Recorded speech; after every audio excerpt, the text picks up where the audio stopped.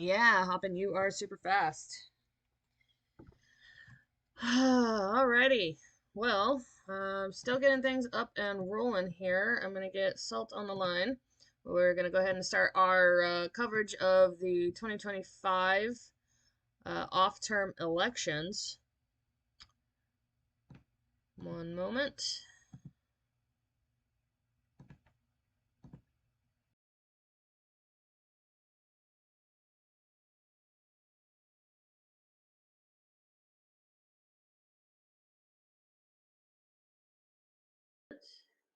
Alrighty, I got Salt on the line here. Did the USA do a nuke test last night? Hoppin, not that I am aware of.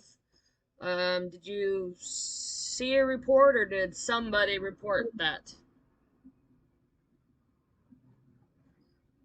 Alrighty, I got Salt on the line here. Did the USA do a nuke test last night? Hoppin, not that I am Salt, aware of. You got feedback going. Did you see a report or did... Alright, let me get my headset.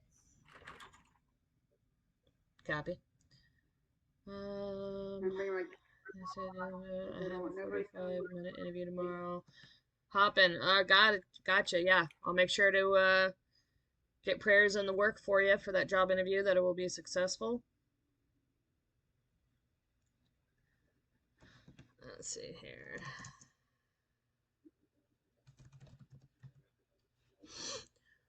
Alrighty, ready.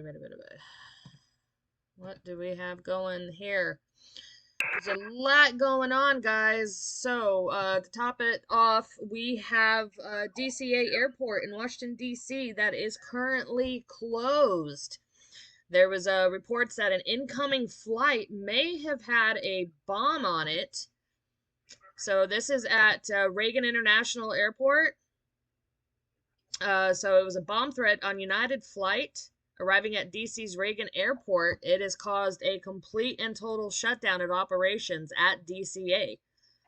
So all flights coming in, all flights coming out. The plane that is suspected has been put into the east field as far away from terminals as possible.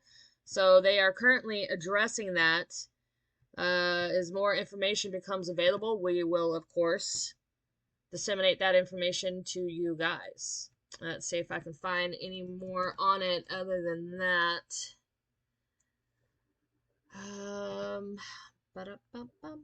Let me try to get something up on screen for you guys to view as well.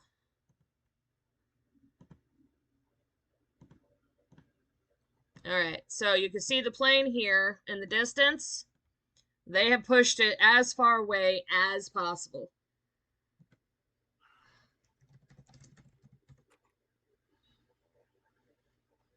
So it's sitting out there, and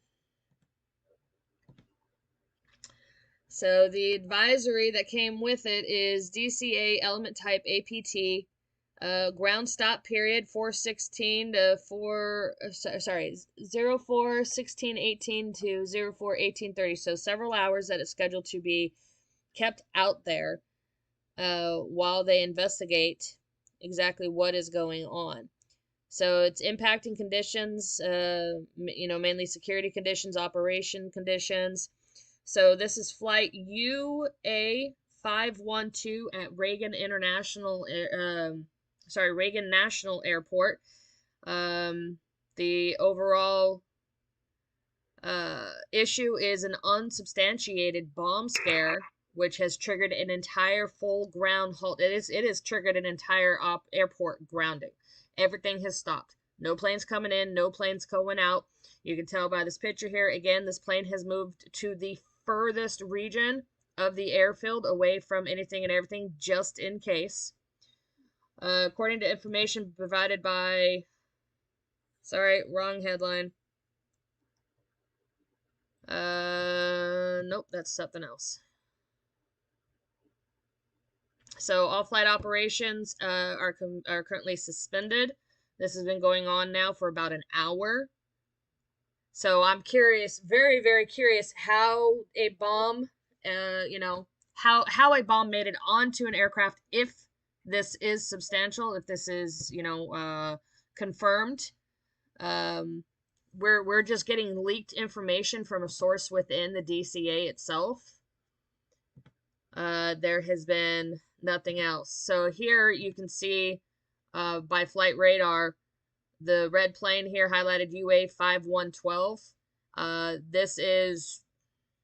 It has been pushed to the side and they are investigating what could possibly be happening. Let's see if there was anything else. Let's see. Yeah, no, this is again we're waiting to find out any more information regarding this. The last report came out at 11:29.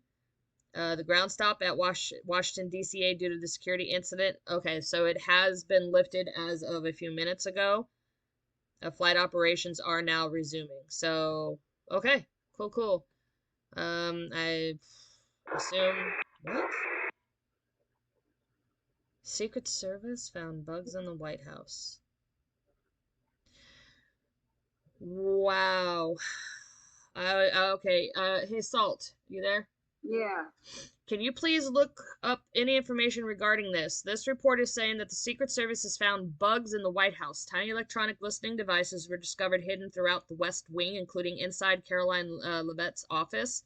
Described as state-of-the-art microtransmitters, no bigger than a human hair, the bugs, quote unquote, were embedded in lamp fixtures, buried in the carpet, and even concealed within a potted plant in the Roosevelt room.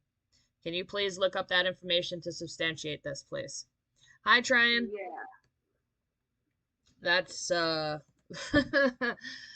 I'm not surprised. Honestly. In A today's lot of political people are climate. reporting on that, so it must be true. Who's reporting on it? Everybody. Everybody. Okay. Well, there it is. Slavey Ingrid. I'm going to Google real quick. Okay. All right. We got here Seth Meyers of NBC may be the least talented person to perform live in the history of television. In fact, he may be the worst to perform live or otherwise. Trump again going off on another TV personality. EAM coming in, folks.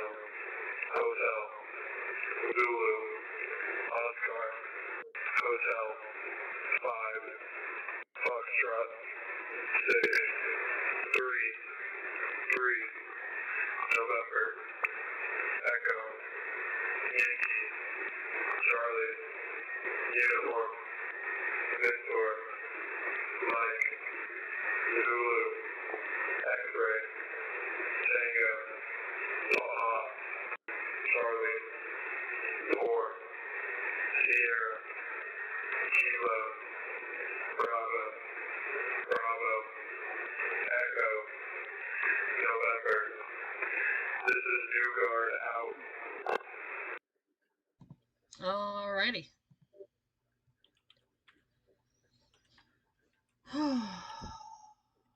Wow, there's so much going on right now.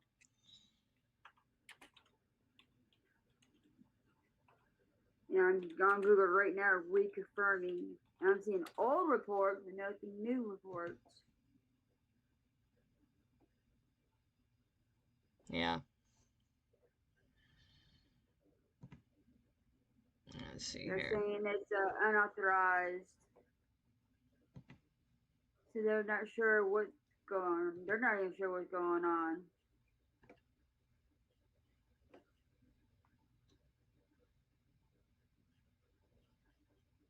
Oh my god. So in Sudan, Muslim jihadi extremists are reportedly burning Christians in mass pit fires.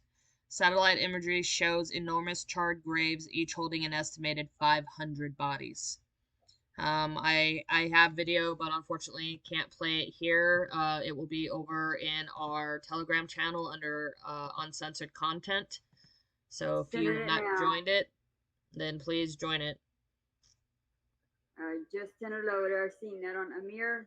Yeah, I just sent it over too, so you can delete one mine if you want to. Reports indicate that the U.S. has given Lebanon a deadline until the end of the month to disarm Hezbollah or face the consequences of a broad Israeli strike. So that's a long time. That's 26 days. So that gives them plenty of time to deceive. So according to information provided by the Red Cross, the body of a deceased hostage has been handed over to them and they are making their way toward the IDF force in the Gaza Strip. I'm assuming this is going to be another fake ploy. Just, yeah. That's usually what happens with Hamas. They are 100% dragging their feet, making sure that this takes forever. What do we got? So much going on.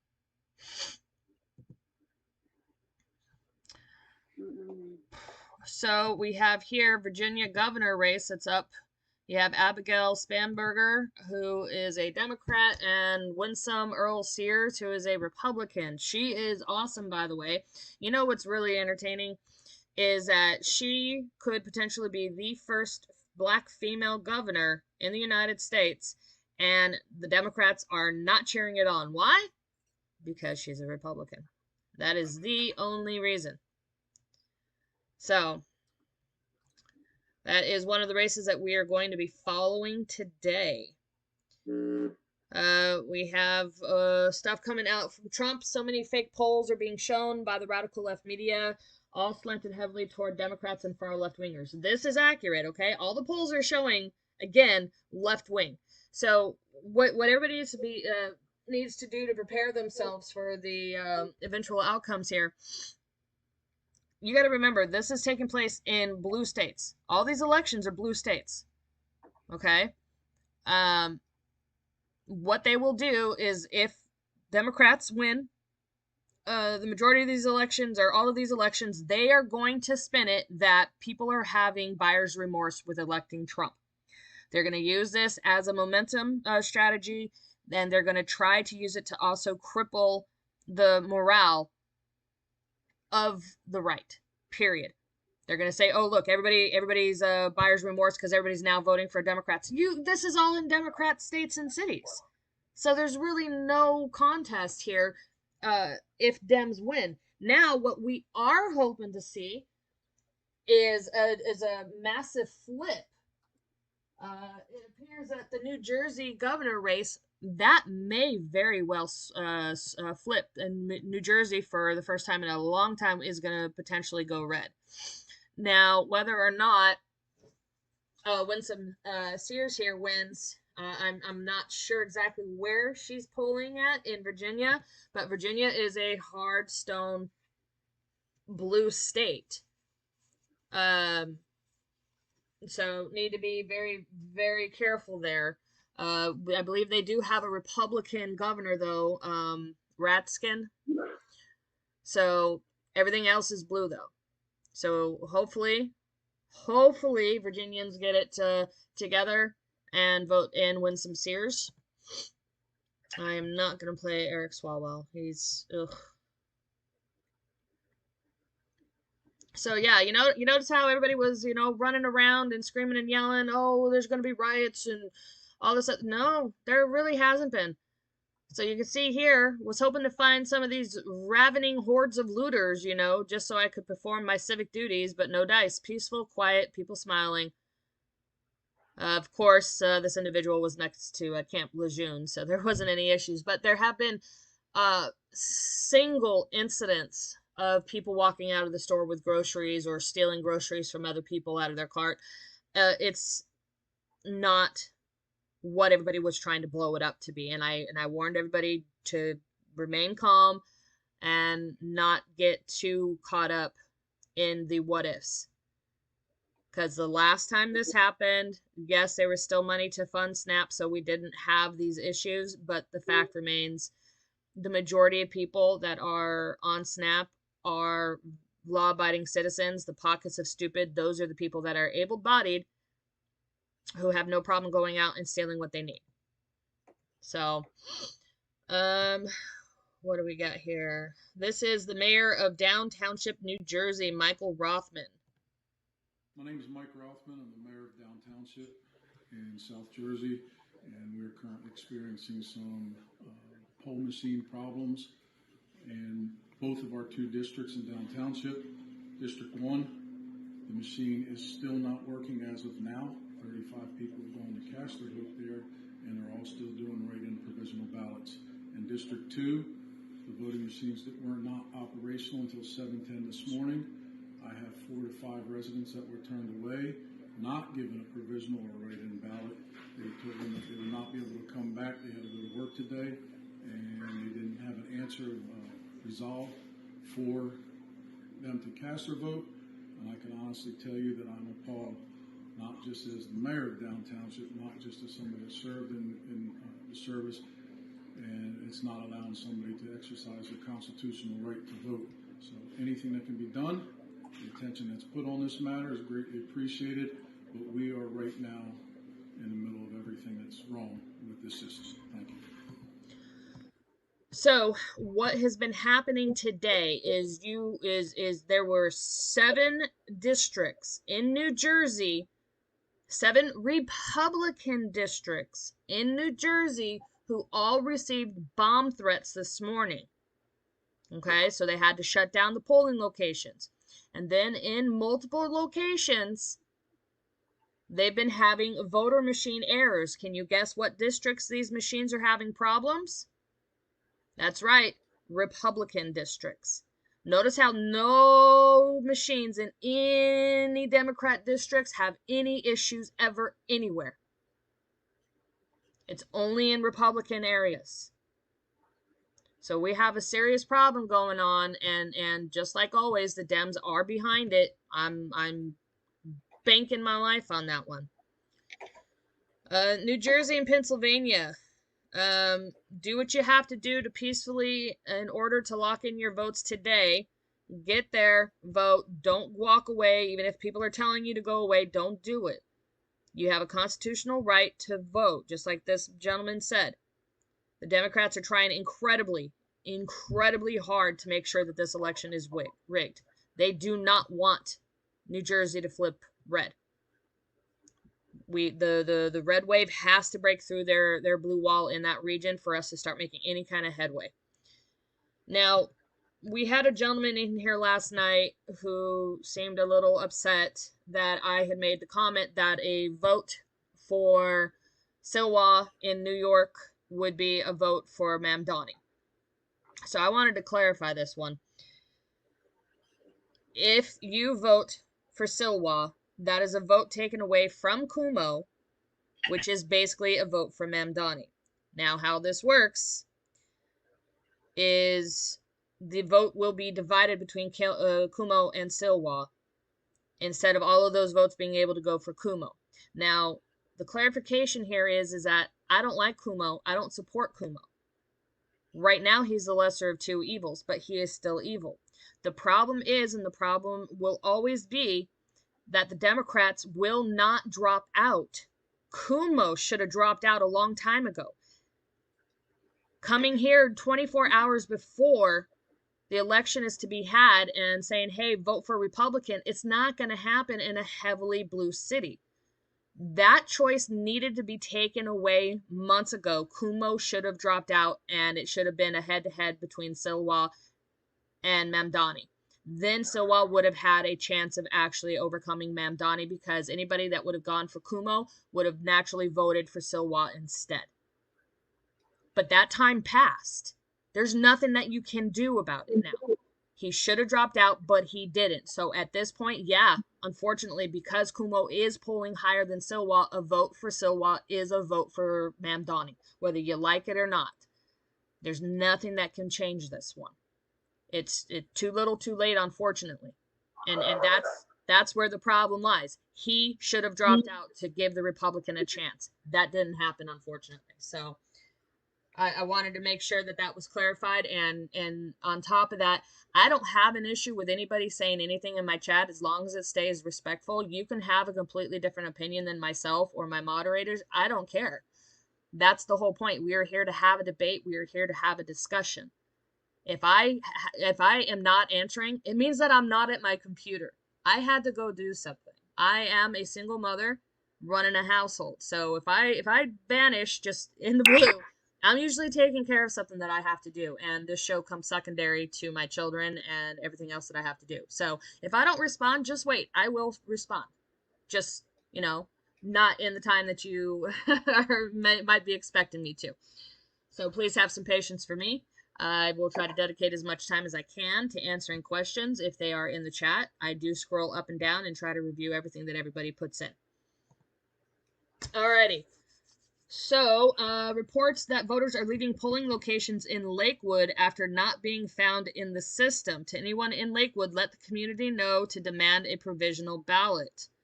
Okay, so there's been some issues. I reported on this yesterday, or the day before, I think, where you have early voters that were going in, they were providing their ID, and all of a sudden the voter registration information in the database is not matching this individual. It does not match their current address or any other information that is associated with them, which means that there's voter fraud that is already going on and has been going on. In case you haven't heard it today,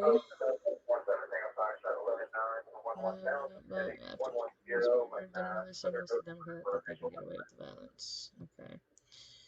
So we have Scott Pressler. If you guys all know him, he is the long-haired gentleman that single-handedly handed Pennsylvania over to President Trump during the 2024 election.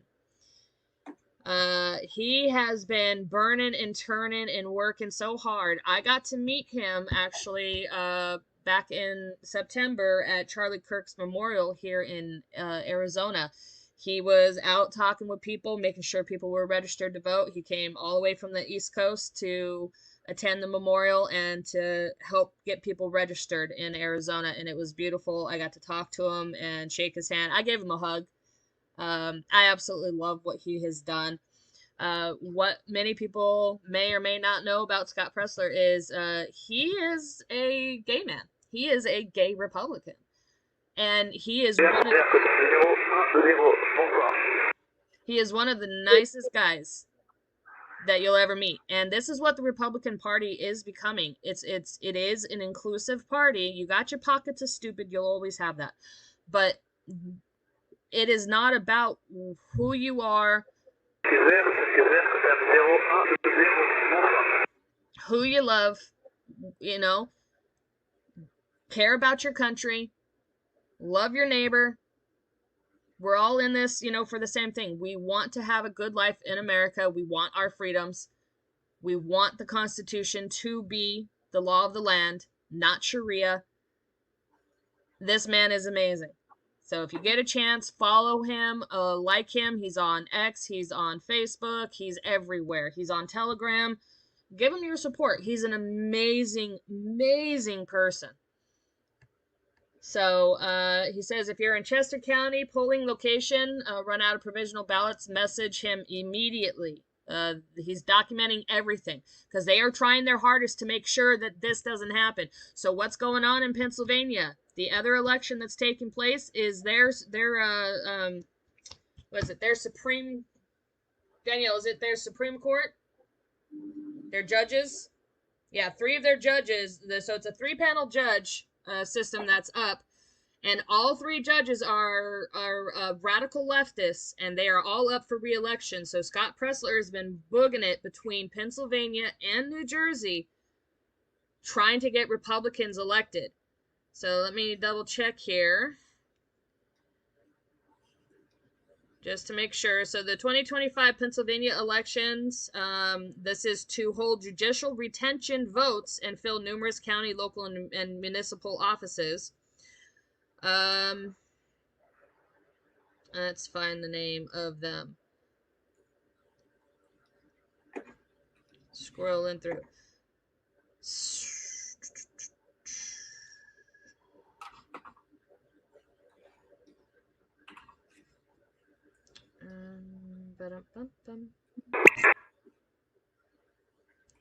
Okay, elections. Judges. Driving in, listening. Be safe, hopping, please. Okay. The U.S. Air Force is scheduled to conduct a test launch of an unarmed Minuteman III intercontinental ballistic missile. So that's going to happen on California. Off the California coast, let me guess, Vandenberg? Yep. Yorp.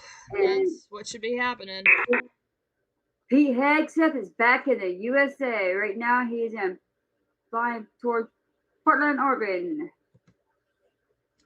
Yep. All right. Well, this is coming in. This is coming from the Islamic State. This is a letter that has been issued within the last hour or so. Let's see if I can. It's very small on the screen, so I'll try to read it for you. So this is coming out from ISIS. Operation Manhattan Project. All praise is due to Allah, and may his peace and blessings be upon his messenger and his companions and family. We in the Islamic State would like to express our sincerest excitement and deepest commendation for today's jihad in New York City and its valiant and righteous martyrs. Each year, a day comes when we are overwhelmed with joy, a day when those past joyful memories are remembered, memories of glory and victory, reviving and restoring hope, pride, and honor to Muslims. 9/11, a date remembered by the entire world. Events are chronicled based on this date, they say. Such and such events took place pre or post 9/11.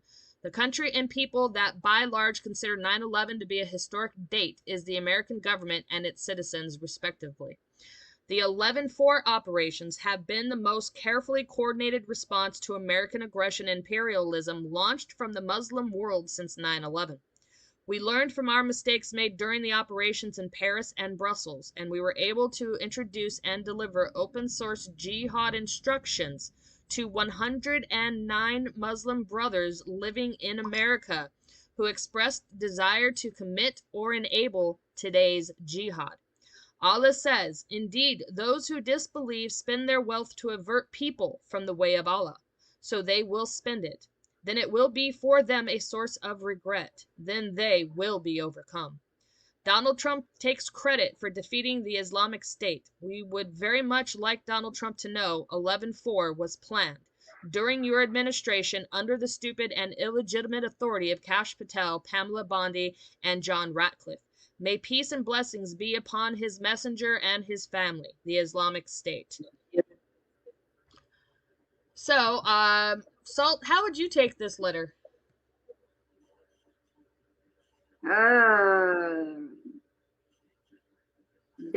That's pretty messed up. 9/11 was not a joke. It was not something you play with. That was a devastating day. I remember I was young. I think I was like 16 or 17 when it happened. And watching these planes go in these buildings was unbelievable. Yes, it was. I watched it live. Everybody remembers where they were that day. So, what I'm taking from this letter is that this is a threat. Yes. So, have to wait and see. I assume if Mamdani wins New York City, then there will be no attack. If he does not win New York City, I wonder if they're going to attack. I'm just throwing that out there as a hypothetical. I wonder if that's the case in this letter. That's what I'm wondering. Alrighty. So, we haven't reported on this one yet, but it is in the ticker. Former Vice President Dick Cheney has passed away today from complications related to pneumonia and cardiac and vascular disease. So he served under George W. Bush Jr. from 2000 to 2008. He was obviously there during the 9/11 events. A lot of controversy around him and his hunting or lack of hunting capabilities. But he was a public servant and he has passed away at the age of 84. Moving on, Mark Levine warns that politicians who failed to condemn Tucker Carlson and Nick Fuentes should be afraid. And I agree. I don't know what's been going on with Tucker lately. It's like his mind is slipping. He's going in a very, very weird direction, and I'm just not overtly comfortable with him much anymore. He's causing a lot of concern, in my opinion. So, yes. Yeah, he's borderline anti-Semitic right now. So, a leaked document claims that the Biden administration created a target list of more than 700 Americans with 12 marked for neutralization, outlining plans to silence, surveil, or remove U.S. citizens during a potential second Biden term. That is scary. They want to accuse, Trump of going Gestapo with the military and everything else when they were the ones that were doing that stuff all along. Director of National Intelligence Tulsi Gabbard has visited the U.S.-run Civil Military Coordination Center in Israel, where she met with top military and intelligence officials. If you've noticed, they keep cycling in high-profile American admins from the Trump administration into Israel. Last week and the week before, it was Rubio and Hegseth. Now it's Tulsi Gabbard. They will continue to send high-profile people from the admin to Israel to make sure that they are abiding by the ceasefire, even though the ceasefire is technically already over. But they are still trying to push it through like it's still active right now. But both sides have violated it. So, in my opinion, it's done and over with.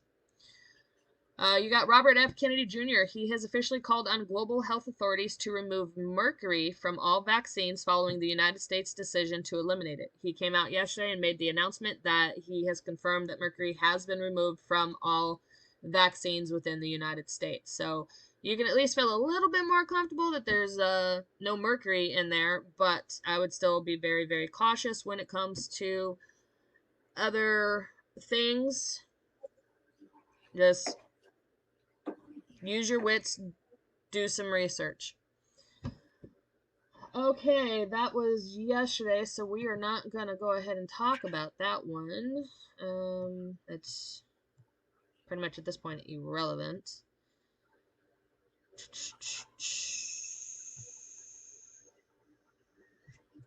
Where is everything? There we go. Sergeant News Network. Ooh. Shocker, Native American Elizabeth Warren says she was proud to campaign with Zohran Mamdani and believes the people of New York City are also with Zohran. Works for working people. I think that's terrific, and I was proud to go and campaign with him. Chuck Schumer. Well, that's Chuck Schumer. I'm there. And I think the people of New York City are also with Zohran Mamdani. Is that the future of the party? I think Zohran Mamdani talks about making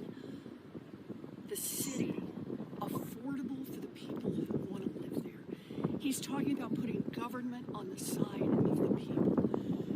Look, Donald Trump knows who he wants to help make government work for, and that is billionaires. That's exactly what he's done with one big, beautiful bill.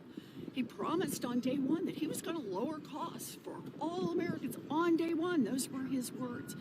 And now the cost of utilities is up, the cost of groceries is up, the cost of Halloween candy is up, and Republicans are deliberately pushing the cost of health care up to the point that 15 million Americans are going to lose their health care coverage, and millions more are going to be paying hundreds of dollars more or thousands of dollars more. That's making government work for billionaires and not work for everyone else. Democrats are in this fight to lower costs for American families, and right now that fight centers on health care, because people are getting their notices that their premiums are doubling and tripling, and they literally cannot afford it. Are you worried that some of your Democratic colleagues are going to fold in this moment? Look, Democrats are in the fight to lower costs for working families. That is our job, and that is what we are doing. And the fact that Republicans would rather shut down government than help millions of families be able to afford access to health care just tells you where their values are. They're all in for the billionaires, for people who can afford to buy their own damn hospitals. Democrats are in this fight for working families. Is a vote just to extend the subsidies enough for you? I'm not going to negotiate in the press on what's good enough, but what I know so far is the Republicans have agreed to negotiate so far exactly 0 times. Donald Trump and the Republicans need to come to the negotiating table. We can sit down and talk, as has happened in every other government shutdown in the past. Sit down and talk, and then we can achieve a deal. That's how negotiations work. But Mr. R, Okay, I can't do it, guys. I'm sorry. I was struggling there. Okay, so let's cover a few facts here. The fact is the Democrats have used this exact same, and I kid you not, identical continuing resolution, the exact same one, half a dozen times already. They have already voted on it in the past. Now what it is that they're doing, because Republicans are trying to push through the exact same bill, they want to tack on $1.5 trillion in spending. Now these this whole ACA premiums going up because the subsidiaries are going to expire. These were temporary subsidies. These were not meant to be lifelong things. The fact is that the ACA is failing. It is not affordable. It never was. They had these temporary things in place to help try to keep the costs down, but the fact is that the cost is going through the roof because it's a government-run program, so the insurance companies can charge whatever the hell they want, instead of just giving it back to the states, privatizing healthcare, and making stipulations by the federal government that you have to insure pre-existing conditions and you have to have caps on what you can actually charge people. Other than that, the federal government never needed to be involved in healthcare. They don't need to be involved in the majority of things that go on in this country. The federal government should be small. Period. And the fact that they are sitting here holding the country hostage for hundreds of billions in subsidies to keep the healthcare low for now. They also want to take and fund healthcare for illegal immigrants. Yes, that is actually in their paperwork that they're trying to pass through and attach to the CR. They also want to send billions of dollars overseas for their woke climate change causes as well as trans causes. I kid you not, folks. Go look it up. They want to fund this stuff in Africa and the South Pacific or the Pacific Indonesia. Yeah. They want money sent over there. Basically, all the programs that Doge cut out is what they want to fund. They also want money to go back towards PBS and a few of those other Democrat talking, what are they called? Propagandist machines. Let's call them that. Okay, they're not even media. They're propaganda machines that work for the left. And that's what they want this additional money for. That's why the Republicans are saying no. No, we're not going to sit down. We're not going to negotiate because there's nothing to negotiate about. We need Democrats to remove their head from their sphincters and vote on the CR, pass it through, and then you can discuss this stuff. But holding the country hostage until you get what you want is akin to children holding their breath in a supermarket until mommy and daddy buys them the piece of candy they want. That's exactly what's going on here, and it is absolutely disgusting. All right, moving on from here. Gotcha, Salt. I'm tracking. We have here this morning on the polling locations that had experienced bomb threats. They are open again. This apparently the threats were communicated via an email to 7 counties across the Garden State. Some of the polling places were temporarily closed or suspended as they moved voters to different locations. They have since reopened. Ainsley, Brian, and Lawrence, good morning once again, friends. Some brand new information coming into our newsroom that we've learned that these threats were communicated electronically via email to at least 7 different counties across the Garden State.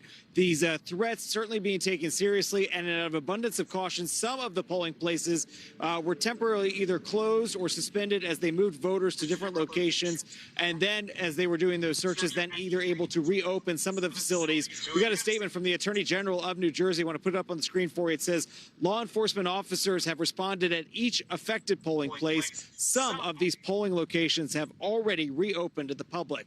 The polls in New Jersey opened at 6 a.m. sharp. We have not seen any added security in the last hour or so, but it is certainly possible that we could see more because at this polling facility right here behind me, we are going to be seeing the Democratic nominee for governor, Mikey Sherrill. She'll be out here with her family to cast her ballot, speak with reporters, her campaign telling us they are aware of these threats, but no other official statements yet coming from Governor Murphy or as well as the Jack Ciattarelli campaign, the Republican nominee for governor. There's the question, of course, is whether or not this would have any impact on turnout. These threats were communicated fairly early in the morning, and as you could tell from the AG statement here, they wanted to get this cleared up as quickly as possible. They didn't want to see anybody delayed or to face any obstructions of getting a chance to cast their ballot.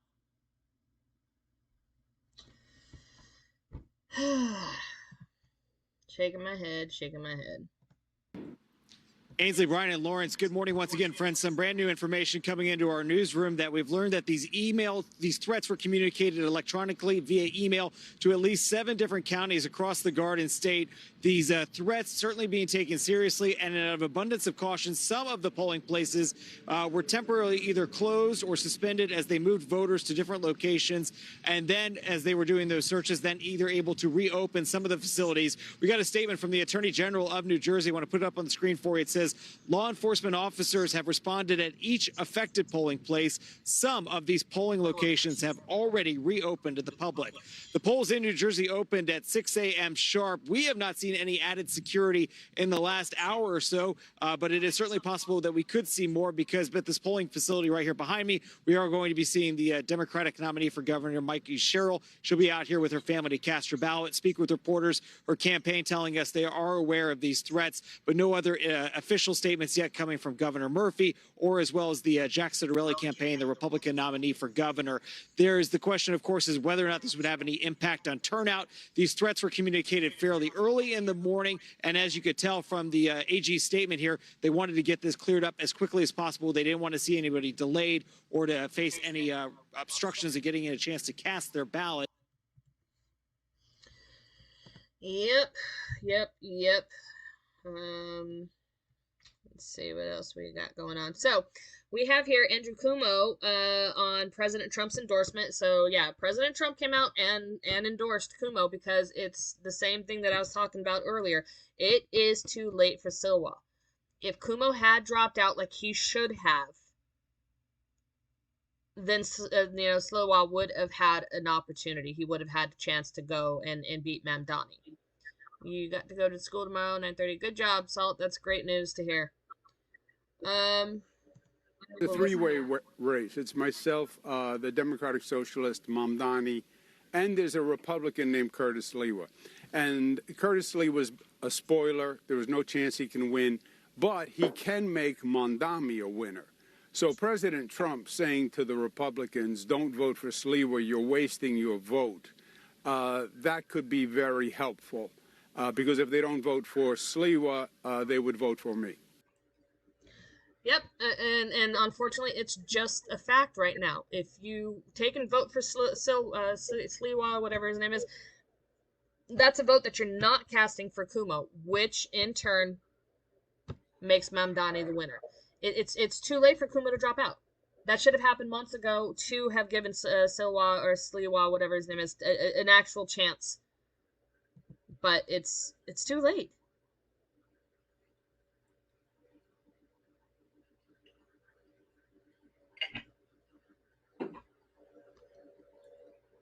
I'm not gonna give that man any time of day. All right, so we have here Mamdani. He's asked to explain what a Democrat socialist is.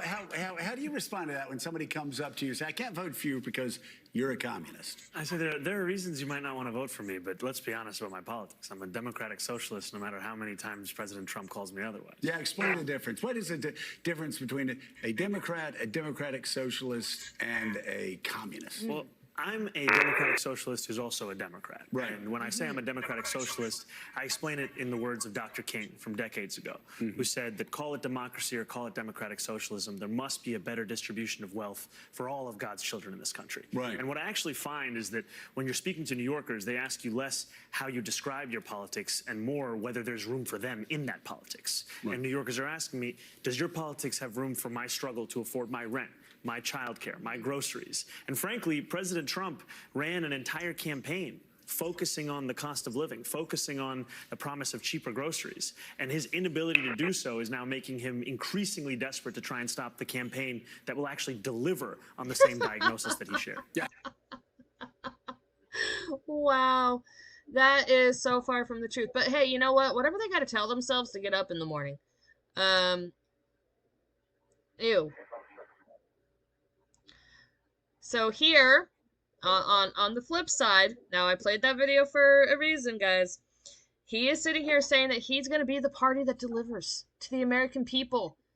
He will be the one to save America because Trump has failed, right? He's talking about free bus fare, free childcare, free grocery stores where you can walk in and get what you need and walk out and you don't have to pay a dime. He's going to freeze rent in New York. He's going to stop capitalists from taking your hard-earned money. He's going to deliver you. Right? That's what he's campaigned on this whole time, right? Question affordability in this city, living here is top of everyone's mind. It has gotten obscenely expensive to live here, to do anything here. So you're proposing free grocery stores, free buses, And he wants to $30 Hold on. minimum wage, all of which sounds incredible. Cheaper Playing a video, groceries, sweetie. not Cheap- free groceries. Excuse me, cheaper groceries. But what people want to know is, great, I would love all those things. Yeah, how do you pay for it? Who's going to end up footing the bill for those programs? So I'll answer that question by first explaining some of the endorsements that Andrew Cuomo has received. Elon Musk's endorsement is one of the most expensive endorsements that Andrew Cuomo has ever gotten because it cost him and the state of New York $959 million in tax breaks that he gave Elon Musk years ago when he was the governor of this state. That's actually more money than it would cost to make every bus free in New York City. So I've said clearly that I believe we should tax the top 1% an additional 2%, that's New Yorkers making $1 million or more a year, and have the most profitable corporations pay the same tax rate they do at the top tier in New Jersey, what they would actually pay here in New York. These things together would pay for the entirety of our economic agenda and start to Trump-proof our city. Because as you've said, the endorsements that Andrew Cuomo has got, and this morning he started it by going on Fox and Friends, we're talking about Donald Trump, Elon Musk, and Stephen Miller. These are the architects in many ways of the crisis of authoritarianism that New Yorkers are facing. And Andrew Cuomo is so unwilling to tax Donald Trump's billionaire donors because he knows those are the same ones whose checks that he's busy cashing trying to get back to City Hall. So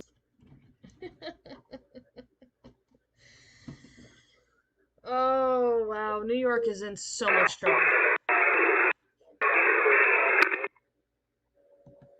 Yeah, we're going to turn that static down just a bit there. Alrighty.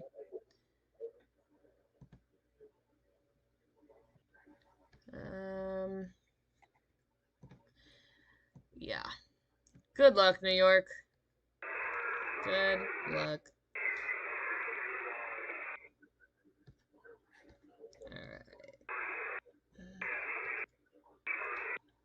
So Trump keeps blasting this everywhere, and this is going to be one of the times that I am going to disagree with the president. If you terminate the filibuster, you have to remember, if the Democrats get back in power and there is no filibuster in place to control them, everything that you know will be gone. With the stroke of a pen, all they need is 51. Everything is done. If Dems ever get back into power, if they ever get the House, or they ever get the Senate, or they get the White House, or God forbid they get all three again, everything will be gone. Open borders, health care for all illegals, housing, free everything for them. Abortion will be codified into law. And all they have to do is vote on it and vote on it and vote on it, and all they need is that 51. Do not get rid of the filibuster. Donald Trump is wrong in this instance. I'm sorry. I understand we need to pass our agenda as well, but this is not the way to do it. You do it, you are damning the country for years to come. The ability to have free and fair elections, gone. The Electoral College, they will get rid of it. Don't terminate the filibuster. This is the dumbest thing that they could possibly think of doing.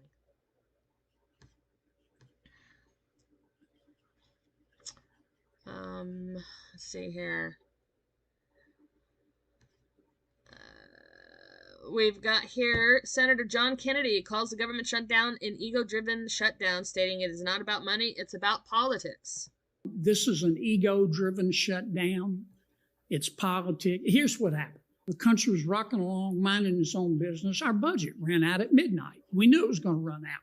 So we've been talking to the Democrats about just extending the negotiations for a new budget for 6 or 7 weeks. No strings attached. Just let's keep talking, but keep the government open. And the Democrats stepped up and said, we will vote no. We're going to shut her all down unless you give us $1.5 trillion. And we're going to tell you how to spend it. Well, I mean, our heads snapped back, and I thought, my mama did not raise a fool, and if she did, it was one of my 3 brothers, and I'm not voting for this. And every Republican said, are you kidding me? So that's why we're in a shutdown. It's really about, but it's not about the money. It's also about politics, which I'll be glad to go into if you want. Apart from the shutdown, what else is irredeemably stupid in Washington? Well, common sense is illegal. And the problem you've got, and I'll tie it again to the shutdown. This shutdown will not end until 60 U.S. senators take their egos out back and shoot them. Right. Because this is all ego-driven. For example, it's not all his fault, but he deserves a lot of the blame. Senator Schumer is worried about his personal politics in New York. With AOC nipping at his heels. I mean, his numbers, his poll numbers for his reelection are on a journey to the center of the earth. The loon wing, or the progressive wing, or the socialist wing, whatever you want to call it, of the Democratic Party is mad at him. They don't love him. Chuck wants them to love him. They'll never love him. And because they're run by Congresswoman Ocasio-Cortez, and she's probably going to run against Chuck. Now, I'm not saying that's the entire reason. She might run for president. But she could run for president. But that's driving a lot of this.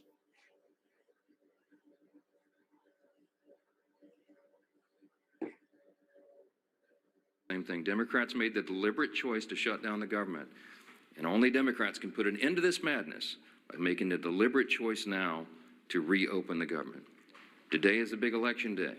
In these blue states, we certainly hope for a surprise, but I mean, it won't be a big surprise if the front runners, the Democrats, the radicals, win some of these elections. We're watching New York City very closely, as you all know, and so is Chuck Schumer and Hakeem Jeffries. And they're terrified. The Marxists are taking over their party, and the evidence today may show that that is true. Now, until Democrats decide to do the right thing, we expect working Americans to continue to flee the Democrat Party and find a home with the Republicans, and we welcome them with open arms, and we'll keep fighting for them every day. One of the people who is fighting every day and doing an extraordinary job in the cabinet of this administration, this historic administration, that has accomplished more in the first 9-10 months of an administration or Congress than arguably any in history.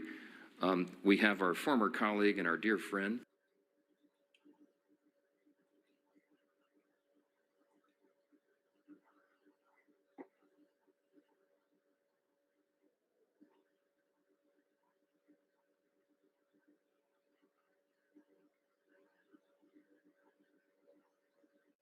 just slid into the longest one ever. Minutes from now, the U.S. Senate will take the 14th test vote to reopen the government. And yet again, Democrats are not expected to come to the table. It's a 60-vote majority needed for this. So you'd need 5 Democrats to join the Republicans. And they have sat on their hands 13 previous times. We will see on this 14th vote what they will do. People's lives are at stake. Their livelihoods are at stake.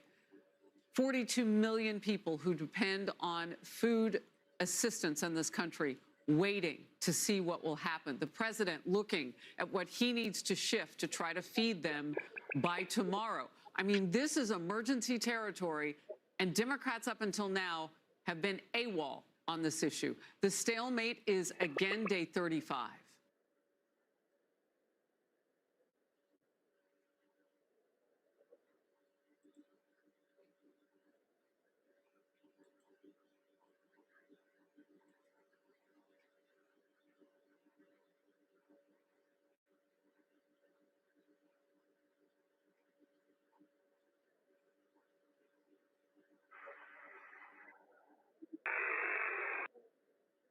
You who the committee interviewed.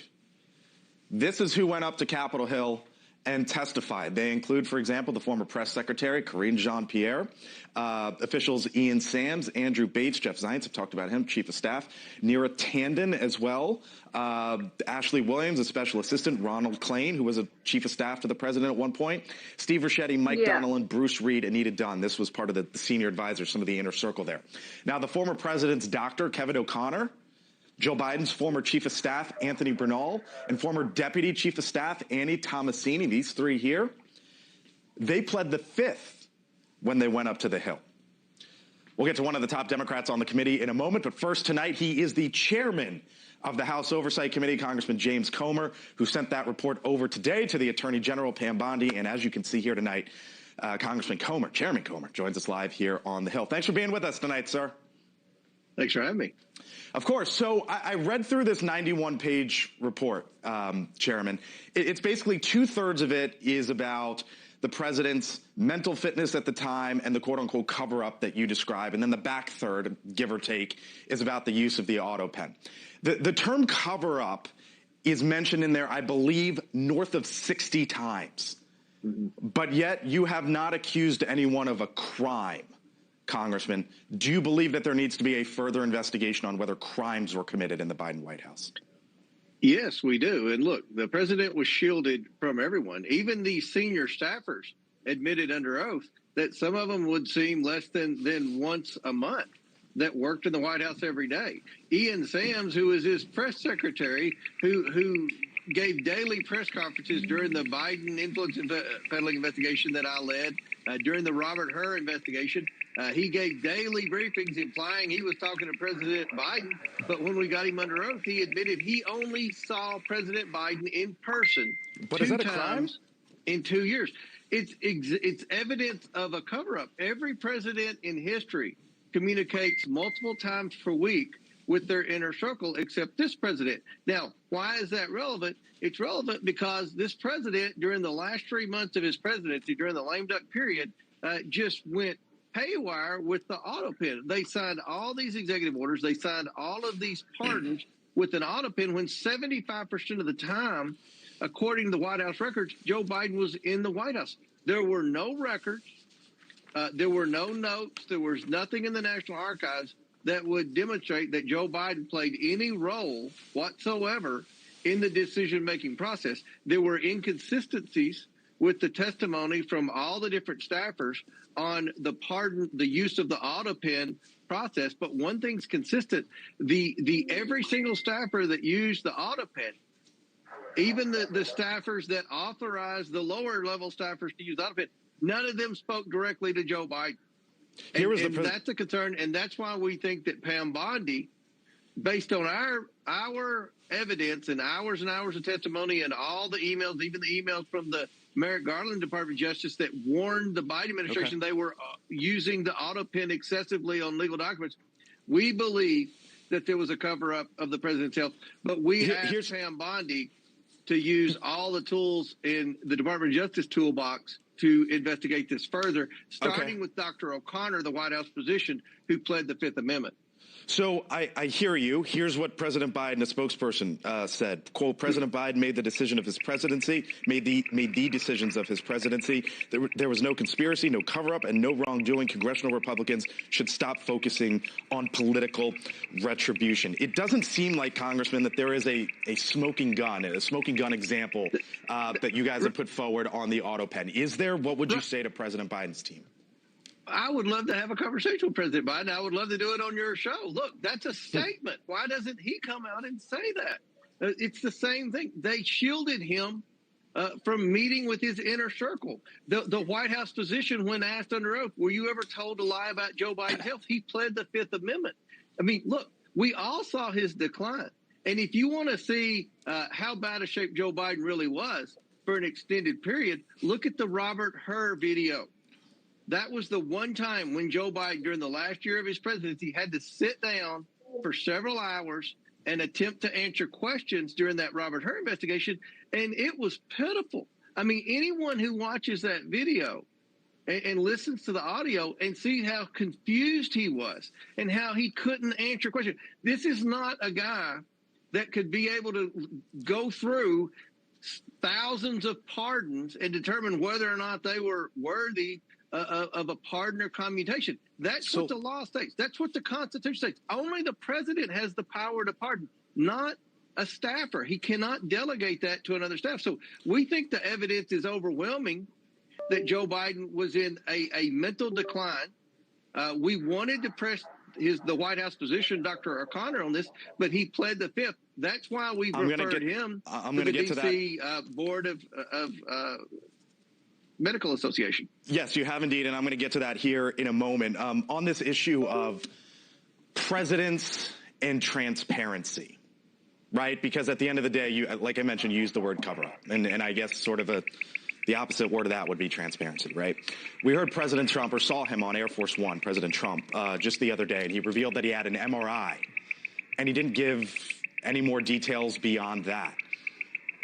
Do you feel that the president deserves, or that the American public, rather, deserves an explanation from the current president when you talk about a 79-year-old president and receiving MRIs on exactly why he needed that and what was done? I think that the American people deserve transparency on the health of a president if they're 42 years old. It doesn't matter how old they are. That is something you give up being president of the United States. You give up your health privacy rights. It's our right to know what kind of physical condition the president of the United States is in. And I think that you should be transparent. One difference in Trump and Biden is he walks out and talks to the press and answers questions. He may not answer them to everyone's liking, but there is dialogue every day with the press when he makes a pardon, whether we agree with it or not. And I don't agree with all of President Trump's pardon. He makes a statement, whether you agree with it or not, that he made the decision to pardon that particular individual. That's not the case with Biden. To this day, Joe Biden has never done an interview or given a statement on any of those pardons. And I mean, that is not how the process works. The president of the United States is the only one that has the authority to grant pardons. Joe Biden himself, in the one interview he's given post-presidency, told the New York Times that he wasn't involved in all the decision-making. He delegated that to his staff. That right there implicates Joe Biden. That's not how the pardon process works. Only the president has the ability to grant a pardon. I told our audience, you know what we do here, Congressman, hear from both sides. So I want to get to the other side of the aisle. He is the chairman, though, Congressman James Comer, top Republican on the House Oversight Committee, with us tonight here.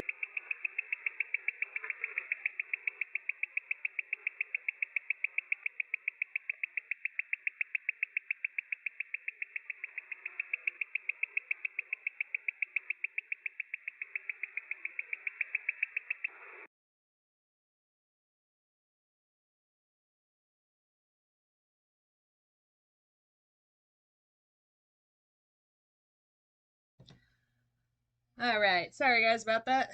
Alrighty. Moving on. DOJ.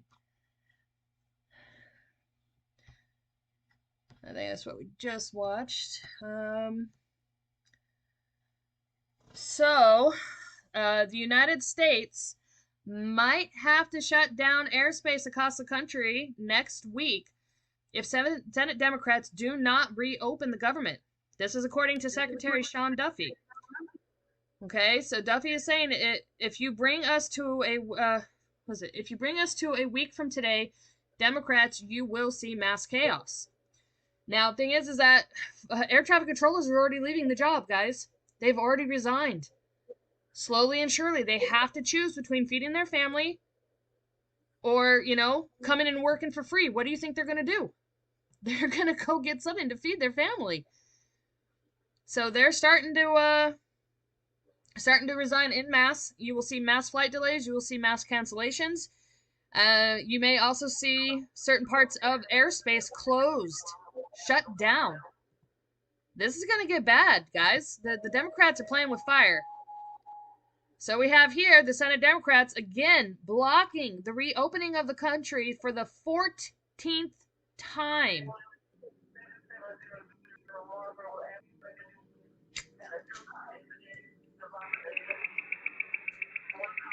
"14 times.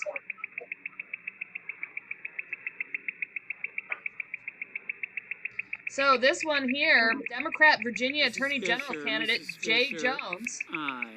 Oh, sorry. I guess it's finally started to play. Or not.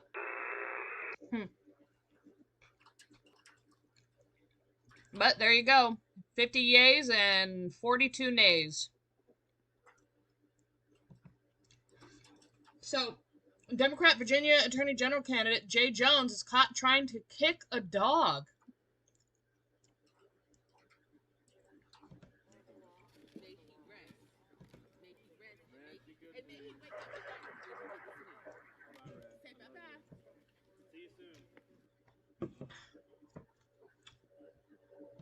Yeah, he's the one that was wanting conservatives dead, their children dead. Real standing swell up guy that should really be voted for.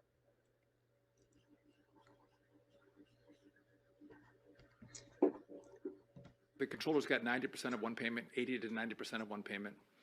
They missed the second paycheck. On Thursday, they get an email pay stub that'll show what their next payment is going to be. So this Thursday, they'll get an email that shows that their pay stub is a big fat zero.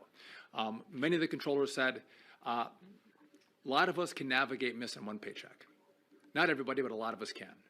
None of us can manage missing two paychecks. So if you bring us to a week from today, Democrats, you will see mass chaos, you will see mass flight delays, you'll see mass cancellations, and you may see us close certain parts of the airspace because we just cannot manage it because we don't have the air traffic controllers.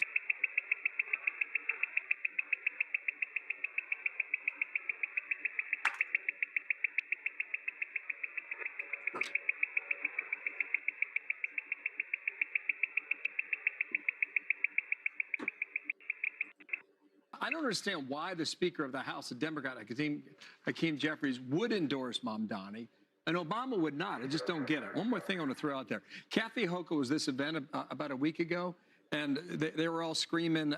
She was there for Mamdani. They were saying, tax the rich. She said, I can hear you.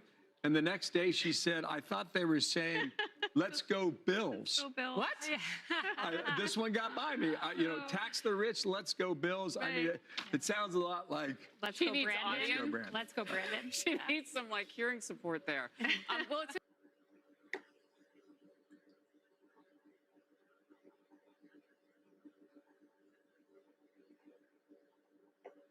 There's been some reporting out there about the possibility of furloughed workers. Very happy to speak with them about that, and we will continue to do so. But we've been incredibly transparent. As I said, there's been 8 briefings on this topic, with the 9th coming tomorrow. Rachel. Thanks, Caroline.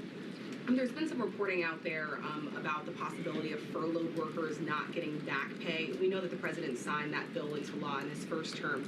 Does the administration guarantee that all furloughed workers will get back pay? This is something we are very much open to discussing with Democrats as part of the discussions about the continuing resolution to keep the government open. And it's something that Republicans are talking with Democrats about right now. I won't get ahead of those negotiations or discussions.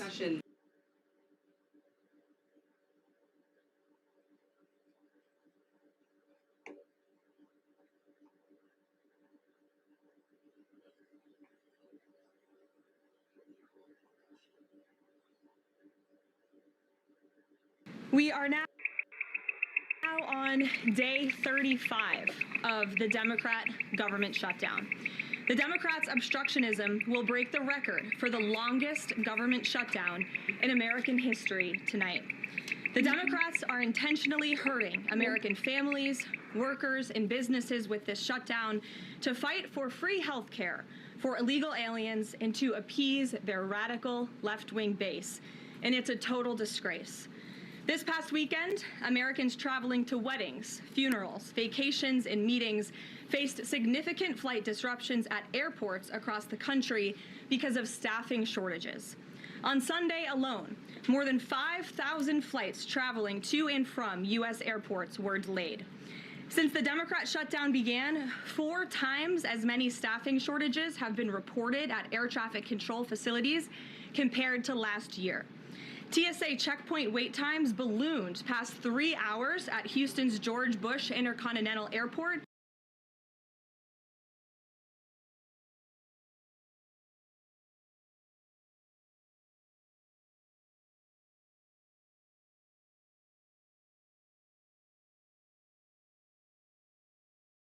The travel business, including casinos, hotels, and convention bureaus, signed a public letter warning that America's travel economy has already lost $4 billion due to this Democrat shutdown, and they have called for the Republican CR to be passed, saying Americans expect and deserve a fully functioning federal government during the peak holiday travel season.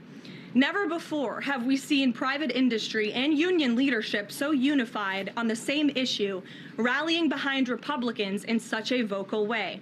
The Democrats have completely lost the plot. They are endangering the safety, prosperity, and livelihoods of millions of Americans.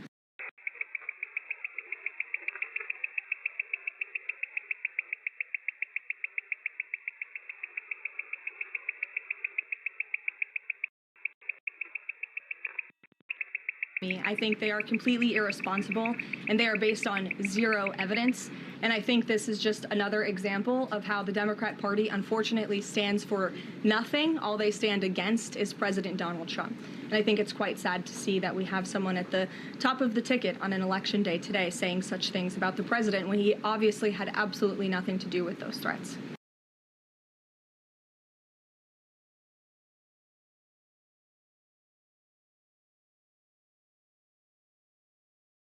I can confirm that that meeting will be taking place here at the White House on Monday, and this is part of the president's efforts in diplomacy to meet with anyone around the world in the pursuit of peace. And as you know, when the president was in the Middle East, he made the historic decision to lift sanctions on Syria to give them a real chance at peace. And I think the administration, we've seen good progress on that front under their new leadership. And so he will be here at the White House on Monday, and I'll let the president speak further on it on Monday.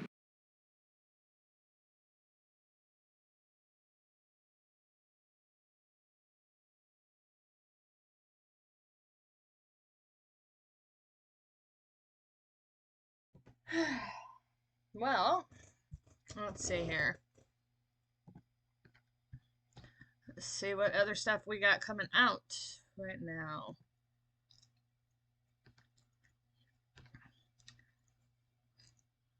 Wow. All right, so we have the Democrat North Carolina State Rep Cecil Brockman has been arrested and charged with statutory rape of a minor and is set to be released after his bail was reduced. I'm sure reduced by a buddy judge of his. Wow. Alrighty, so Transportation Secretary Sean Duffy is warning that air travels will face mass chaos if the government shutdown drags into next week, including the potential closing of parts of U.S. airspace due to staffing shortages. People are waiting up to 10 hours at the airport, folks. If you are traveling, I would probably maybe make other arrangements. A listeria outbreak in pasta meals has been linked to 6 deaths across 18 U.S. states. So stay away from pasta. It's bad for you anyhow. All right. Israel warns Hezbollah is playing with fire as reporters indicate they are rebuilding its forces. Okay. And Trump is now vowing the U.S. will not pay any SNAP benefits during the government shutdown. So he is going to deny judges' orders, which they were unlawful anyhow, and he will not be paying SNAP benefits.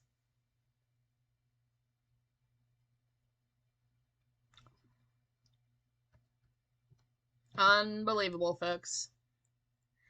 Not a dull day. I will say that.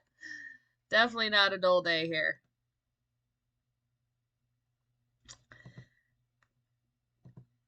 All right. So we have here some something from Mamdani.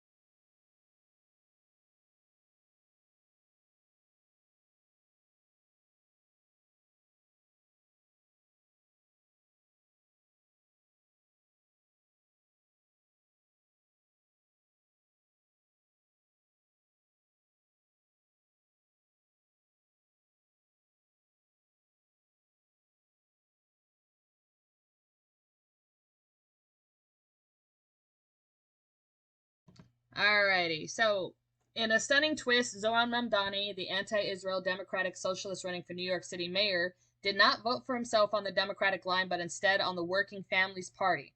The 34-year-old Queens lawmaker, who has repeatedly accused Israel of apartheid and called for cutting U.S. aid to the Jewish state, arrived at Frank Sinatra High School in Astoria with his wife, artist Rama Douaji, by his side. Cameras captured the couple smiling as he proudly cast his ballot under the WFP column. His decision sparked fresh outrage among centrist Democrats. Rep. Tom Suozzi blasted Mamdani, saying he's not a Democrat, he's a Democratic Socialist. And that's exactly what he is, folks. You need to be seriously worried. The other issue with him is if he does become mayor of New York City, if PM Netanyahu attempts to land in New York City for anything, related to like the United Nations, because that's where those are held, he will have Netanyahu arrested and handed over to the ICC, despite the fact that he's under the protection of the President of the United States. That's what this man is sworn to do. This is a serious issue that we are facing if this man wins the mayoral race. A Muslim and Islamic individual. This is going to be very, very bad, guys. Alright, let's see what's going on over here. So we got video here of New York and Fairfax, Virginia, just some of the polling locations. Obviously, as the night comes on and they actually start counting ballots, we'll get a little a view up of that actually taking place.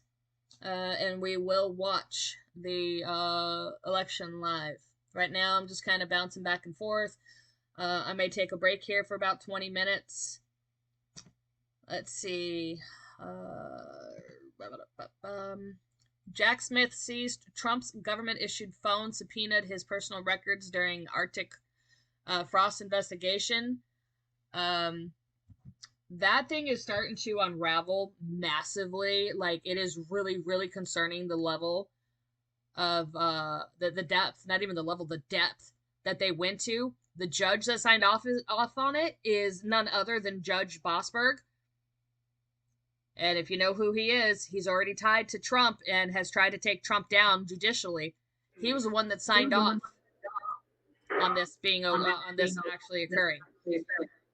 With the Harvard Medical School explosion that happened the other night, about 3 o'clock in the morning, they have now arrested 2 individuals for that. Still waiting on further information regarding that.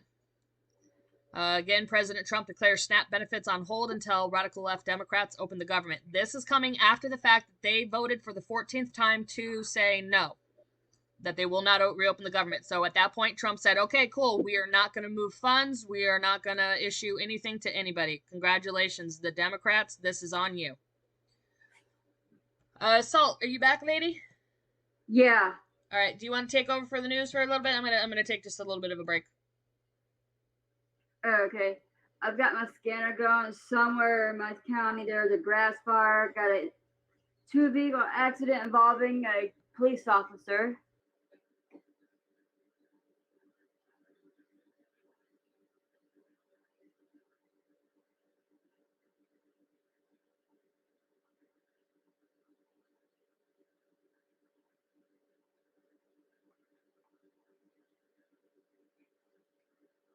And tonight I gotta go to bed early, but I like to or not. Gotta be up at 9, at least 8:30. Be out the house by 9 to go figure out where the school is. Somewhere in town. I believe it's the old school district where they used to go. So hopefully she's already accepted. We just have to go for the meeting, and they got to figure out what level she's on because she has the IEP. That means she's special ed. So they got to figure out where to exactly put her level so she can get her going, get her education. Because her sister did it and her 2 brothers did it. And I am making sure she's going to get hers. That way, one stress level I don't have to worry about.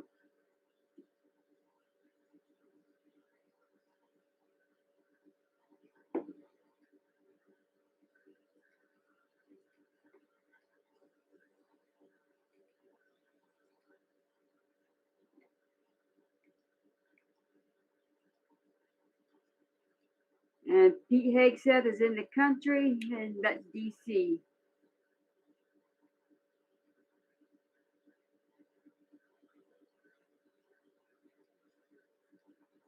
They haven't keyed up no more since that. They're obviously going to bring in a helicopter or something, but scanners got real quiet.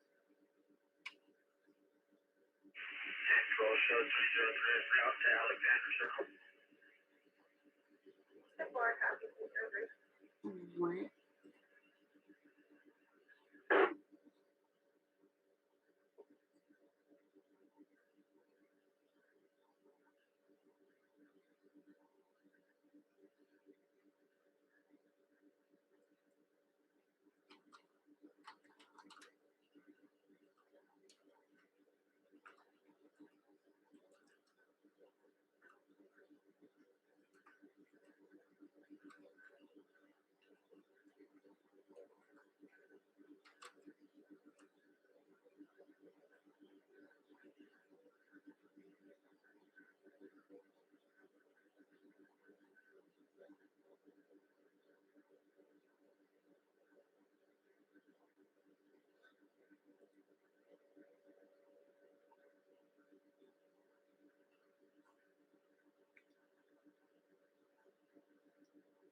And I've got my other scanner going for airplane traffic, and there's been a lot of confusion on that one.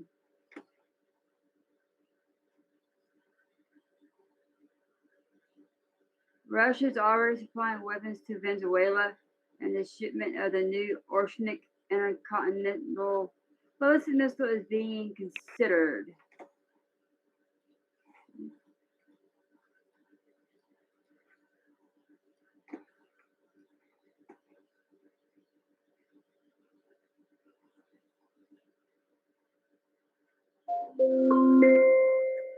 Wait for just a minute.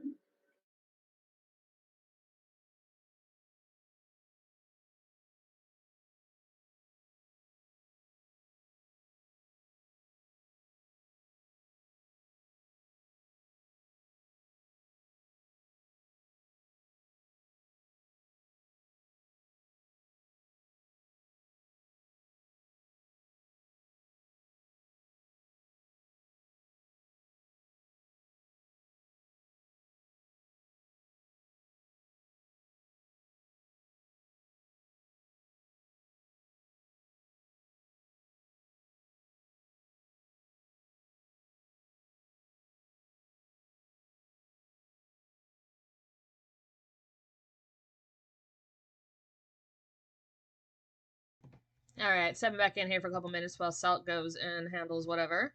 Yeah, so you can tell by the photograph, this is pretty accurate. 2001, never forget. 2025, we forgot. Next year will be the 25th anniversary of the 9/11 attacks. And they are about to elect a man who praises and supports terrorism from other countries. He is a river to the sea person. He enjoys support for Hamas, for Hezbollah, for the IRGC. This man is a dangerous individual, and he's about to run the largest freaking city, one of the largest cities. New York will fall if he is elected. They will fall. Financial hub? No, it's going to relocate to Florida. So there is potentially a destructive storm developing at the moment, the larger than Luzon Island. This is headed towards the Philippines. It's going to be a massive typhoon by about November 9th. So by about November 10th, it would be striking the Philippines, and it could form into it's projected to form into a super typhoon. Let's see.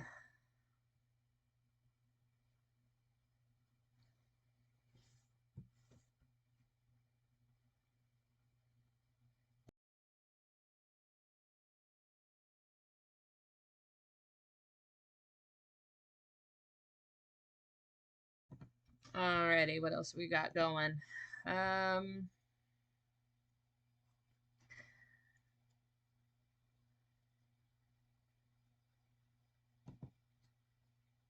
give me 1 second, folks.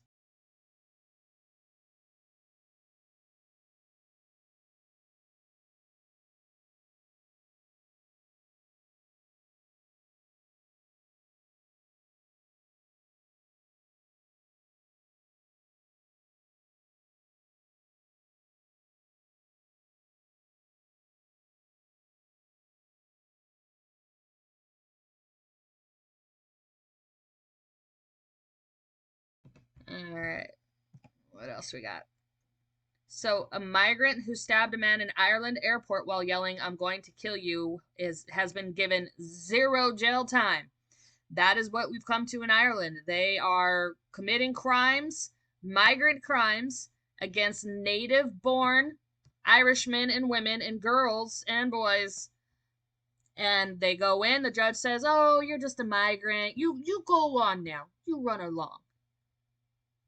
They're letting them go. This is disgusting. What happened, Ireland?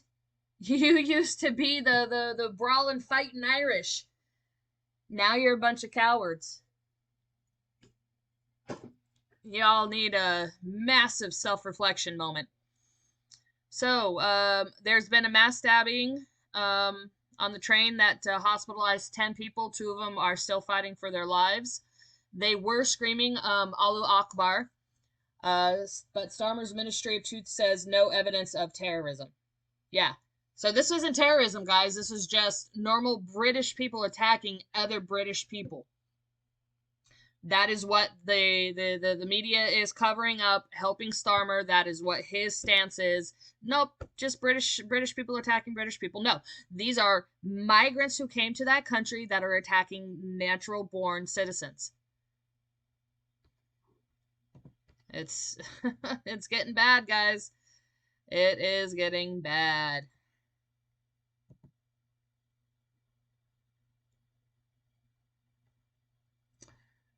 Let's see what else we got. Just waiting for more information to start flowing in. It's, you know, the people are still out voting. You are back. Call it great. I'm glad you are safe.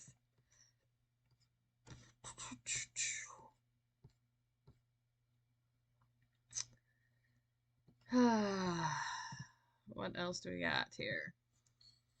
Okay. Let's look this up. I saw this yesterday. I'll see if I can find it.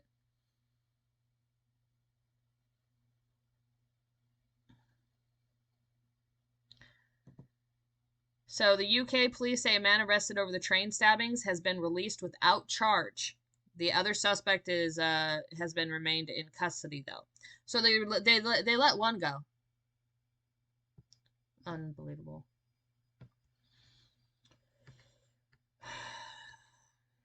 Not really that surprised.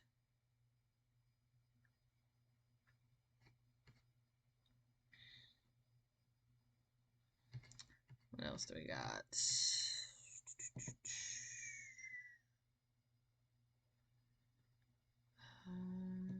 Pundit, no.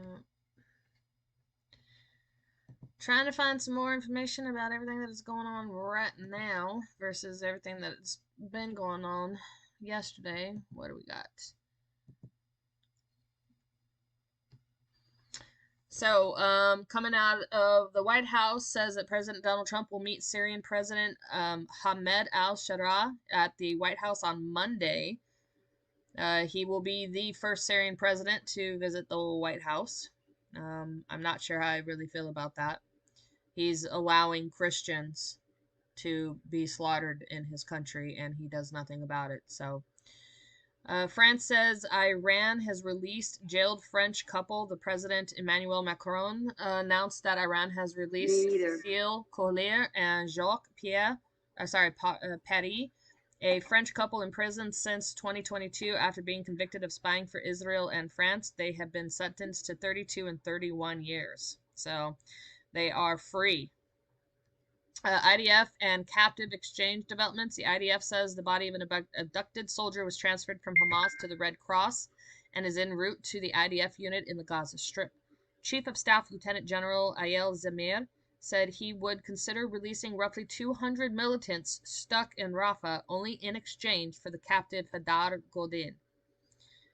A new fault has been found in Gimador Women's Genetic Screening Kit.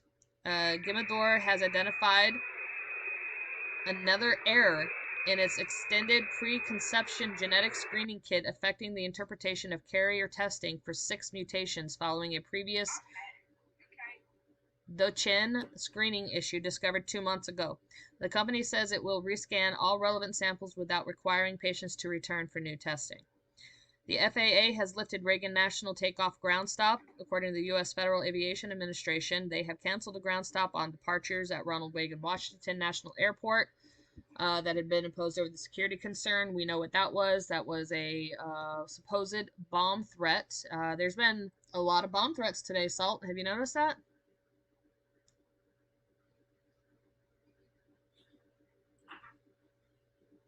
She might not be back yet. All right, one of the biggest scandals in Pennsylvania history is happening right now. Chester County polling locations. I have noticed that. Yep, Chester County polling locations are running out of provisional ballots and voters are being turned away. You're muted. Am I? No, I'm not. You might have me muted. I'm not muted though on the thing. Let me see. Oh, yep. Nope. No, there you are. Okay. Can you hear me now? Yeah. Can you hear me now? Yeah. Okay. Sorry. Yeah. I'm like, it should have not been muted. All right. So, one of the biggest scandals in Pennsylvania history is happening right now. Chester County polling locations are running out of provisional ballots and voters are being turned away. Don't just go home. Go find another polling location. Don't give up. Don't allow this to happen. This is what the Democrats do. This is how they deter you from voting. Unbelievable. Yeah, okay, good try. And I was like, oh my god, because part of my screen I can't see if my button is muted or not. So I was like, no, I should be talking. I can see it's highlighted green. I'm good. What you got, Salt? Go ahead and take over. Every time I click on something, it jumps to something else. That's how fast these reports are coming in.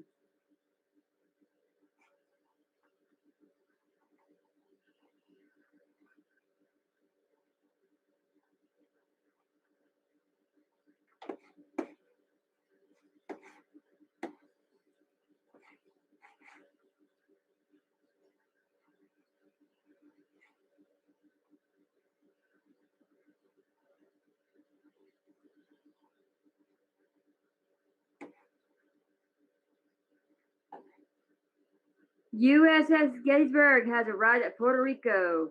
The cruiser is capable of launching Tomahawk missiles.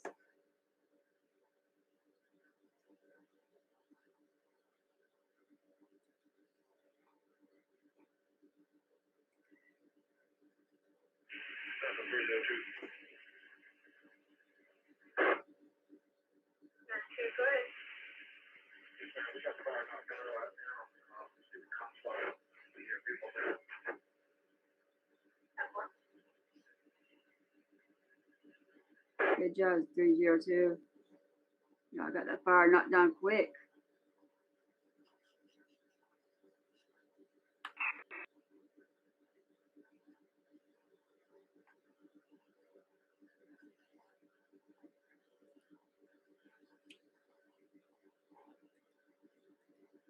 We have 9 voluntary fire departments.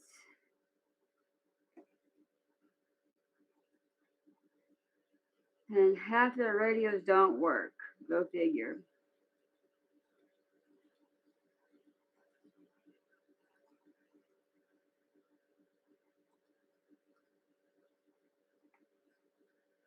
Every Monday, Wednesday, and Friday, they do test tones, and 2 out of 9 don't key up because their radios aren't all that hot. Sometimes 3.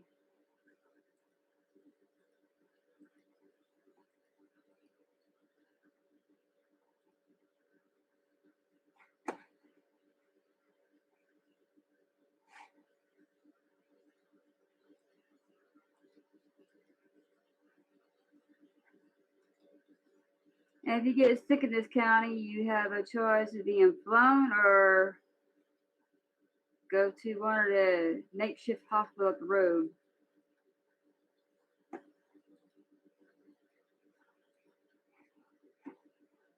Closest hospital is 35 miles, and the other one is about 50 miles.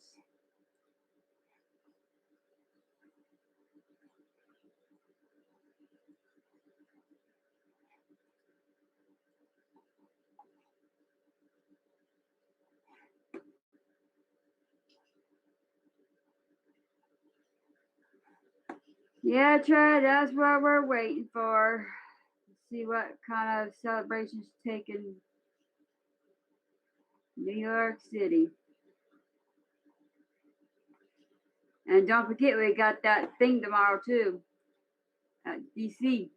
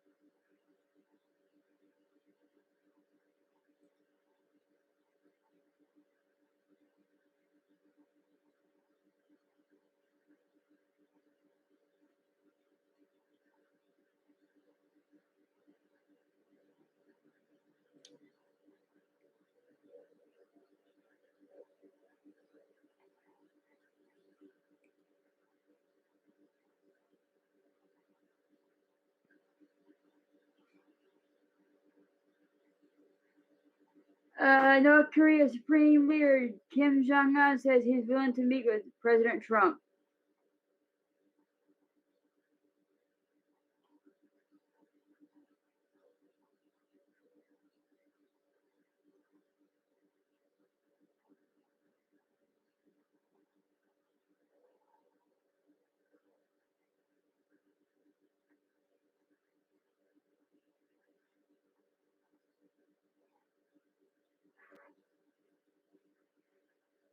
I've got my security camera playing on my other computer so I can watch who's going up and down the road.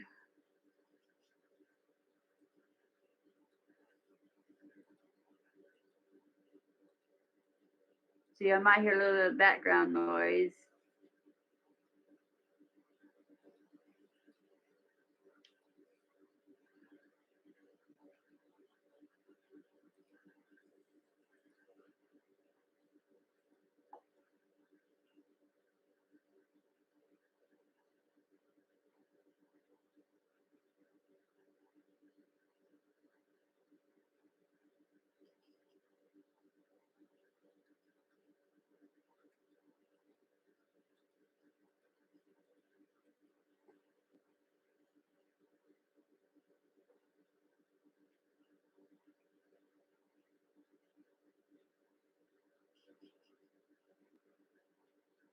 Two suspects arrested and identified following the Harvard Medical School explosion.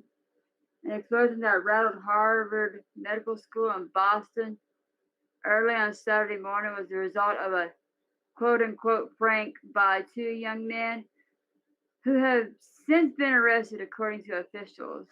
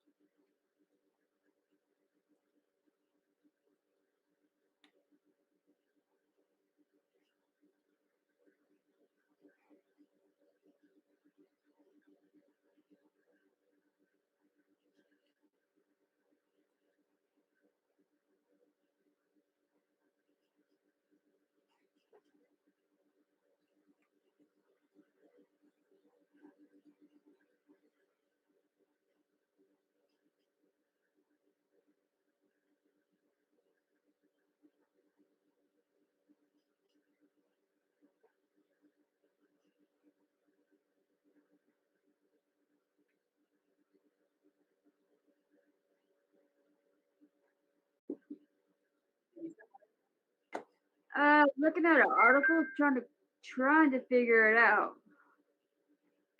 I'm gonna send it to you. I can't make sense of it. It has to do with California, which we all know California's crooked as all get out, but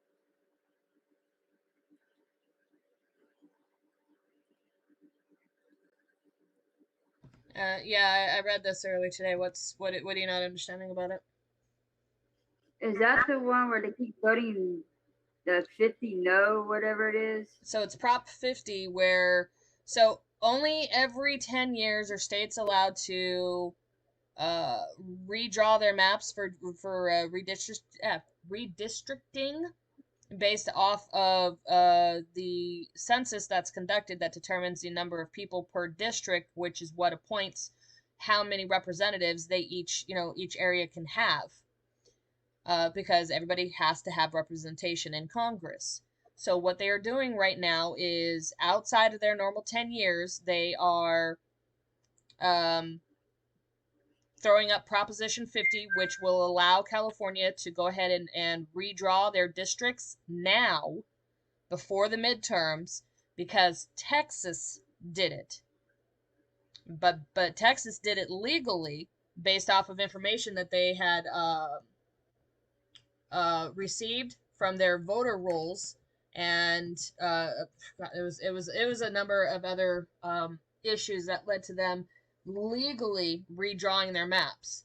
And when they redrew their maps, it just so happens that their Democratic representation had dropped so much that there was no need to have seats in Texas anymore for the Democrats. So the Democrats call it gerrymandering.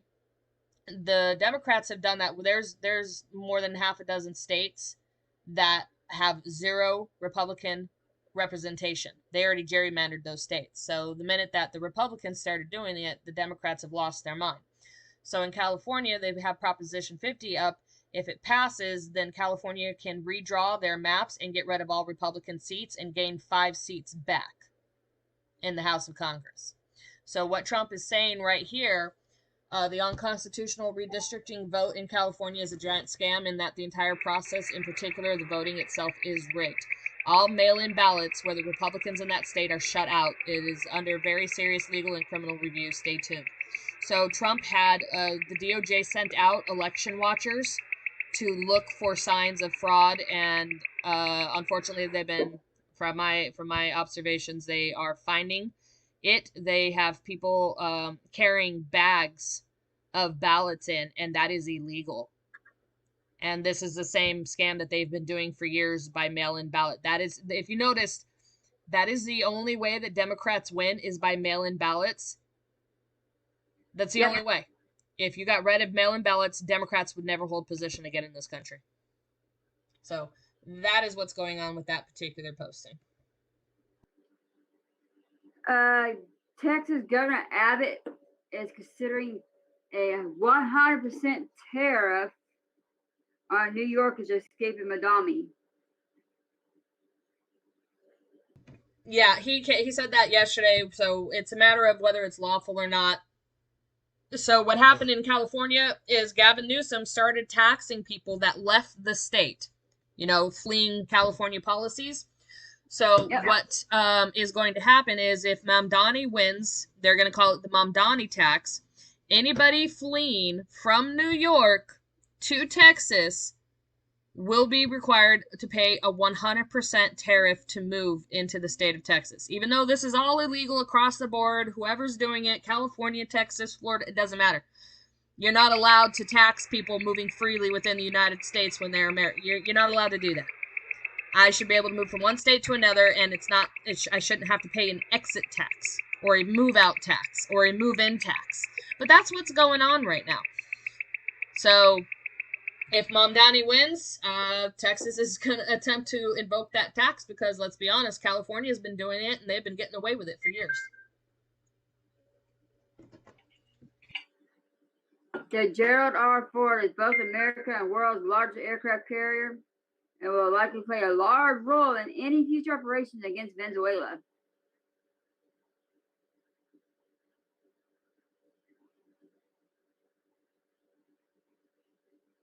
We have a story from the New York Post. Try and send me stuff on Facebook. Nearly 1 million New Yorkers flee to... Huh?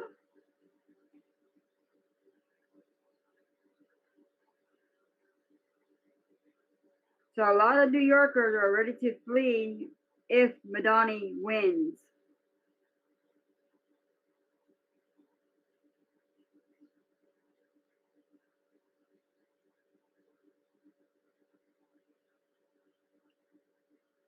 Looks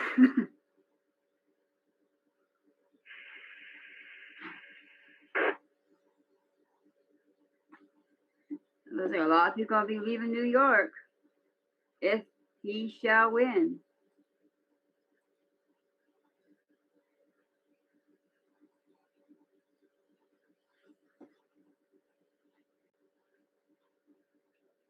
All right, well, this is just coming in, folks. Judge Bosberg, I was just talking about him. Judge Bosberg, he's the one that has been giving Trump a lot of trouble over the deportation of migrants. He's the one that ordered the planes to turn around when they were in international waters and bring terrorists, rapists, murderers, criminals, all of that back to the United States because deporting them without due process is unconstitutional. Even though Obama did that to 3 million, nobody flinched an eye. So weird how that happens. But anyway, this is just coming in here that Judge Bosberg has been hit with impeachment resolution over his role in the Trump probe of Arctic frost. Ooh. Let's read this here. So, Rep. Brandon Gill, a Republican from Texas, has formally introduced impeachment articles against U.S. District Judge James Bosberg on Tuesday for his role in the Arctic frost probe. Republican allies of President Donald Trump have been criticizing Bosberg after news broke that he was the judge who signed off on subpoenas and other measures in former special counsel Jack Smith's probe of Russia collusion. Chief Judge Bosberg has compromised the impartiality of the judiciary and created a constitutional crisis. He is seamlessly weaponizing his power against his political opponents, including Republican members of Congress who are faithfully serving the American people within their jurisdiction. Judge Bosberg was an accomplice in the egregious Arctic frost scandal where he equipped the Biden DOJ to spy on Republican senators. His lack of integrity makes him clearly unfit for the gavel. I am proud to once again introduce articles of impeachment against Judge Bosberg to hold him accountable for his high crimes and misdemeanors. Gill's resolution accused Bosberg of one count of abuse of power, according to text obtained first by Fox News Digital, ignoring his responsibility to wield the power of his office in a constitutional manner. Chief Judge Bosberg granted Special Counsel John L. Smith authorization to issue frivolous non-disclosure orders in furtherance of the Federal Bureau of Investigation project codename Arctic Frost. These non-disclosure orders covered members of Congress who were acting in accord with their legislative duties and privileges guaranteed by Article 1, Section 6, Clause 1 of the U.S. Constitution.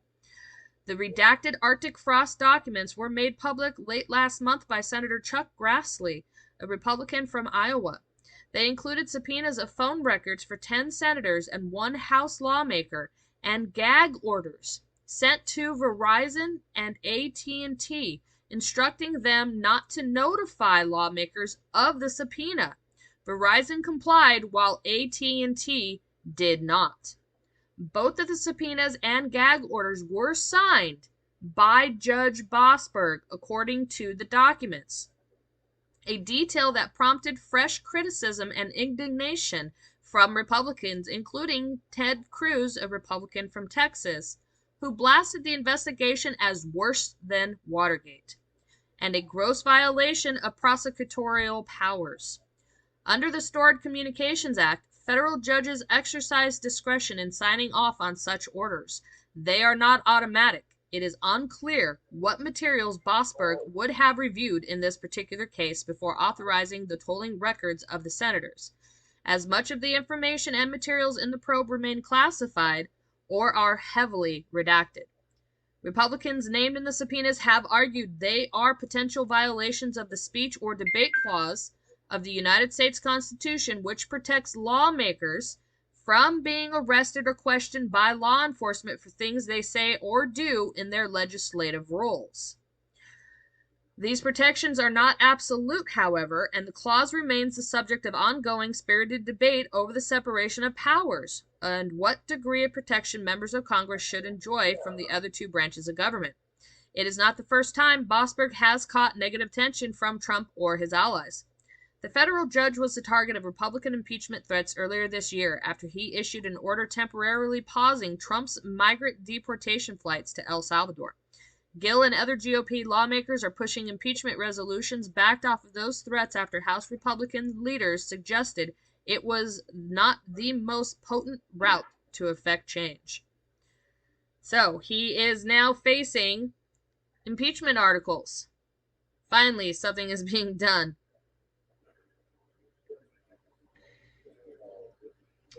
Let's see, is there anything else?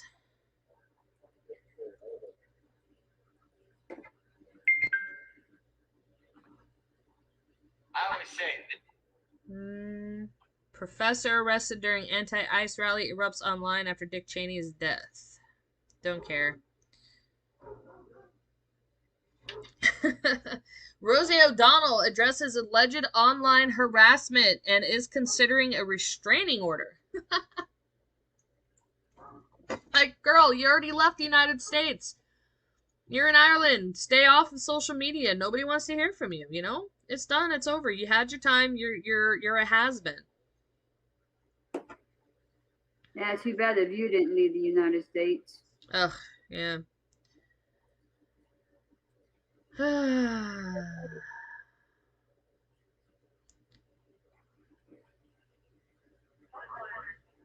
So, car used by nursing 9-year-old's mom on road trip switched plates, according to investigators. Wow. So, again, we talked about this earlier. 2 races for governor are seen as indicators of Trump's favorability ahead of midterms. So, if Democrats win these governor races, these are still blue states. So, they are going to use this as a tool against Republicans, saying that people have buyer's remorse for voting for Trump if Democrats win. Don't fall for it. It's absolute total nonsense. All right, Salt. I'm stepping away again.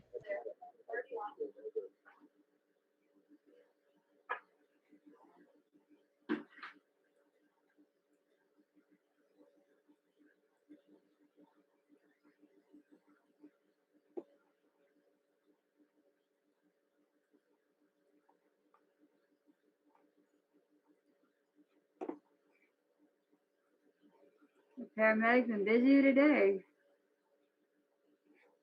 And we only got 2 paramedics in the county.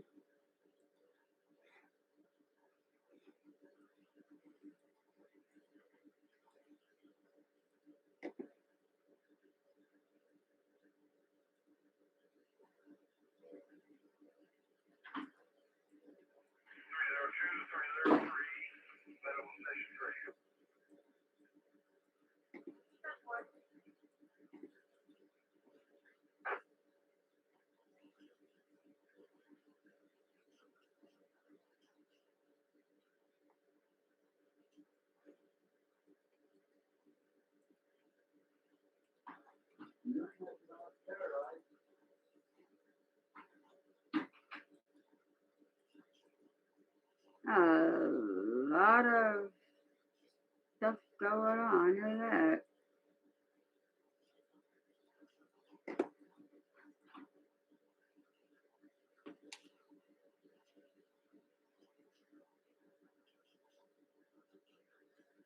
Let me keep an eye on my local news around here to see what's going on.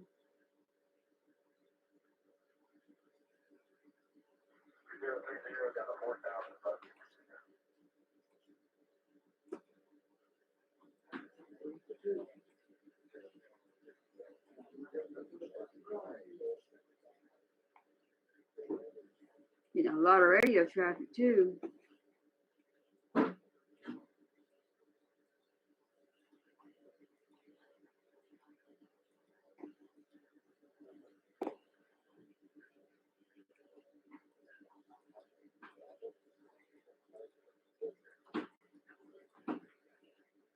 Let's see.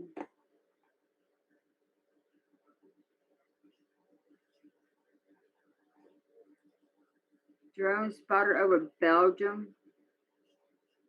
The entirety of the airspace over the country has been declared closed, effective immediately until further notice.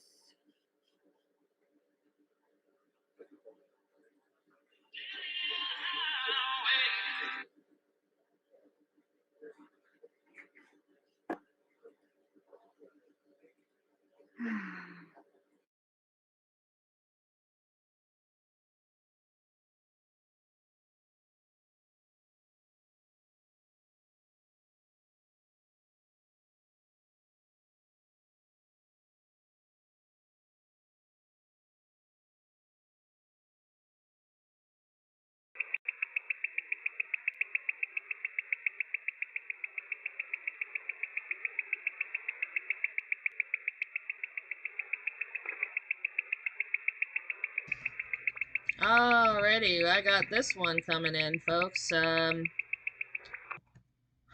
Wow. I wish I could get a picture of this to you guys. I'll see if I can get it over. So, there are reports coming in that the New York City election is already rigged. Apparently, the ballots are showing in the mayoral candidate, it lists all of the individuals that are clamoring for the position of mayor. Zohan Mamdani has appeared twice on the ballot under different parties. He's listed for under the Democratic Party as well as under the Working Families Party.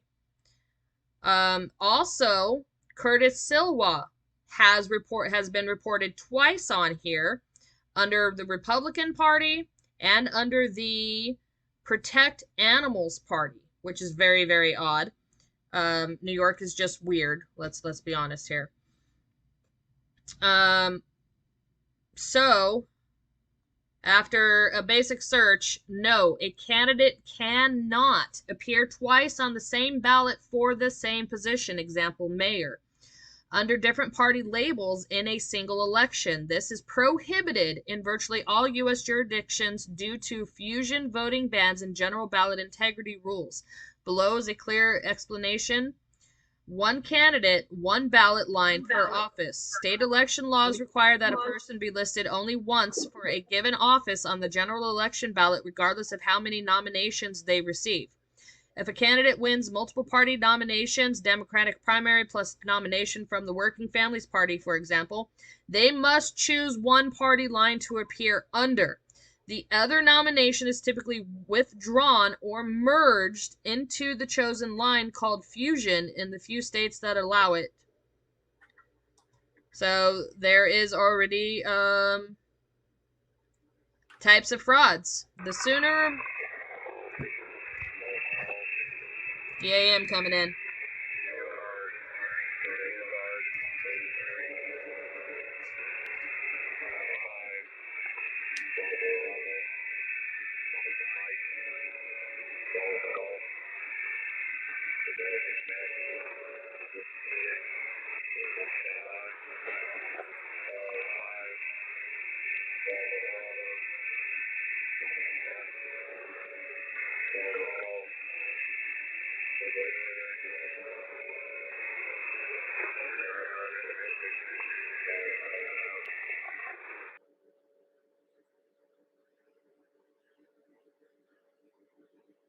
He must have messed up. Disregard.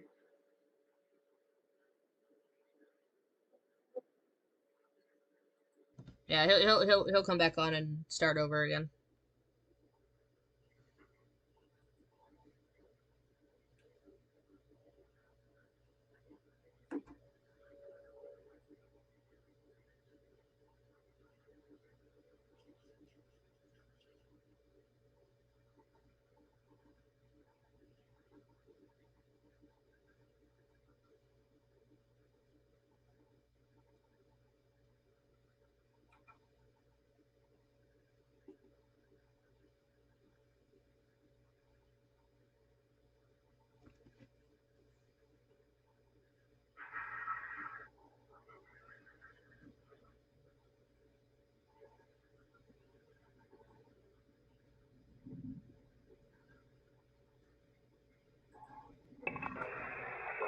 So, there it is.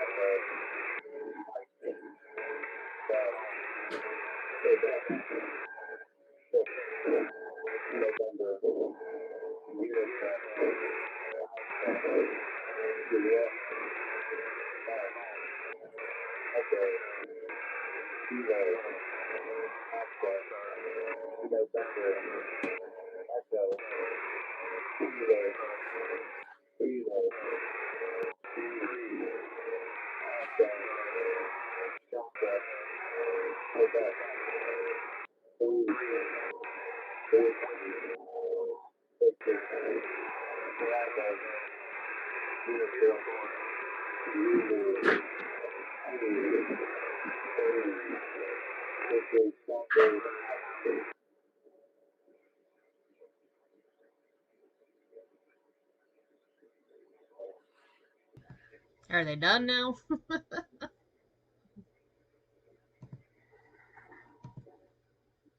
Grief, that was a while.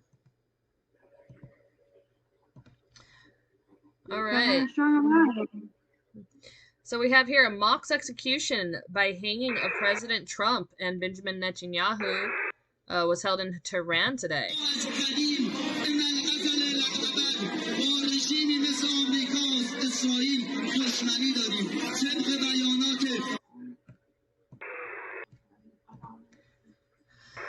So yeah. Wow. Let's see what else we got. Rolling in. Alright, Russia is ready to supply hypersonic missiles to Venezuela. Let me get rid of some of this Brussels static. International Airport has begun diverting flights as a significant number of drones were sighted over the busy airport. Of what airport? Brussels. Oh, Brussels? Okay. Yeah, that's been happening a lot there. So.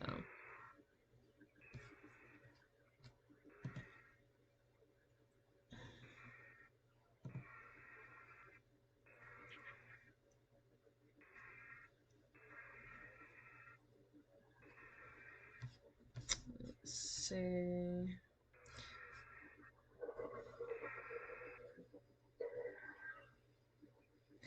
So, in a classified briefing to the Knet's Foreign Affairs and Defense Committee, the IDF intelligence officers warned that Hezbollah is rebuilding its military strength faster than Israeli strikes can curb it. They said the effects of Israel's 2023-2024 campaign are fading, allowing Hezbollah to restore infrastructure, smuggle weapons through Syria and by sea, and produce arms north of the Litani River while retaining a vast rocket and missile arsenal. Yeah, I said it back then. Obviously, we weren't back on YouTube, but Salt can remember. They were just going to rearm and regroup. That's all that they do. And anytime there's a ceasefire, anytime that you let up, that's all they're going to do. There is not going to be any peace unless they have been completely eliminated. And I mean removed from the face of the earth, eliminated.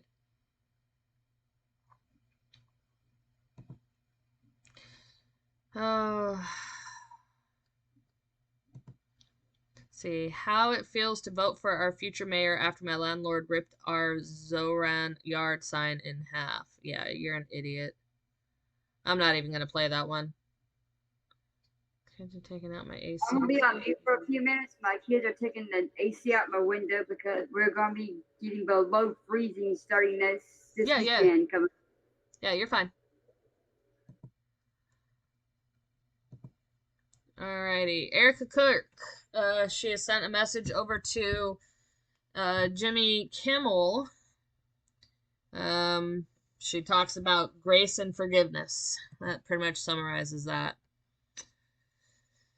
PETA goes on jealous rant against white coat waste slams successful anti-animal testing crusaders for having young male testosterone energy while trying to steal credit for their wins. Okay. PETA is weird. So German Chancellor Merz, under pressure from a surging right-wing AfD, scrambles to react to mass migration and wants to repatriate Syrian asylum seekers. They're not learning. They're not gonna learn until it's too freaking late. How dumb are you guys? Good grief, you cannot assimilate. They cannot assimilate to Western society. Their goal is to conquer. That's it. That's all they know. Good gosh. Unfortunately, too many videos I can't show you, but U.S. officials say the Trump administration has developed multiple military options for action in Venezuela, including strikes on units protecting President Nicolas Maduro and potential moves to seize key oil fields. God, this seems like Iraq all over again, folks. The Justice Department is preparing legal justifications that would allow strikes or targeted actions against Maduro, framing him as part of the Cartel de los Soles, which could bypass congressional approval for military force. You see what's happening here, guys? So you need congressional approval to launch any type of campaign. Taking out narco-terrorists is completely, totally under the authority of the President of the United States and the President alone. It does not need congressional approval to take out terrorists. It's not needed. But to wage war, to send troops in, does require congressional approval. But it seems like what they're going to do here is they are going to frame Maduro as part of the cartel, which circumvents Congress. That's crazy. That is such a crazy turn of events that I'm not shocked or surprised by. It was only a matter of time. Unfortunately, Democrats do not want to be on board. They want to protect narco-terrorism. And in my opinion, there's only one reason why you want to protect people that are bringing the drugs in is because you enjoy the drugs that they bring in. So it's not rocket science here. On my way to Chester County, Pennsylvania. This is again Scott Pressler. Lawyers are on the ground. Affidavits are coming. Reinforcements are coming. We will not let them steal this election. He is moving. He is a force to be reckoned with, people. Never, ever, ever underestimate a man with a purpose. And Scott Pressler has been energized for the last few years to ensure that our constitutional republic stays intact as a constitutional republic. Oh, I think we got something coming in here. I think I can turn these back up now. That static was ridiculously loud. Alrighty.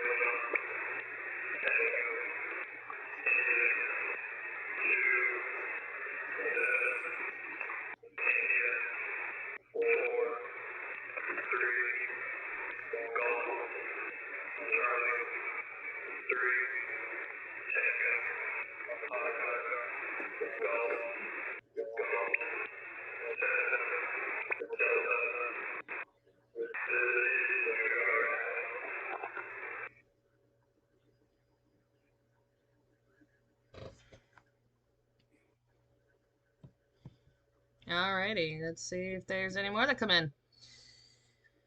So apparently, Florida is now drawing up plans to redraw its 2026 map and add up to 5 new GOP seats, wiping out California's Democrat gains. Red states are locking in the majority. They're going to keep pushing through.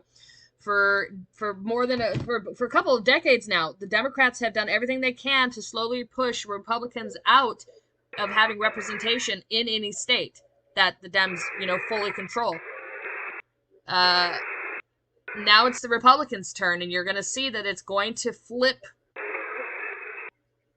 the pendulum here, and it's going to swing right. Maybe, just maybe, the country can get corrected.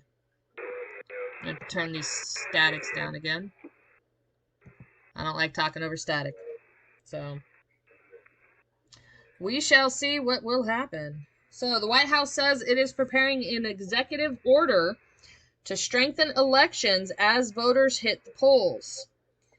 So, here's what to know. On November 4th, 2025, some states, including New Jersey, New York, and Virginia, begin voting at 6 a.m.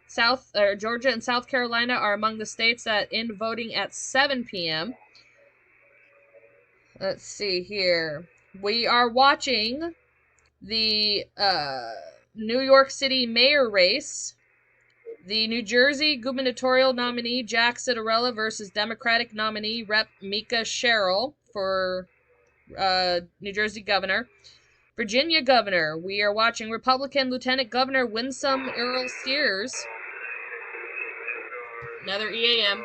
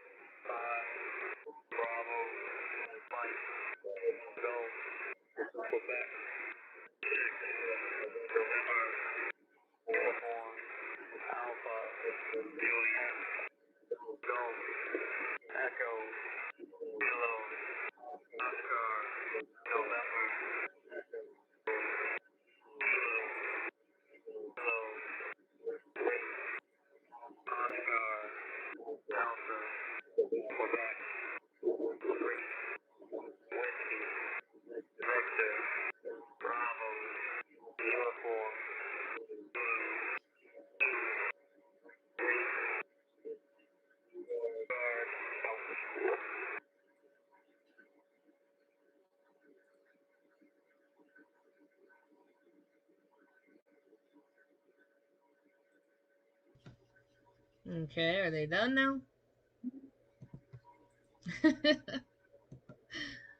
So many of them. Okay, again, we are watching the New York City mayoral race. We are watching the governor race in New Jersey and the governor race in Virginia. We are also watching the California Prop 50, which will decide on whether to temporarily set aside popular nonpartisan redistricting commission and allow Democrat-dominated legislature to determine congressional redistricting for the next 3 election cycles, folks. Then we have the Pennsylvania Supreme Court. 3 Democrat-leaning justices on the state Supreme Court, following the completion of their 10-year terms, are running to keep their seats in yes and or no retention elections. So we got a lot going on today. This is going to be, this is going to have this is going to have a lot of implications. Another EAM.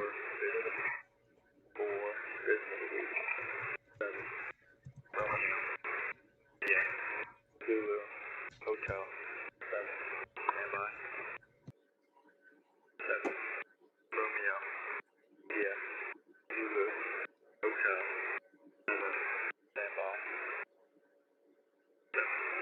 Romeo. India. Zulu. Hotel. 7. Standby. 7. Romeo. India. Zulu. Hotel. 7. Yes. Lima. Zulu. Alpha. Go. Quebec. Lima. Go. India. 7. Yes. 4. 3. Golf. 3. Tango. Oscar. Golf. 7. Delta. Say again. 4. 3.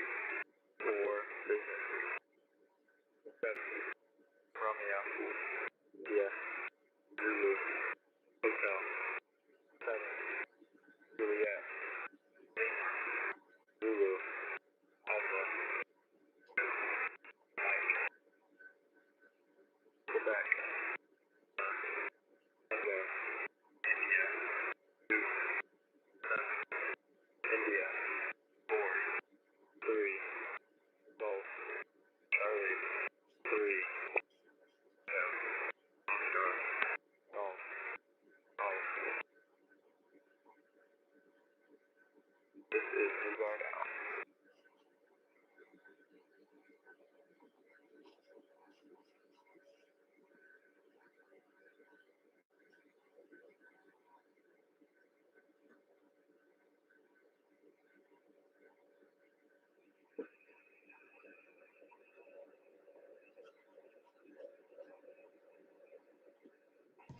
Alrighty.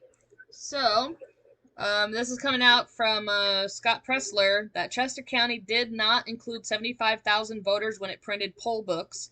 It only included registered Republicans and Democrats. They forgot to include 75,000 voters. How do you do that? That is blatant fraud. This is ongoing, guys. This is a serious freaking issue here. The Dems are just evil people. Scandalous, lying, cheating people. How on earth can this country ever get fixed if they are in existence? This is a serious, serious problem. There's only one way to fix it, but I'm not going to say that. Yeah, I know. The party's very existence is a threat to the constitutional republic. So, again, President Trump is defying the federal court orders from 2 different judges, saying that SNAP benefits will remain frozen until Democrats reopen the government. No more handouts until they stop holding America hostage. Now, so more than 1.4 million New Yorkers have already cast ballots in Tuesday's mayoral election, the city's highest turnout since 2001, with 6 hours left before the polls close. According to 3 according to a 3 p.m. update by the New York City Board of Elections, about 717,000 votes have gone to the polls so far today, on top of the 735,000 who voted early. The last time turnout reached this level was in 2001, when the election held just weeks after the September 11th attacks helped launch Michael Bloomberg's first of 3 terms as mayor. By comparison, the 2021 mayoral race drew just 1.15 million total votes in the general election. That is crazy. So it's going to be interesting, guys. Very. Texas Governor Greg Abbott says New Yorkers are fleeing to Texas will face tariffs. Texas Governor Greg Abbott said that any New Yorkers who move to Texas following the state's mayoral race will be subjected to tariffs. After the polls close tomorrow night, I will impose a 100% tariff on anyone moving to Texas from New York City, Abbott said in a social media post on Tuesday. Abbott's office did not immediately respond to a request for comment from Fox News Digital to clarify what the governor meant or how these tariffs would be imposed. Meanwhile, the U.S. Constitution grants Congress the primary authority to impose tariffs, and states are prohibited from levying tariffs without congressional approval. Abbott's statements come as New York City decides who will become its next mayor on Tuesday. Candidates include Democrat Zohran Mamdani, who identifies as a Democratic Socialist, former New York Governor Andrew Cuomo, and Republican Curtis Sliwa. Now remember, Cuomo is the worst governor ever, okay? He is responsible for thousands of deaths during COVID. I don't want him as governor of New York or as mayor of New York. Not at all. He should have dropped out a while ago. Sliwa should have been the front runner between him and Mamdani. But Cuomo, of course, had to stay in like a a-hole. And this is the situation that we're in now. So unless by some magical, voter fairy that, votes could get switched over to Sliwa, it's very doubtful Cuomo or Sliwa will win, and Mamdani will take control of New York as a Islamic socialist. And that is the beginning of the end of the United States, folks. Keep that in mind. So, apparently, let's see here. I think I already read that one. I already read that.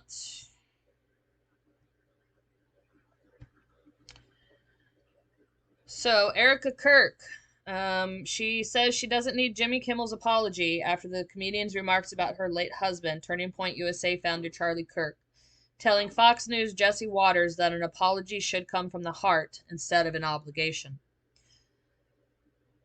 Sinclair Broadcasting asked, "Do you want Jimmy to give you an apology? Do you want to be on a show? How can we make it right?"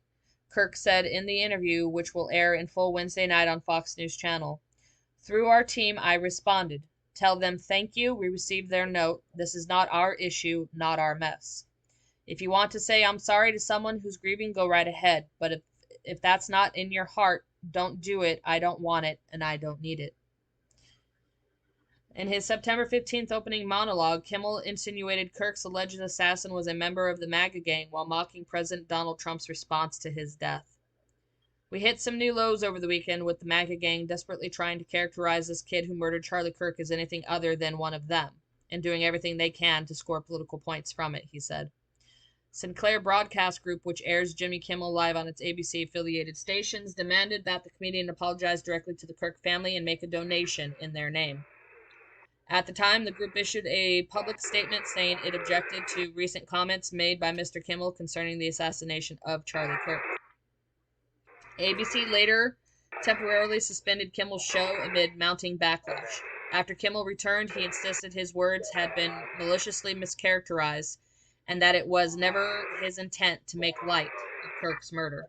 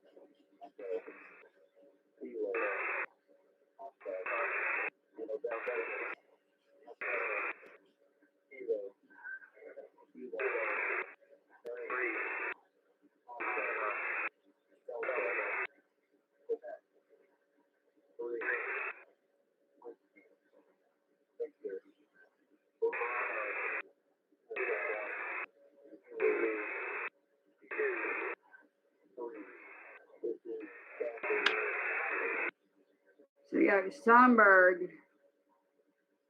What's up? Calls on Sonberg. Oh.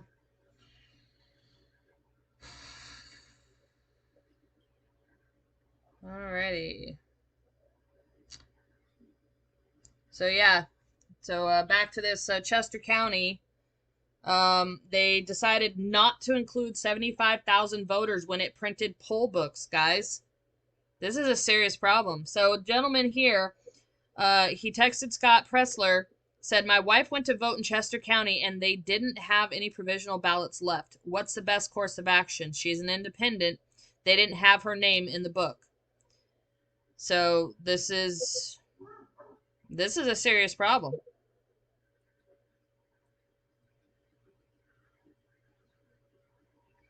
So Pennsylvania, you have 4 hours left to vote. No to retention. Do not retain the 3 judges in Pennsylvania. Alrighty. So, yep, 14th time. We all know that one.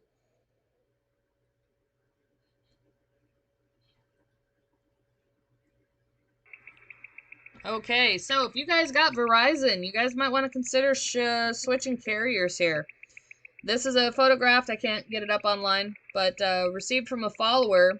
Verizon has managed to include into everybody's profile an option for users to select their made-up gender identity pronouns, such as they, them, theirs.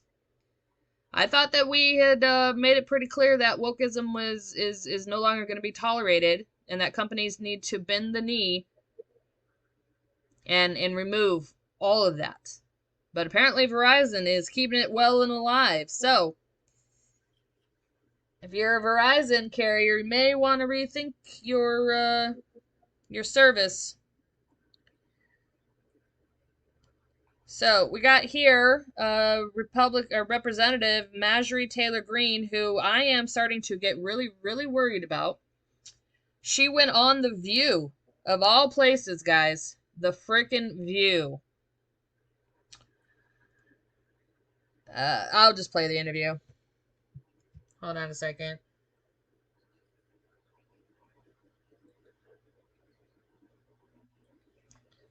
This is something else, guys. I don't know what's going on with this person, but I don't either. You want to know something else, Whoopi? So many veterans that went over and had to fight in some war that really had nothing to do with where they were from or their hometown, and their lives and families' lives have been so affected. So for me, I am unapologetically America first, and I'll do anything I can to work hard to save this country. Maybe you should become a Democrat, Marjorie. No, I'm not a Democrat. You want to know something? I'll say this. I think both parties have failed. Yeah. Both parties have failed. It's worse. Yeah. It's worse. Sorry. You know that. No, he's still your favorite president. He goes against everything you just said. You want to know? Most people wouldn't recognize if they were talking to a literal. wow. You know, she's at a, you know, I don't know what to make of her right now. I'm just not sure. So we have more here from Carolyn Levitt about the 35-day government shutdown that is about to become the longest shutdown in American history. Tonight, the Democrats are intentionally hurting American families, workers, and businesses with this shutdown to fight for free health care for illegal aliens and to appease their radical.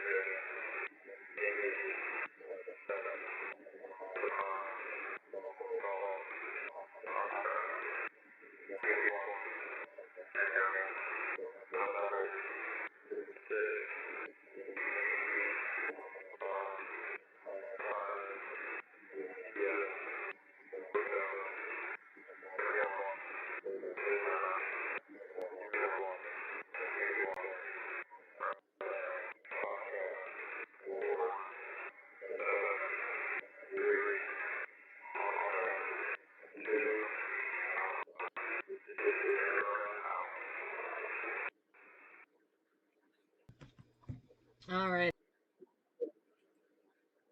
And it's a total disgrace. This past weekend, Americans traveling to weddings, funerals, vacations, and meetings faced significant flight disruptions at airports across the country because of staffing shortages. On Sunday alone, more than 5,000 flights traveling to and from U.S. airports were delayed. Since the Democrat shutdown began, 4 times as many staffing shortages have been reported at air traffic control facilities compared to last year. TSA.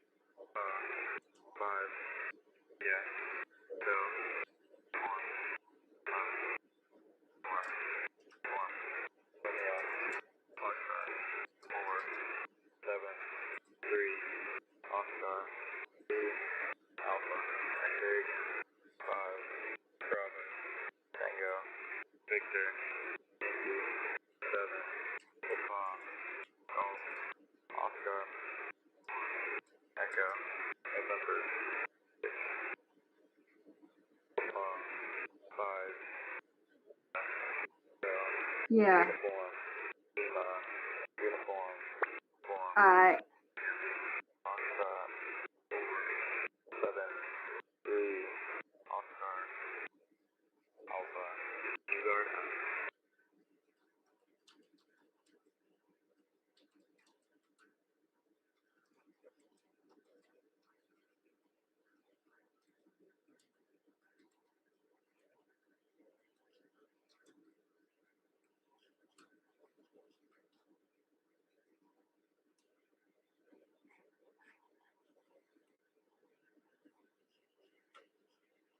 I'm not sure what's going on across the waters, but several major European airports and airspaces closed as all flights grounded.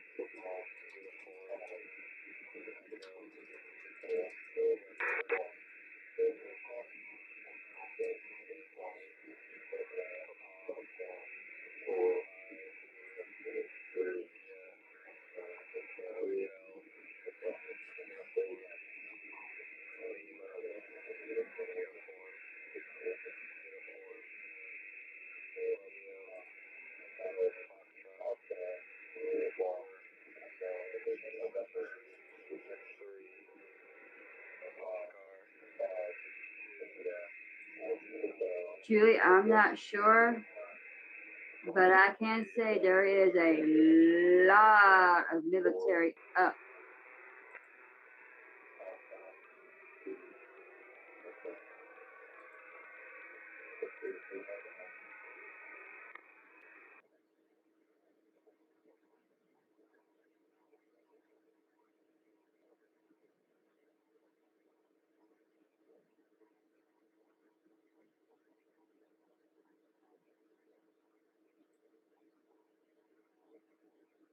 The U.S. is covered with planes.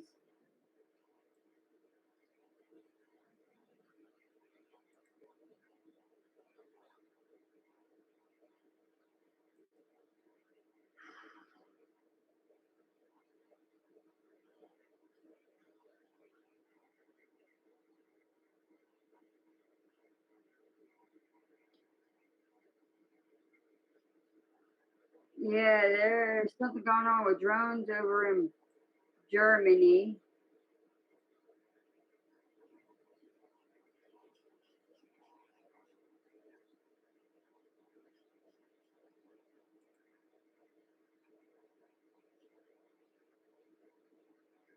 Had a possible Russian airplane left Moscow, went to or heading to Dubai.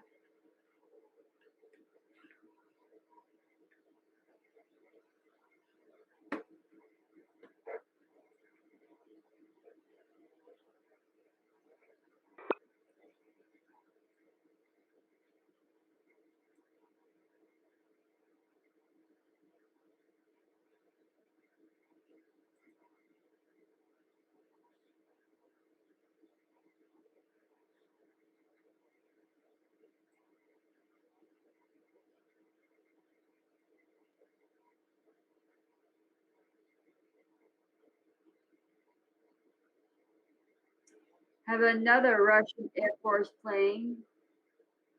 Not sure exactly where he's going.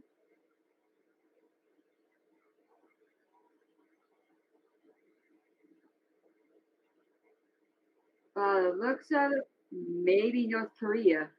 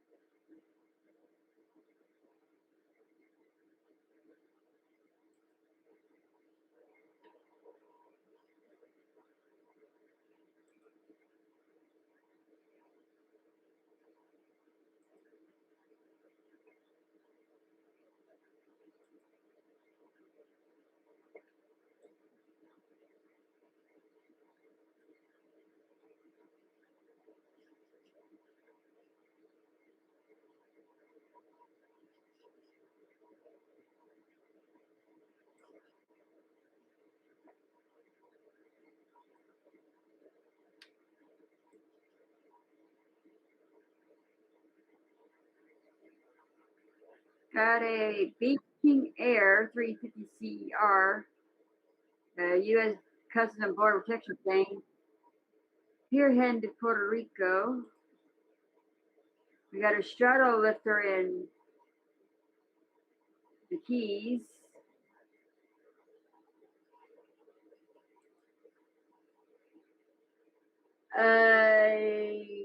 Ecuador plane left Camp Springs going to Quito.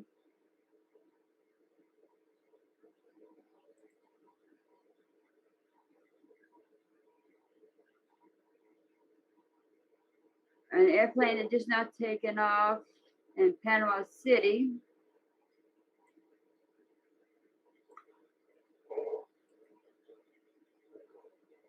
Venezuela got a Cessna Tu-206H up.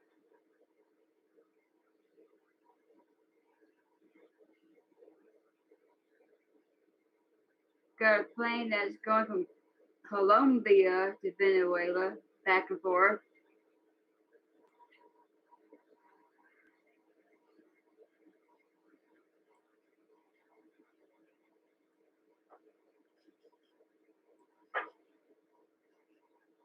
River Joint left Anchorage, Alaska.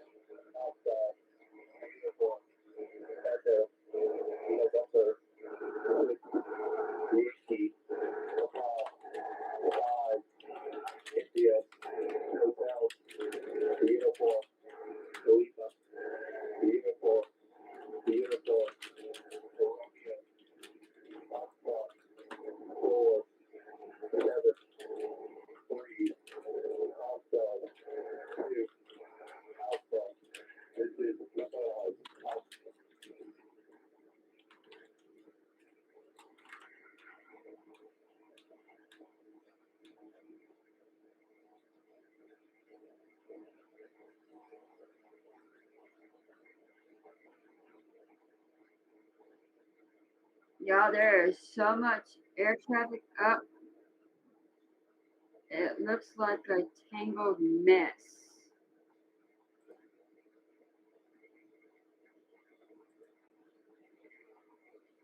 A sub hunter off the coast of New Jersey, heading down towards Delaware.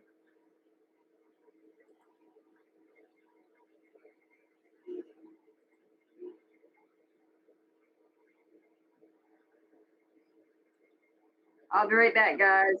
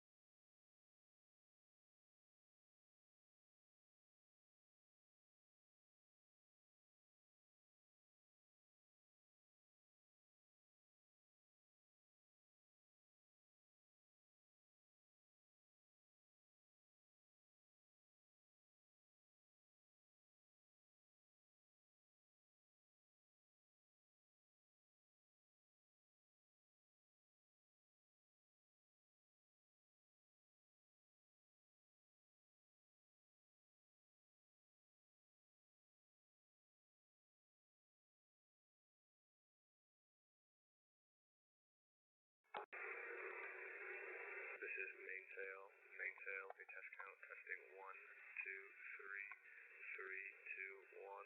This is mainsail, the test count, out.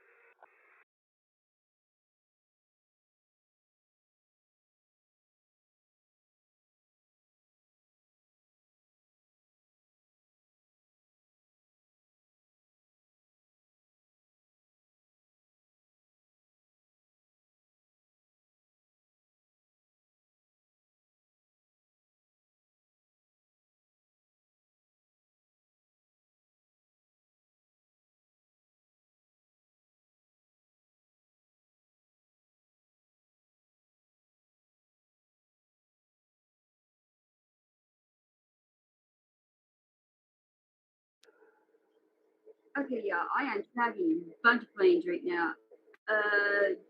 Of course, Pete Haig's on his way back to DC. He's in the night watch plane. But we had a Cobra Constant Phoenix up that circled most of Iowa near the Minnesota line, or Indiana, I think. Minnesota, because they all look the same right now.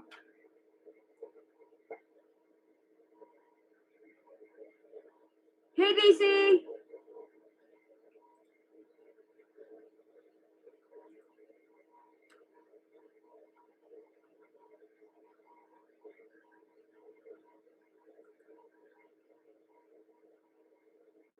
Okay, he is fixing to land back at Omaha.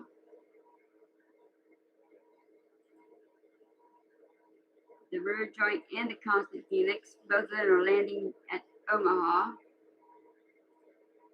A lot of starter tankers up. Sub Hunter did a couple of loops in Montana. is now in Washington State, or Idaho going towards Washington State.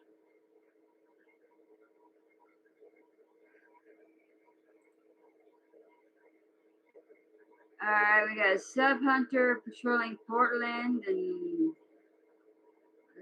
Seattle. Oh boy, a lot going on the West Coast.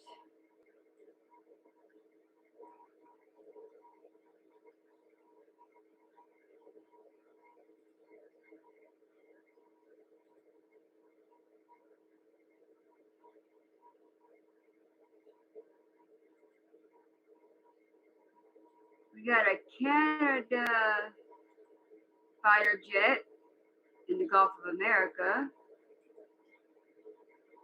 along with numerous other planes with them. Let's see, Hawker Hunter.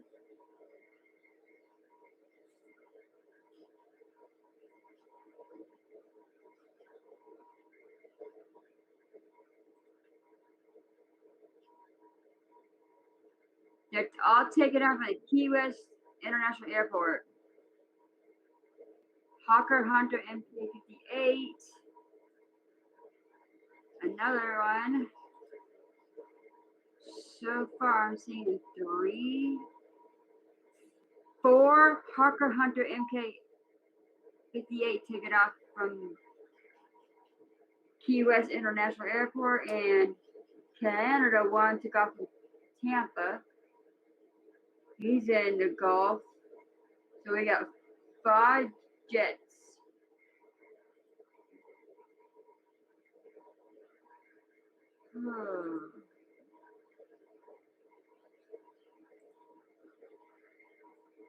All patients, to the grade, something at a beach.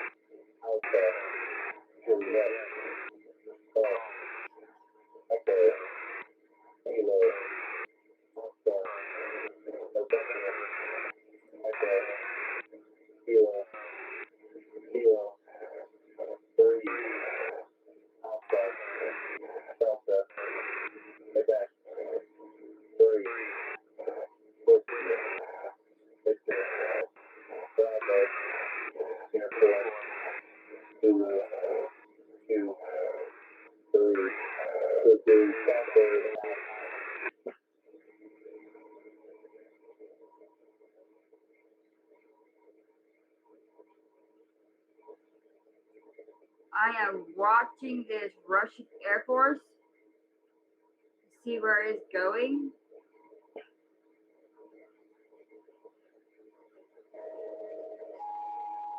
It looks to like he's still heading on his track to North Korea.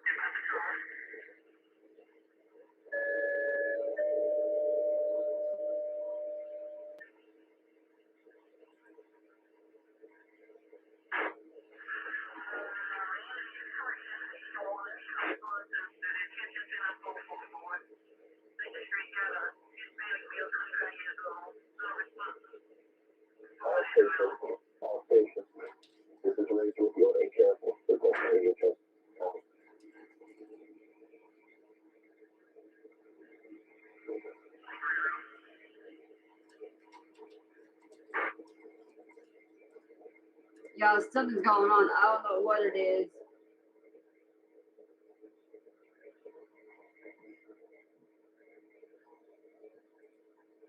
That is clearly an airplane peeing to all stations.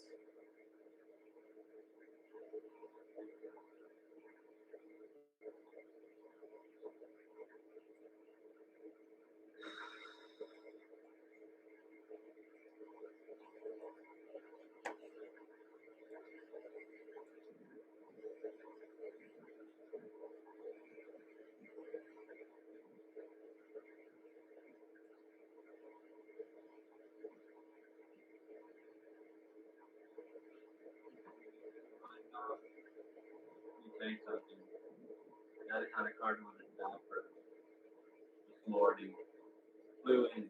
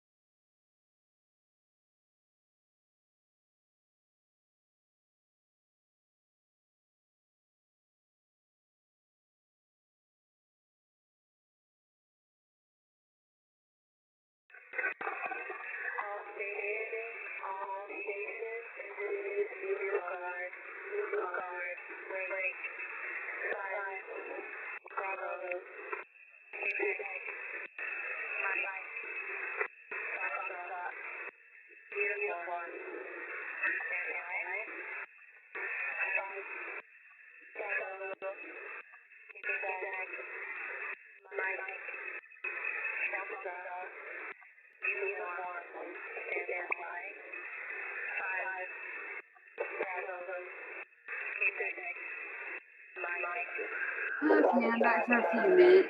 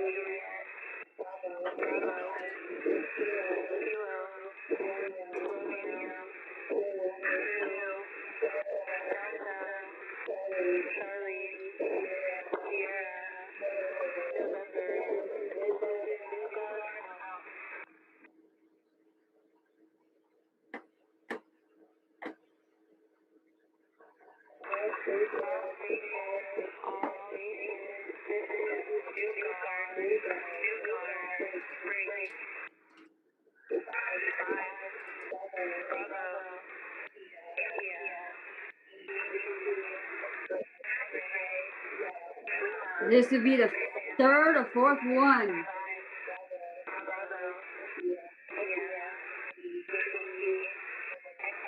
I don't know, but I don't like what I'm seeing in the skies.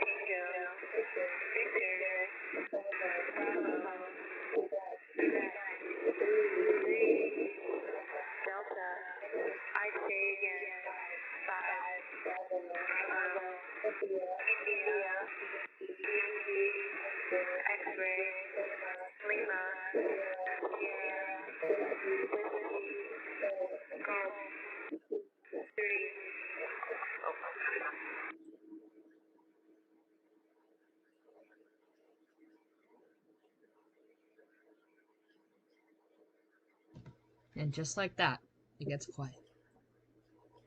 Yeah. So do we have any idea of what's... There it is.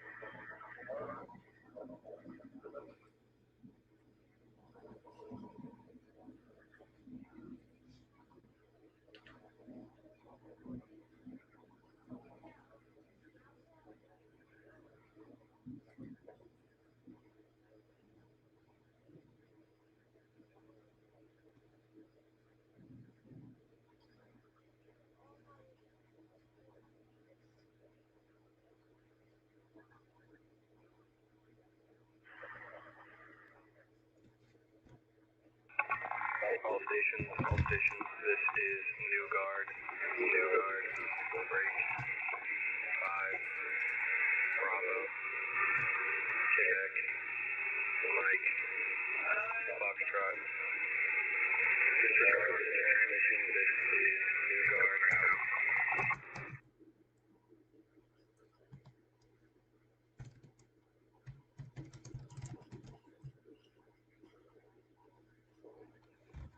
Yeah, he'll be back. Oh, yeah.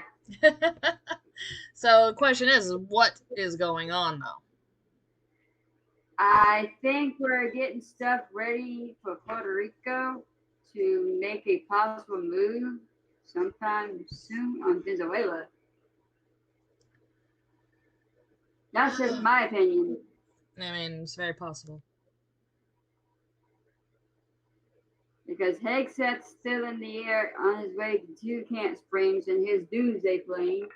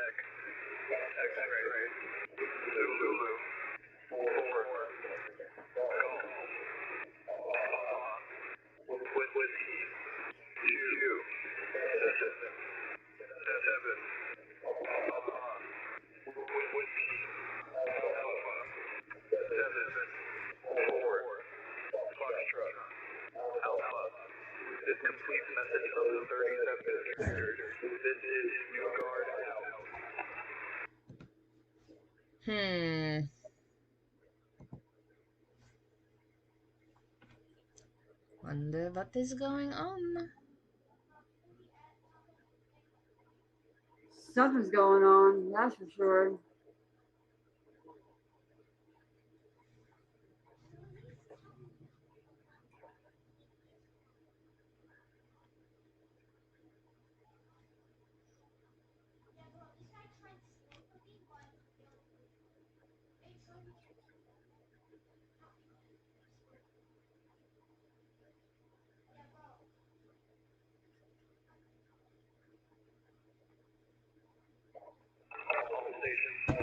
There's another one.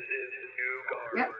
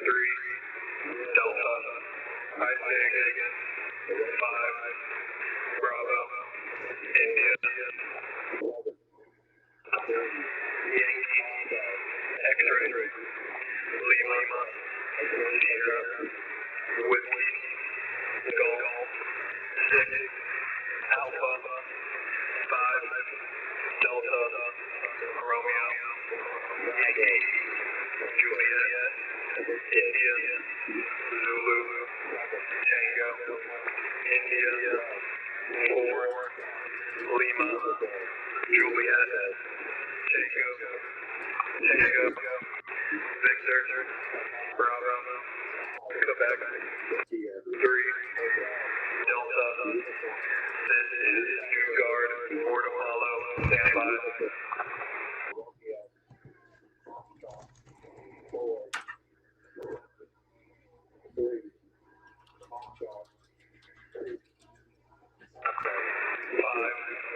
Bravo, 3, 5, standby. 5, Bravo, 3, 5, standby. 5, Bravo, 3, 5, standby. Message follows. 5, Bravo, 3, 5, Whiskey, Uniform, Victor, Papa, Charlie, 4, Uniform, Tango, 2, X-ray, India, Bravo, 7, Echo, Lima, Juliet, Bravo, Kilo, Romeo, 2, Delta, Charlie, Sierra, November, I say again, 5, Bravo, 3, 5, Whiskey, Uniform, Victor, Papa, Charlie, 4, Uniform, Tango, 2, X-ray, India, Bravo, 7, Echo, Lima, Juliet, Bravo, Kilo, Romeo, 2, Delta, Charlie, Sierra, November, this is New Guard, Port Apollo, standby.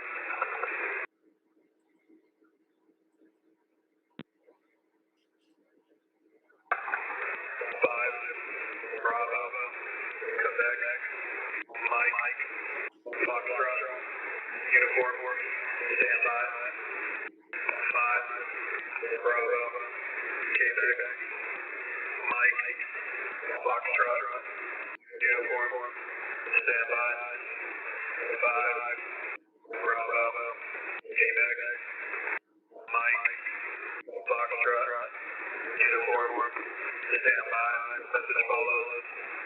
5, Bravo, Quebec, Mike, Foxtrot, Uniform, Quebec, Oscar, India, Alpha, Echo, 3, Yankee, 4, Foxtrot, Mike, November, Yankee, 6, Foxtrot, Bravo, X-ray, Tango, Quebec, November, Papa, Tango, Lima, Uniform, 5, Isaac, 5, Bravo, Quebec, Mike, Foxtrot, Uniform, Quebec, Oscar, India,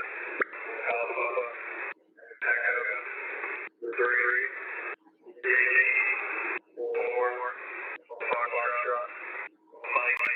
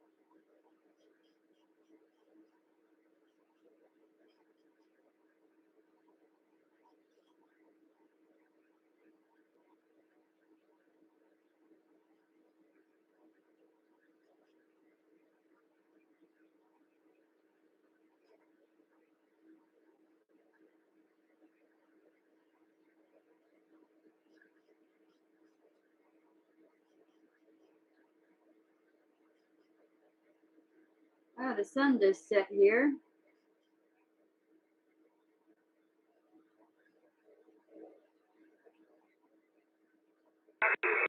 All stations, this is news ID. News ID.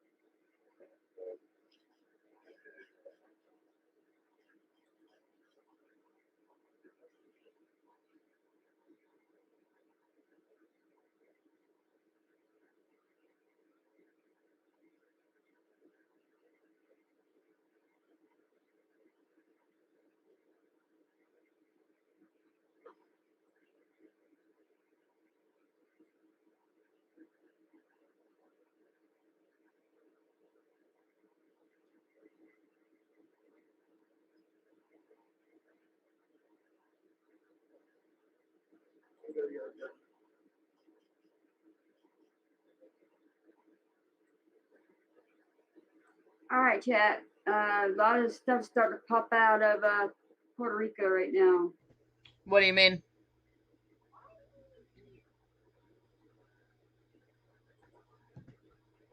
What do you see? I got a Hercules heading towards Puerto Rico. Got another one that keeps popping in and out of Puerto Rico. He's transporting on and off.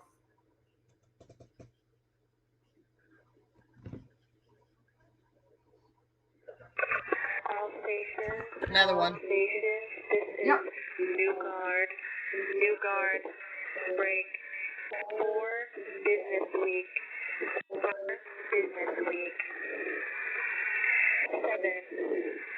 Romeo, Kilo, 3, Alpha, Zulu, standby, 7, Romeo, Kilo, 3, Alpha, Zulu, standby, 7, Romeo, Kilo, 3, Alpha, Zulu, standby, message follows.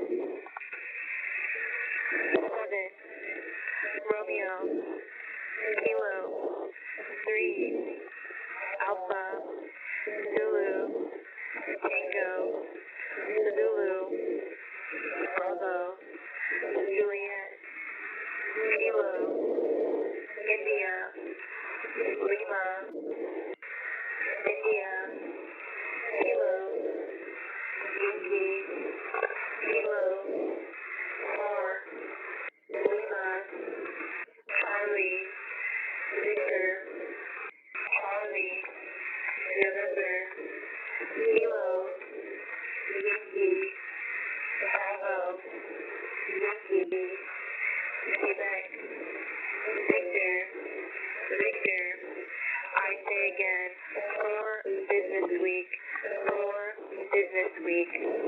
Alright. 7, Romeo, Kilo, 3, Alpha, Zulu, Tango, Zulu, Bravo, Juliet, Kilo, India, Lima, India, Kilo, Yankee, Kilo, 4, Lima, Charlie, Victor, Charlie, November, Kilo, Yankee, Bravo, Yankee, Quebec, Victor, Victor, this is New Guard out.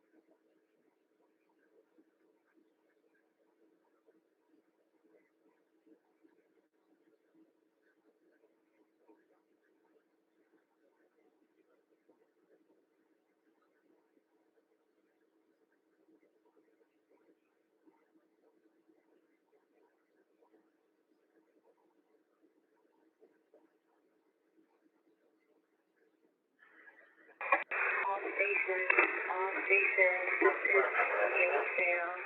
Mainsail, break, 4 business week, 4 business week, 7, Romeo, Kilo, 3, Alpha, Zulu, standby, 7, Romeo, Kilo, 3, Alpha, Zulu, standby, 7, Romeo, Kilo, 3,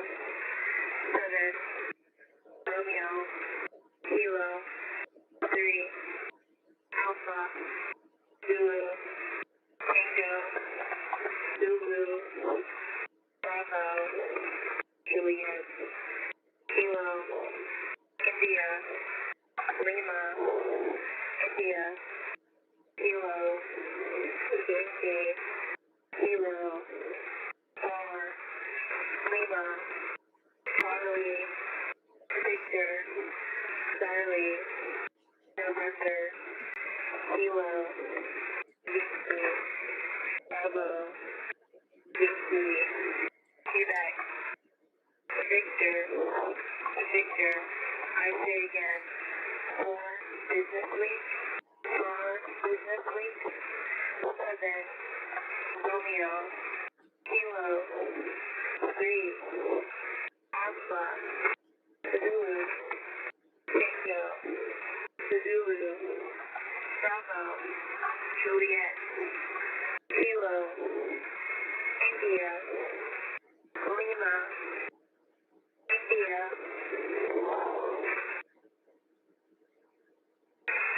Kilo, Yankee, Kilo, 4, Lima, Charlie, Victor, Charlie, November, Kilo, Yankee, Bravo, Yankee, Quebec, Victor, Victor. This is New Guard out.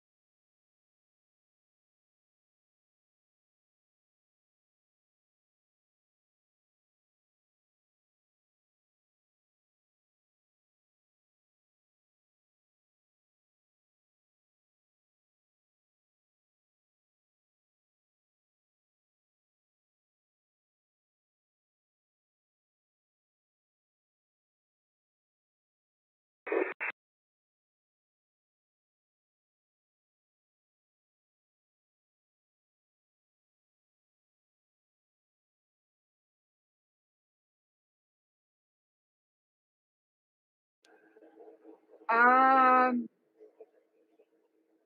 what I'm seeing, a large cargo airplane has crashed near Louisville, Muhammad Ali International Airport in Kentucky, triggering a massive fire and thick smoke. The report suggests it may be a UPS jet, though this is not officially confirmed yet.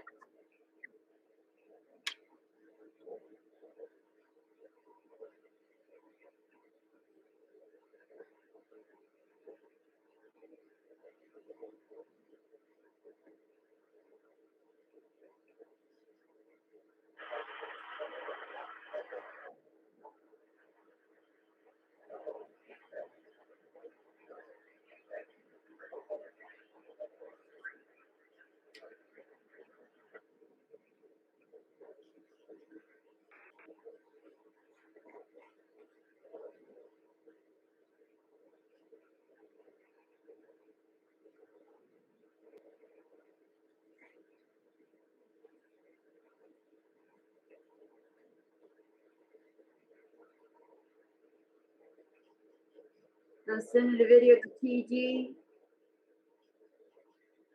under breaking news. This is wild.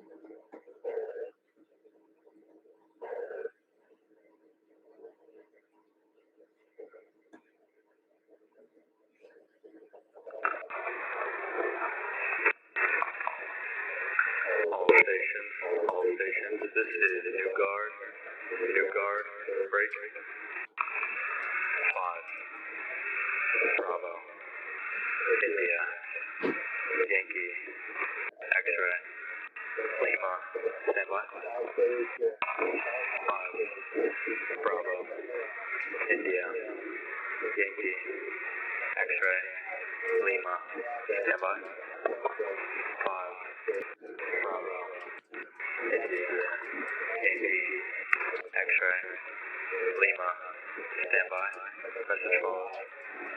5, Bravo, India, Yankee, X-ray, Lima, Sierra, Whiskey, Golf, Pacific, Alpha, 5, Delta, Romeo, Yankee, Juliet, India, Zulu, Tango, India, 4, Lima, Juliet, Tango,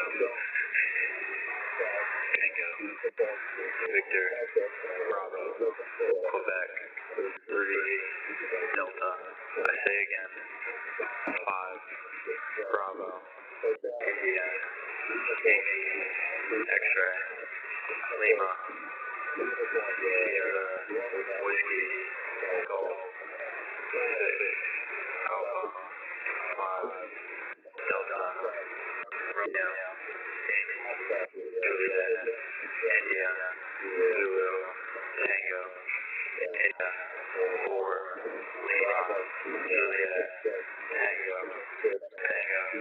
Victor, Bravo, Quebec, 3, Delta, this is New Guard, out.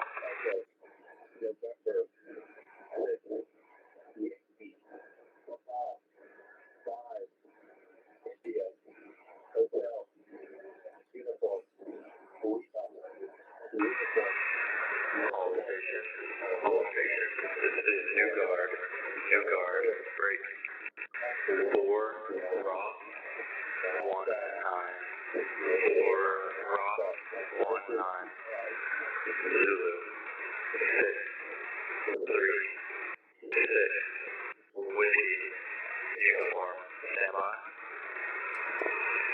Zulu, 6, 3, Whiskey.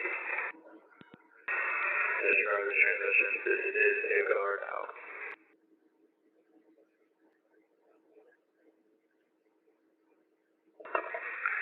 All stations, this is New Guard, break.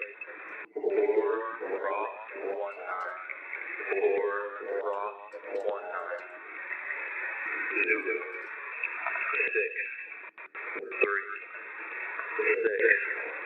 Whiskey, uniform, standby. Zulu, 636, Whiskey, uniform, standby. Zulu, 636, Whiskey, uniform, standby.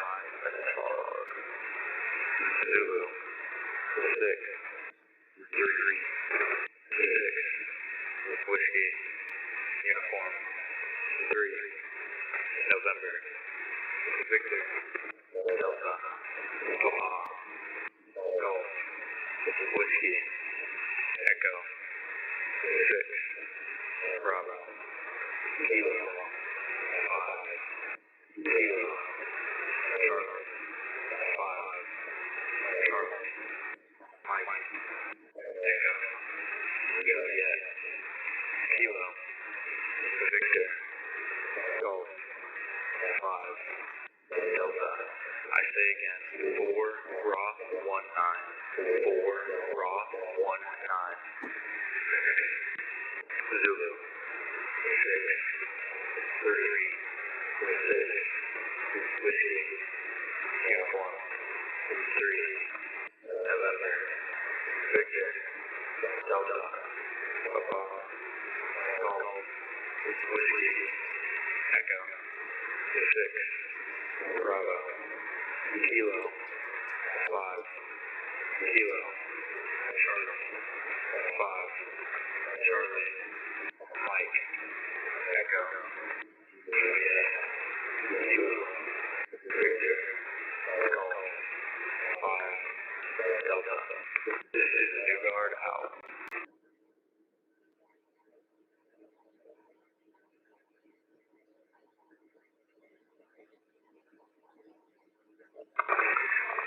All stations, this is New Guard, break, 5, Bravo, 3, 3, 3, 5, standby, 5, Bravo, 3, 3, 3, 5, standby, 5, Bravo, 3, 3, 3, 5, standby, message follow, 5, Bravo, 3, 3, 3, 5, Whiskey, uniform, Victor, Papa, Charlie, 4, uniform, Tango, 2, X-ray, India, Bravo, 7, Echo, Lima, Juliet, Bravo, Kilo, Romeo, 2, Delta, Charlie, Sierra, November, I say again, 5, Bravo, 3, 3, 3, 5, Whiskey, uniform, Victor, Papa, Charlie, 4, uniform, Tango, 2, X-ray, India, Bravo, 7, Echo, Lima, Juliet, Bravo, Kilo, Romeo, 2, Delta, Charlie, Sierra, November. This is New Guard, standby. 5, Bravo, Quebec, Mike, Foxtrot, standby. 5, Bravo, Quebec, Mike, Foxtrot, uniform, standby. 5, Bravo, Quebec, Mike, Foxtrot, uniform, standby.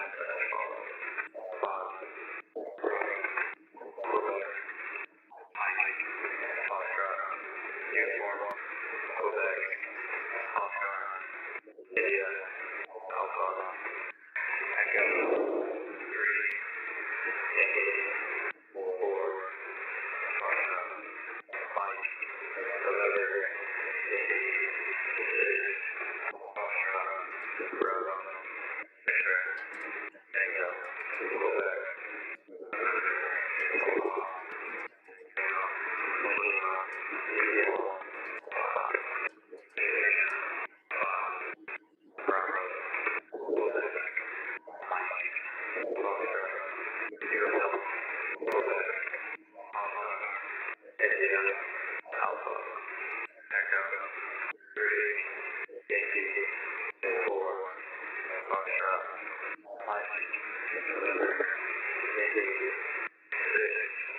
Foxtrot, Bravo, X-ray, Echo, Quebec, November, Tango, Lima, Uniform, disregard.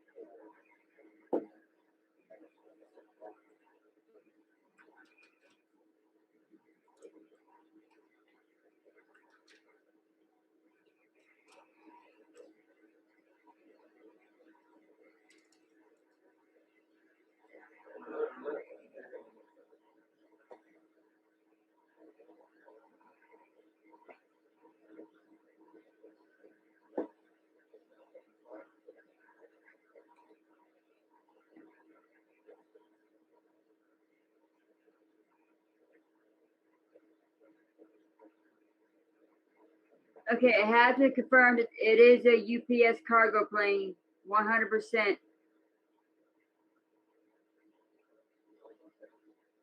It was inbound to Hawaii, but it crashed in Kentucky,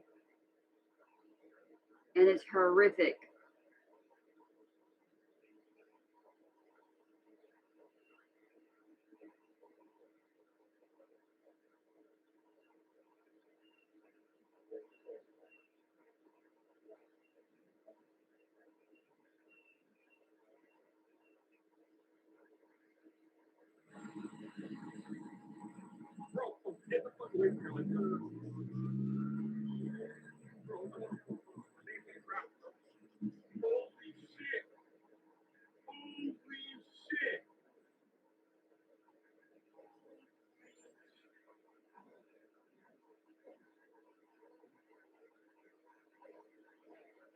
Oh, wow.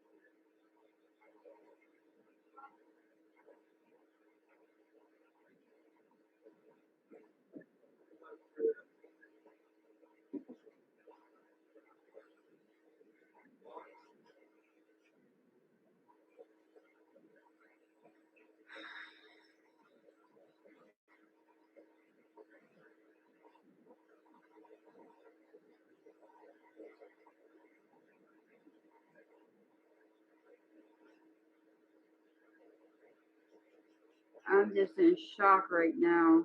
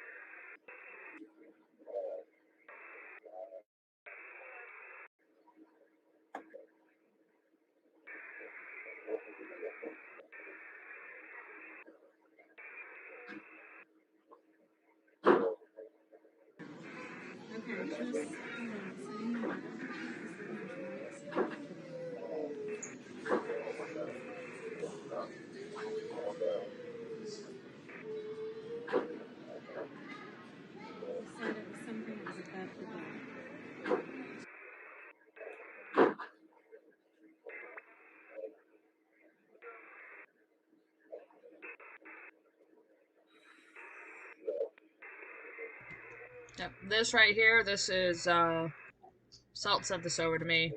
Oops, sorry. Get back to it. This is military equipment, possibly with the U.S. Marine Corps 22nd Marine Expeditionary Unit. Was seen moving in Trinidad and Tobago in recent days, located just 5 miles off Venezuela's northeastern coast.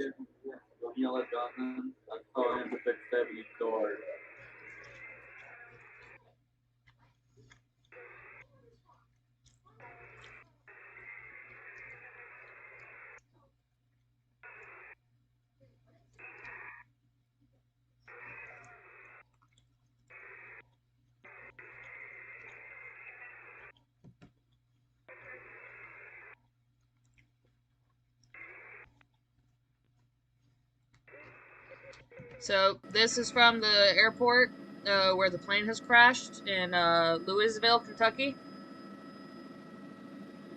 You can see multiple buildings are on fire.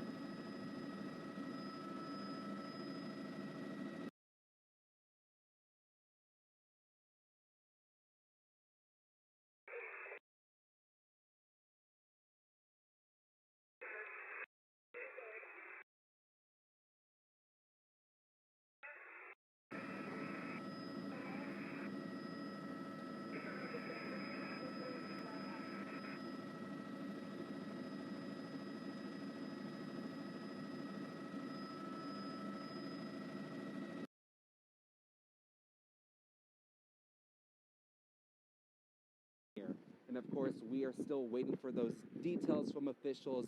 We do know that there are injuries that have been confirmed. There is debris in that area and that you are being asked to stay away from it as well. Again, within a 5-mile radius, just like my partner who lives nearby here, please go inside, shelter in place. We still don't know. There's a lot of questions on what exactly is this explosion? Why are we having to shelter in place? What's in the air right now? So please take those precautions.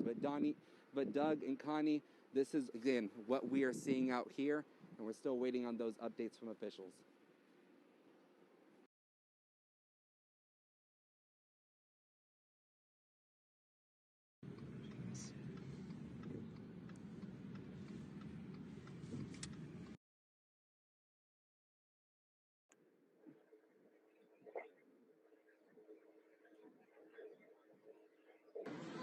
Okay, just hold on. So you know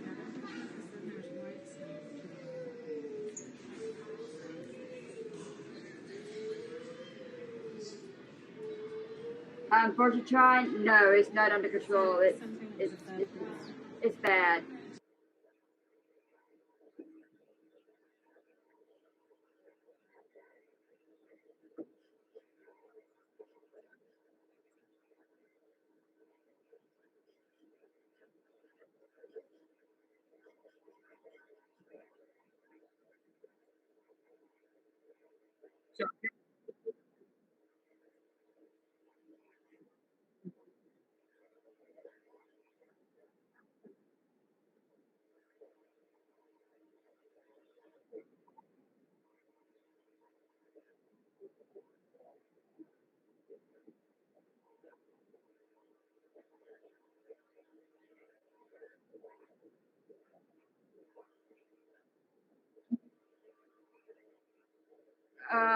I know it was carrying over 200,000 to 250,000 pounds of jet fuel. Bro, get the fuck away from here. Like, turn around. Bro, no, hold on. I think it's gonna crash, bro. Holy shit. Holy shit. Holy shit. Damn, they're dead. They are dead, bro.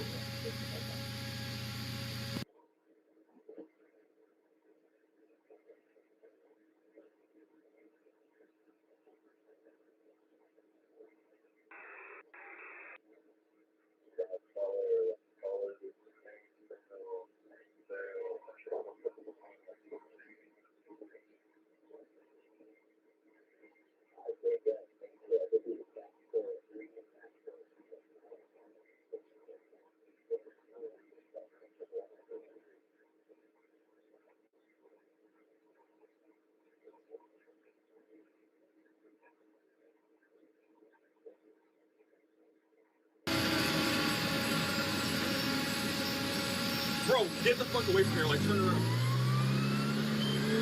Bro, no, hold on. I think it's gonna crash, bro. Holy shit. Holy shit. Holy shit.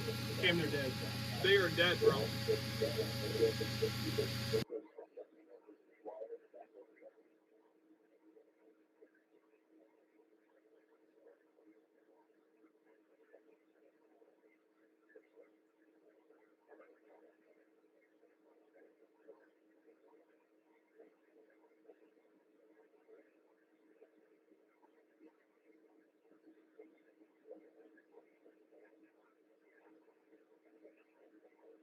We're still waiting on reports, trying.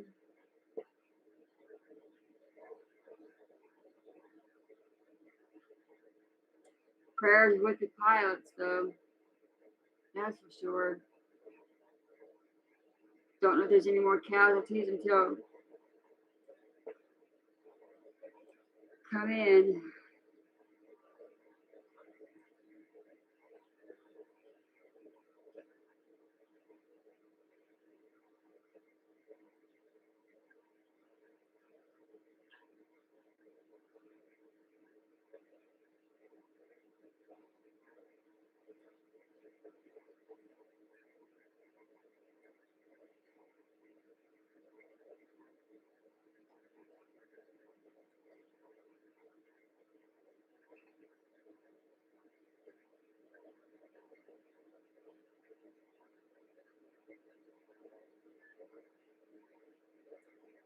I know, BC, that's what we're all thinking.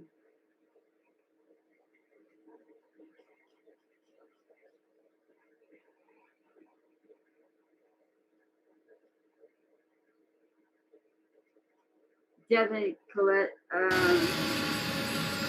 engine looked like it was even on fire before he even left the ground. Bro, no, hold on. I think it's gonna crash, bro. Holy shit. Holy shit. Something just doesn't add up with this shit. Damn, they're dead. They are dead, bro.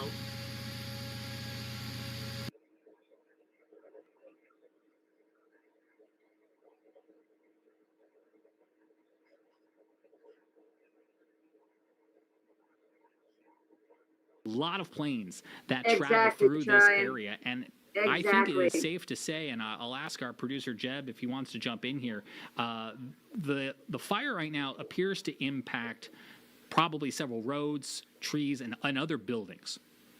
Yeah, I mean, this is a seriously, like, ginormous blaze, to put it mildly. You saw some of the views from reporters at WHAS. This thing can be seen for miles, which is just absolutely crazy. It looks like, and I'm just going to pull this up so you guys can see, this is another view we're getting from the ground of that airport, and you can see that massive plume of smoke. I mean, it looks like it's going on for several hundred feet. I mean, this spread across all over. We're trying to learn more about if people may be hurt, what may have caused. I mean, this information is coming to us in live time. You're getting it as soon as we are. But in just an absolutely stunning scene. We'll bring you back to these aerials. I mean, you saw that response. It is truly breathtaking just how large the fire is, how much square footage it takes up. I'm actually looking through.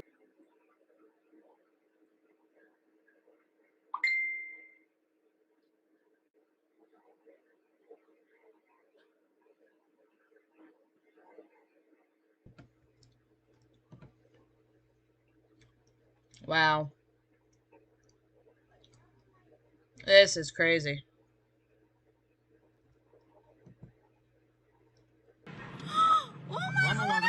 Oh my god. ¡Corre para atrás, papi! ¿Viste? Te lo estoy diciendo, Dios mío.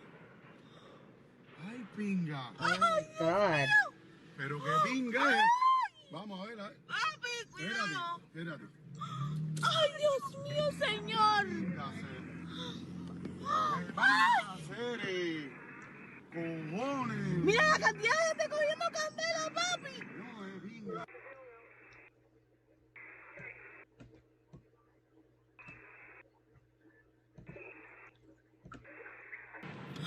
Oh my god. Ay, Corre para atrás, papi, viste, te lo estoy diciendo, Dios mío. Bro, get the fuck away from here, like turn around. Bro, no, hold on. I think it's gonna crash, bro. Holy shit. Holy shit. Holy shit. Damn, they're dead. They are dead, bro.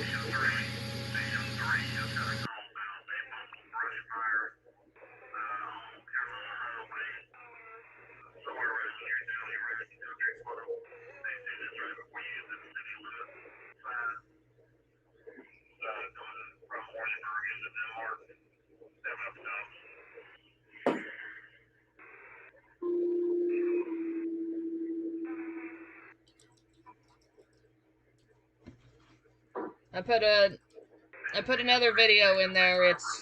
I'm pretty sure they're cussing in Spanish, so I'm sorry, but take what videos I can get. It's bad. They're lucky.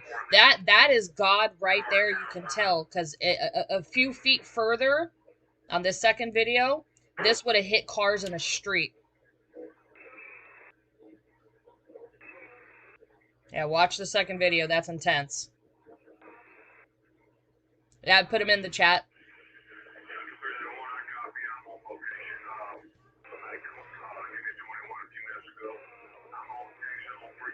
That is incredible, guys. This video. A few more feet that would have been in it. Oh my god.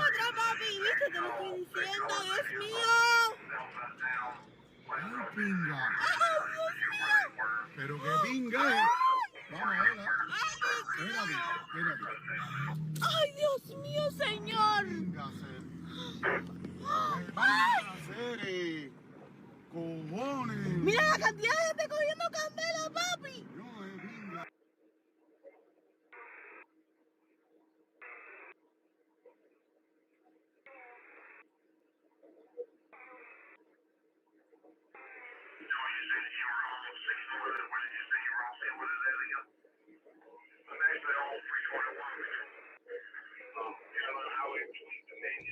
Yeah, this is crazy. This is crazy, guys. And bro, get the fuck away from here, like turn around. Apologize for the profanity. Hold on. I think it's gonna crash, bro. Holy shit. Holy wow. shit. Seriously, a few more feet. A few more feet. Shit. Damn, you're dead. They are dead, bro.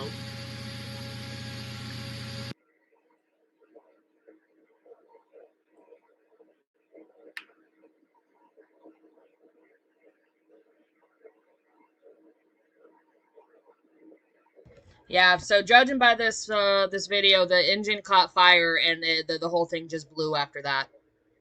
This is... I don't think the pilots made it out of that one. Oh god, no. No, there are no survivors to that plane then. You have to remember there's at least a crew of 4 on there. If it's a UPS plane or a cargo plane or anything like that, you got a minimum of 4 people. You got the pilot, the co-pilot, and then you usually have 1 to 2 people in the back that mind the cargo. So there's usually about 4 people. Maybe 3, depends. This is horrible. Oh my word. Oh, wow. Bro, get the fuck away from here, like turn around. Bro, no, hold on. It was a UPS trying. Holy shit. Holy shit. Wow. Holy shit. Sorry for the profanity, guys. Sorry. It was Blue Ridge. It was just taking off. That plane was just refueled. Full tanks. That's why it blew the way that it did. That was 60,000 pounds of fuel on that plane. Oh my word. Good Lord. Gotta pray for those on board, guys, and everybody else. God knows if anybody else is injured, because that is a lot. That is a lot of buildings to catch fire. Oh my Lord.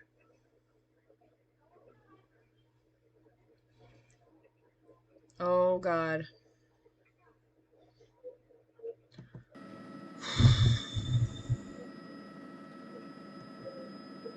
Oh, my.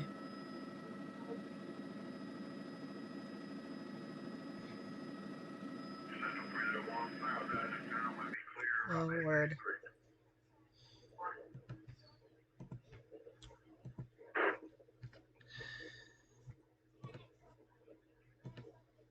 Yep, LMPD confirms injuries following plane crash near Louisville Airport. Gosh. This is gonna be a rough one. Kiki, yeah. Well, I mean, it's definitely gonna be borderline mass casualty event. It all depends on if people got out in time. I'm sure what happened was anybody in these buildings, they heard the explosion and they got out because of that explosion. That type of explosion, that's 60,000 pounds of fuel right there. At this, I'm sorry, sweetie?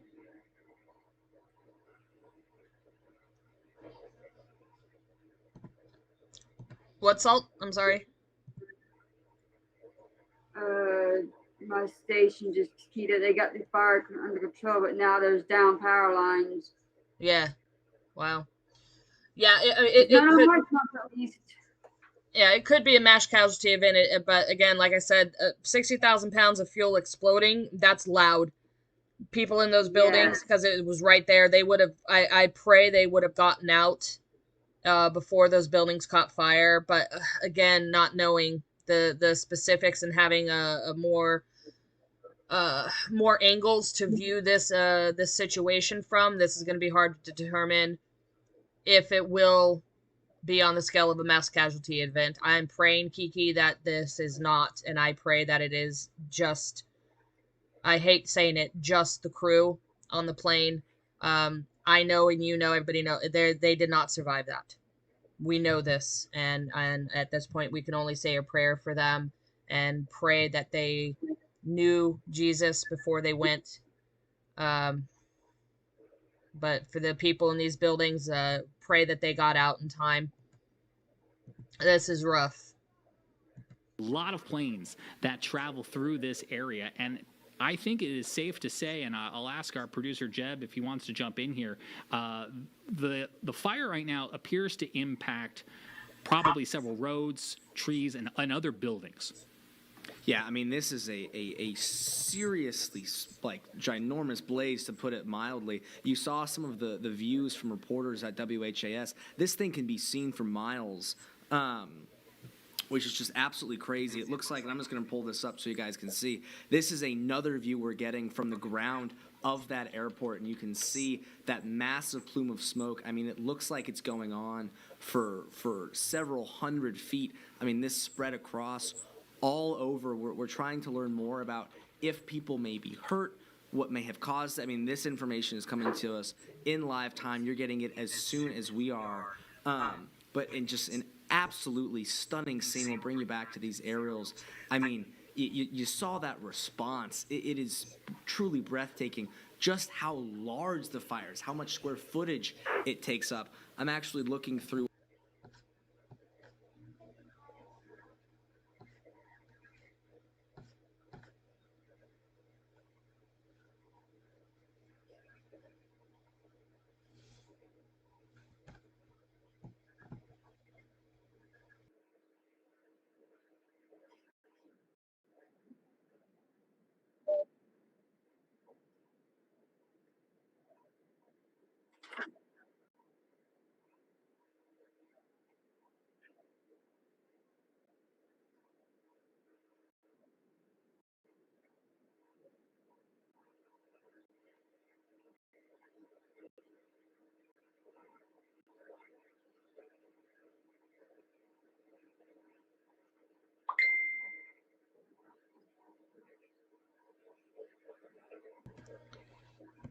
Yeah, 100% Blue Wrench. We'll find out more as the situation unfolds, and yeah, the black box, box should hopefully be intact. I mean, it's supposed to withstand crashes and fires and water and all of that. So let's hope that it survived this so they know what happened. Poor man. Senate Democrat that said, quote, "We feel like now after the No Kings rally, our neck is simply in a guillotine, and now they got to wait until after the election." That last week, Liz, I know Dick Durbin wanted to break with the Democrats. Come on. Why are we all of a sudden having issues? You're running just fine. And reopen the government. Chuck Schumer, in a private meeting with other Democrat senators, said that if you'll just wait till after the election, I'll release the handcuffs. I added the handcuff part, but basically I'm paraphrasing what he said. The reason why is because they're afraid their base wouldn't show up today in Virginia, New Jersey, and in New York. So it's been about politics. It's never been about policy. It's been about holding the American people as leverage points, regardless of the damage they cause to the livelihood of these individuals. But elections are more important than the Dems because why? They know their polls is at the very bottom than it's ever been for the Democrat Party. Yeah, that's a fact. 100%. Let me see what else we got going on, guys. Let's roll through. Wow.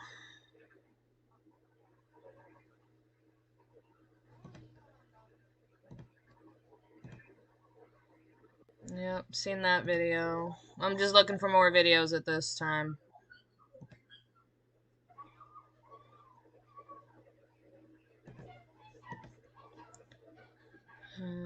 Breaking Trump. Trump taps Musk ally Jared Segment to lead NASA.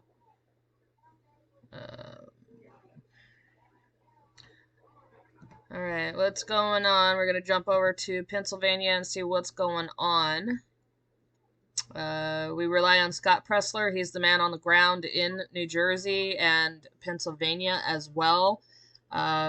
This gentleman is a beast. He is just unstoppable. Like I said earlier, I got the chance to meet him in person back at Charlie Kirk's memorial in September. Absolutely amazing man. So he's claiming victory. All Chester County voting locations have been extended to 10 p.m. because of today's election day disaster. Republicans use every bit of those 2 extra hours. I am on the ground. Your vote will be counted. I keep my promises. And he does, man. He's an awesome guy. So I got a video from him we're going to play. Hey everybody, this is Scott Pressler. So as you may know, Chester County dropped the ball today, and only Republicans and Democrat voters were printed in the poll books. 75,000 independent voters were not included in the poll books. And when independent voters showed up today across Chester County, this wasn't at one polling location, this was county-wide across all of Chester, 75,000 independent voices. And so they had to vote provisionally, which of course irritated a lot of voters, caused a lot of confusion, and in fact, some people in polling locations ran out of envelopes, ran out of stickers where the ballots go into them. And so we've heard from voters that were disenfranchised, that showed up but either were turned away or said to come back later. And so I'm here at this location at the Penn Township building, which is 260 Lewis Road in West Grove, Pennsylvania, Chester County.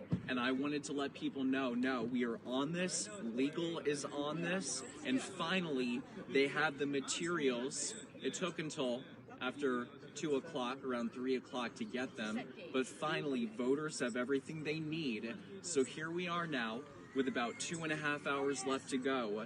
If you were disenfranchised in Chester County, I want you to visit your polling location right now and get in line before 8 o'clock. And I promise you, as I am standing here right now, I drove several hours just to be here fighting for your election integrity, fighting for your right to vote and make your voice heard.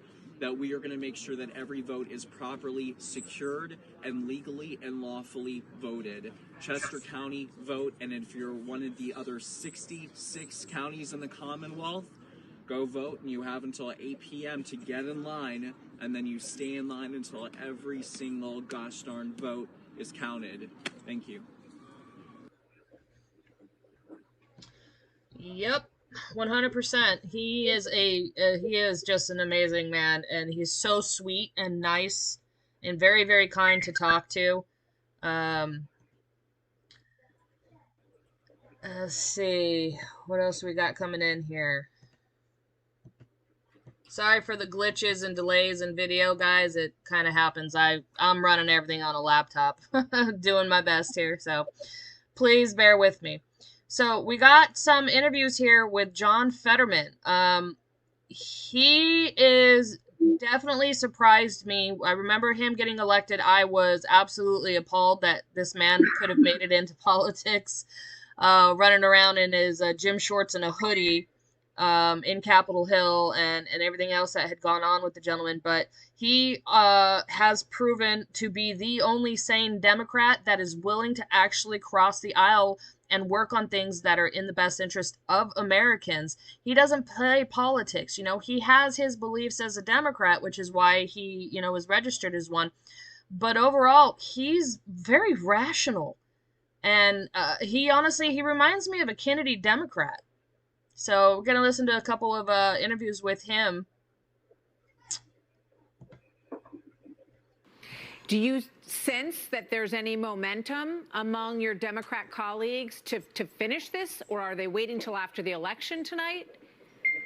I wouldn't describe it as momentum, but I would describe it of they realizing it's getting harder and harder to rationalize keeping our entire government down. And it doesn't mean there's 47 of us and we need 5 more. So this doesn't need a wave. It just needs 5 more colleagues to say, look, we can all 47 of us agrees we should want to extend our tax credits and make our health insurance more affordable. But now we need 5 more to agree this has gone too long and it needs to end. And everyone deserves to get paid. And we want to make sure everyone gets fed. And we are sending the wrong message at this point. I've been a part of 3, one of 3, as you pointed out, and that means we need 5 more. So for me, that's where we are. And I agree that it's a bad idea to shut our government down. It was wrong if the Republicans would do this as they've done, and it's wrong now as we are doing it this right now. So for me, that is a country over party situation. And now 42 million Americans now are in food insecurity, and all of the unions that are being directly hit by this, and they all have been calling this needs to end. And that's where I'm at. And America's fly system, now that's now been impacted. I fly every week, and I can see more and more delays and cancelings right there on the boards. So why would we want to mess with this now? We're just a couple weeks away from Thanksgiving. I think we've reached the point now. This really has to end, and it's not about the blame or who's going to blink. Right now, I think this thing, it's entirely appropriate, has to end.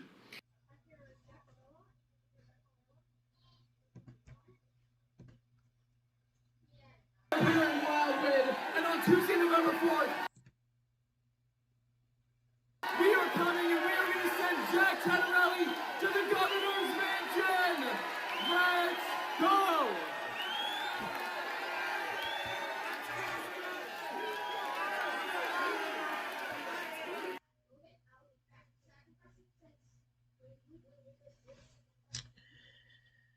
Alrighty, see what else we got here.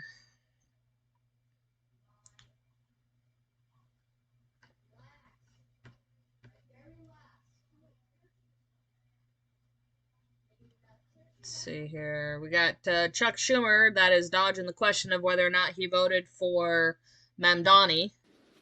Today is election day in New York City. Did you vote for Mamdani or Cuomo? Look, I voted, and I look forward to working with the next mayor to help New York City.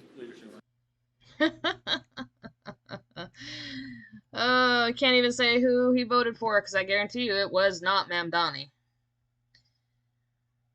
Alrighty, what do we got here? This is posting up from our POTUS. President Trump says tomorrow's SCOTUS ruling on tariffs is life or death. The countless lives he saved with the power of tariffs is incalculable. So this reads, tomorrow's United States Supreme Court case is literally life or death for our country. With a victory, we have tremendous but fair financial and national security. Without it, we are virtually defenseless against other countries who have, for years, taken advantage of us. Our stock market is consistently hitting record highs, and our country has never been more respected than it is right now. A big part of this is the economic security created by the tariffs and the deals that we have negotiated because of them. Thank you for your attention to this matter. If they snub him on the tariffs, we're toast, man. That's gonna be hard because all these other countries can turn around and Congress, if they want to be cowards about it and don't back the tariffs as they sit, and they go back to what was status quo prior to Trump, then all these other countries they can skywrite sorry, I'm blanking right now.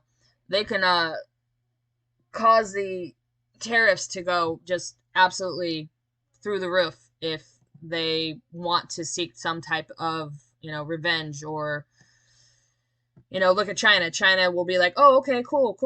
Congress, you're gonna go back to what it was pre-Trump. All right, cool. We're still gonna stay at this percentage though. So F you, excuse my language, but that's it. You're Dunsky. I don't know how SCOTUS is gonna rule here. How can 70,000 American citizens be disenfranchised in one county? On purpose, BC Prepper. That's how. On purpose. This was done. That is a massive oversight. And that's for independents. And I'm leaning toward the fact that independents are usually what make or break an election. Because you got your Republicans, and they're going to vote Republicans. The same Democrats, they're going to vote Democrat. Very seldom do they cross party lines.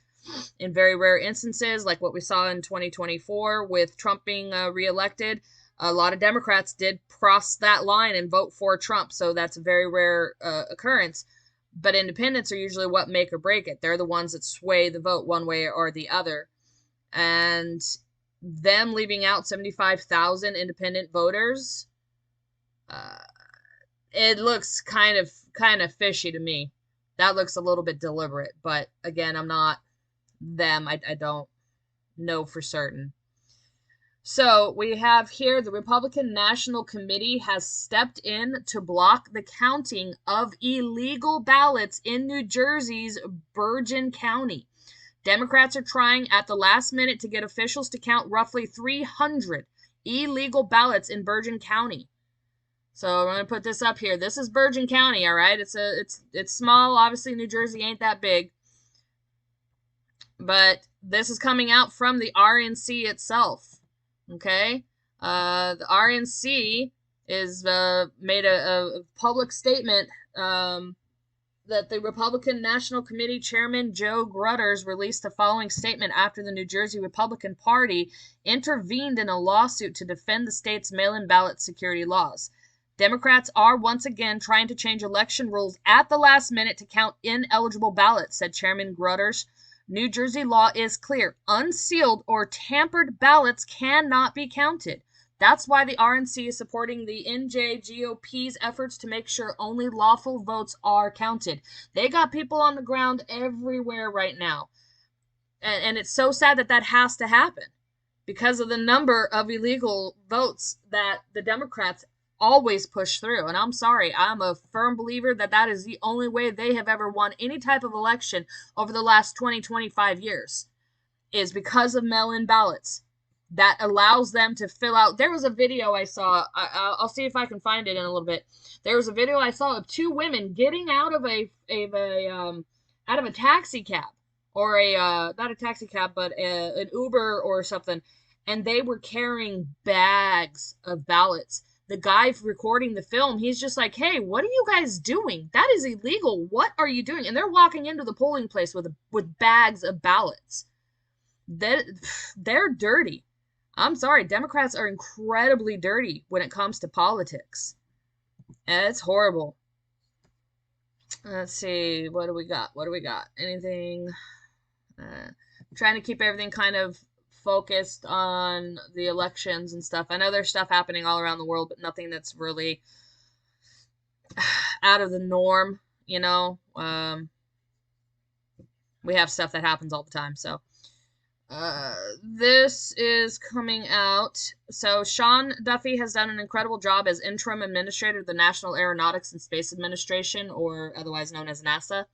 This evening, I am pleased to nominate Jared Isaacman, an accomplished business leader, philanthropist, pilot, and astronaut, as administrator of NASA. Jared's passion for space, astronaut experience, and dedication to push the boundaries of exploration, unlocking the mysteries of the universe, and advancing the new space economy make him ideally suited to lead NASA into a bold new era. Congratulations to Jared, his wife Monica, and their children, Mila and Liv. Thank you for your attention to this matter. President DJT. I like how he does that. Sure. Do I got anything else? Alright, Salt.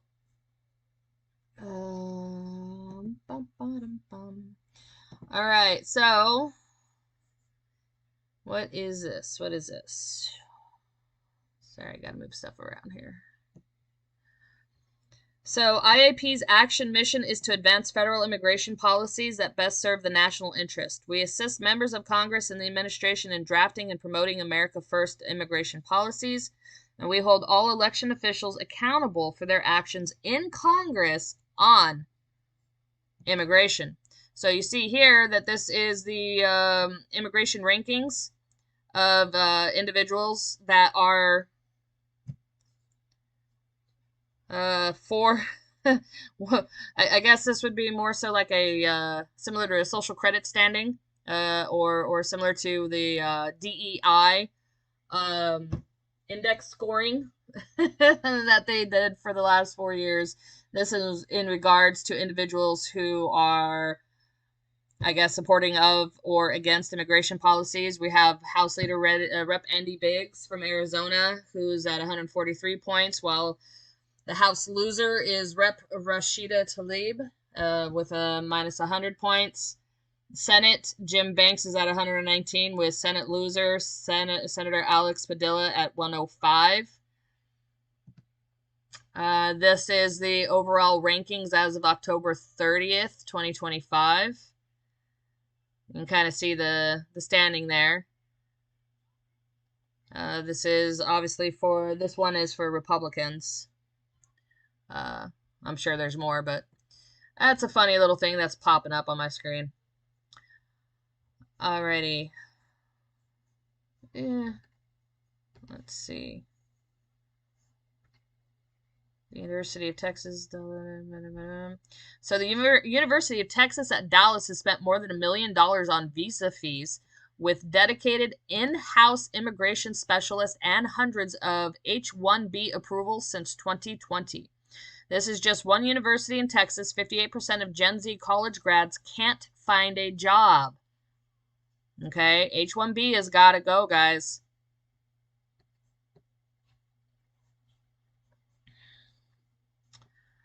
A lot of stuff going on with James Comey, so on and so forth.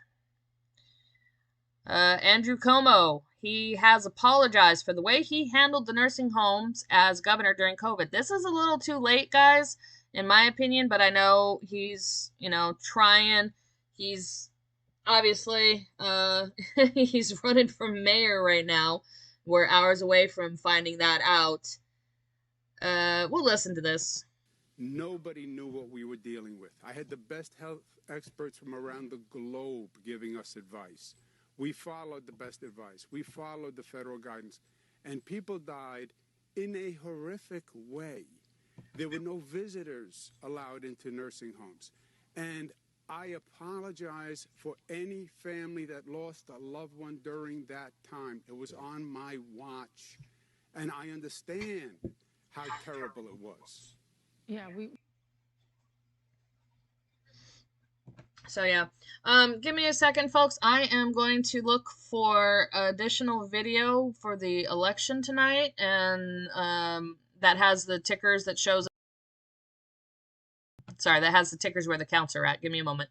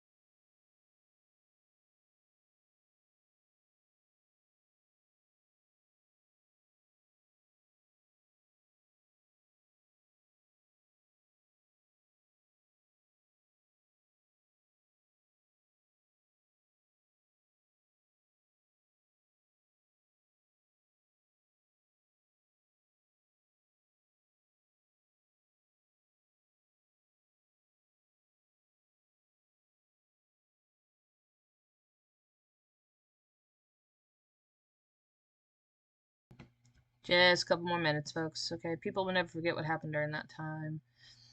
Tryon, what are you talking about? During what time, sweetie?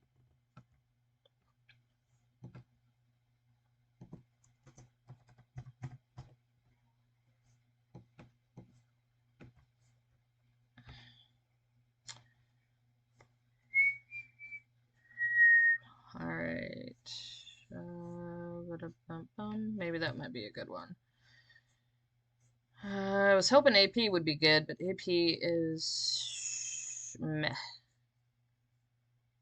Alright, times world, times new. Nope, same one I got.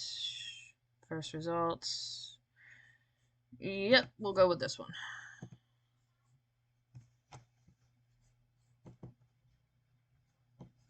Alrighty.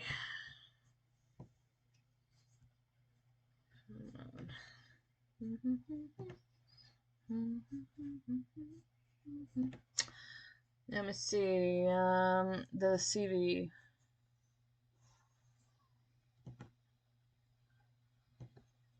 Trying, I'm lost. I'm not sure what you're talking about.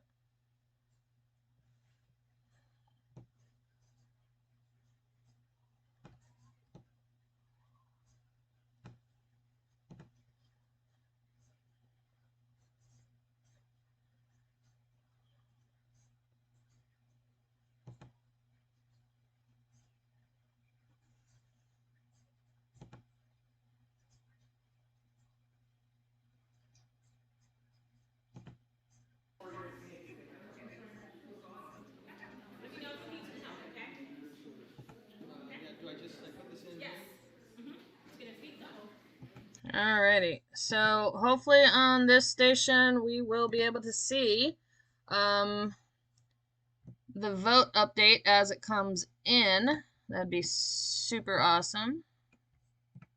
Alright, let's see what I can get back to finding.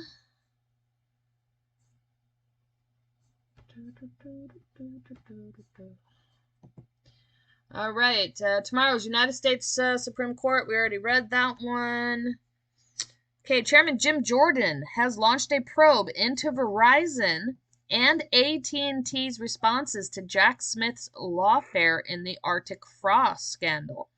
He has sent a letter to CEO of both companies demanding compliance. That's what I'm talking about. I like Jim Jordan. I like him a lot. Alrighty, what else? Anything else coming in? We're kind of at a stagnation point because polls are Let's see here. It's 5, 6, 7 over there. There's about an hour left for polling. In obviously the one county in Pennsylvania, that will go until 10 p.m. to make up for the issues that they had. Let's see. What do we got? What do we got here? Democratic primary winner Zoran Mamdani is again facing off against Andrew Cuomo, with Cuomo running as an independent. Polling suggests Mamdani, who is known for his progressive policies, has a strong lead against the former New York governor. President Trump came out swinging against Mamdani and his voters. The Democratic candidate said he will not be intimidated by the president.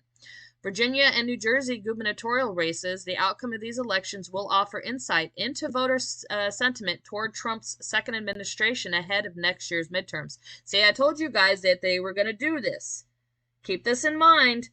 They're going to sit here and try to use this as ammunition for buyer's remorse on people voting for Trump. It's not true.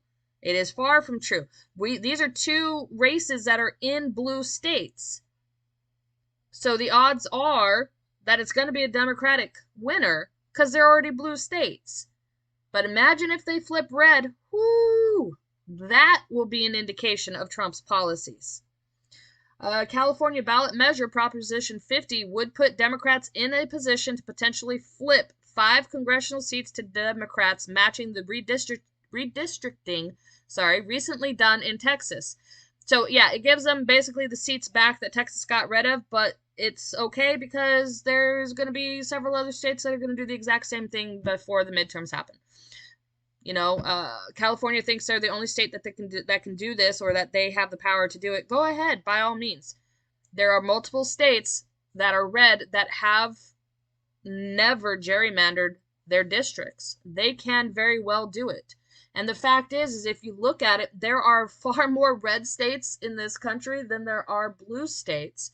It's just that, you know, heavy hitting California, as well as, you know, the states up the eastern coast there between, you know, New York, New Jersey, Maine, Connecticut, Vermont. Those are all blues. That has been a pretty heavy blue wall for as long as I've watched politics. So it's okay. It's okay if, you know, Democratic governors win these races. It's fine. It does not indicate a single thing, but if they flip red, that means the world. So, the Pennsylvania and New Jersey Chase teams have knocked on 500,000 doors in Pennsylvania and 500,000 doors in New Jersey, and will continue knocking until the polls close. That's amazing. This is coming out from Citizens Alliance. This is from Cliff Maloney. Charlie Kirk wants you to vote today. Go vote. 100%. This is how we make it up to Charlie. Go and vote. Be a part of the process. Throw your support behind whomever you seek. I'm not going to tell you who to vote for. That's between you. Let's see. Got rid all of that. The persistence. Chester County. Bam. Let's see what else we got.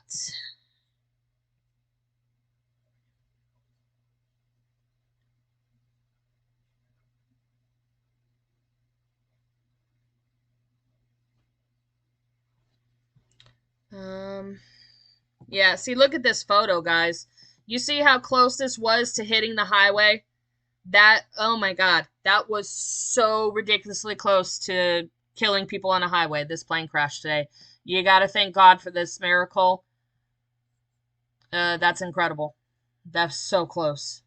Wow.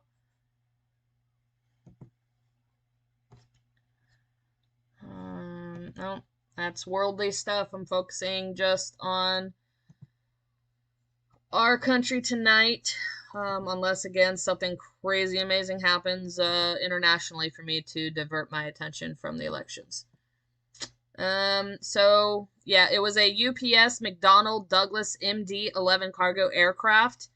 It crashed shortly after takeoff. It hadn't even taken off. Let's be honest. The nose of the plane was up in the air. It was barely off the ground when it went. Prop 50 out of California. Yeah, BC Prep Bird. That's gonna be a thing. That's gonna, of course it's gonna pass because let's be honest. They have locked in the ability to vote to cheat and get away with it in California. So the prop is going to pass, and then they're going to redistrict everything using a Democratic legislative panel instead of using a bipartisan panel that is typically required. And they're going to redistrict. They're going to kick all Republicans out of California for representation, and then it will be a solid blue wall of representatives for Congress coming out of California, because that's what, Texas pretty much just did themselves. But theirs was based on actual data versus California doing it just to get back at the Republicans because Texas did it. There were 3 people on board. Ugh, yeah, darn it. That's horrible. Yep, 2 pilots and the cargo guy. That's typically what it is. Yeah, I've seen 1 cargo guy. I've seen 2. I've seen 3 cargo people before. But that's horrible. You got to pray for them and keep it moving.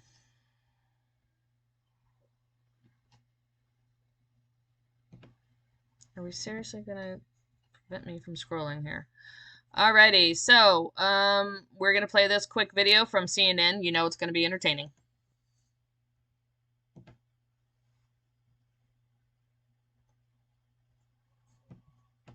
Alright, gotta close it down. Too much. I mean, the common denominator here is Donald Trump, and Democrats are on the precipice of delivering a huge blow to Donald Trump in his second term. What are we talking about here? Well, why don't we just look? Democrats lead all the key races. You go to New Jersey governor. That's really the only close one. Mikey Sherrill, the Democrat, up by 6 points. Abigail Spanberger in Virginia, up by 10. Zohran Mamdani, up by 16 points in New York City. The bottom line is this. Yes, there are ideological differences between the Democrats, but the key common component is they are all going after Donald Trump, and all the Democrats lead from New Jersey to Virginia to New York City. They all lead the Republican and independent opponents. How much is he impacting the cases? Never mind that they want to beat him in their minds. It's sort of like, hey, this is to show you that we can beat you. But how much is he affecting these? I mean, look, Donald Trump is a huge, huge drag in all of these races. Look at his net popularity ratings. In New Jersey, he's 11 points underwater. Virginia, 14 points underwater.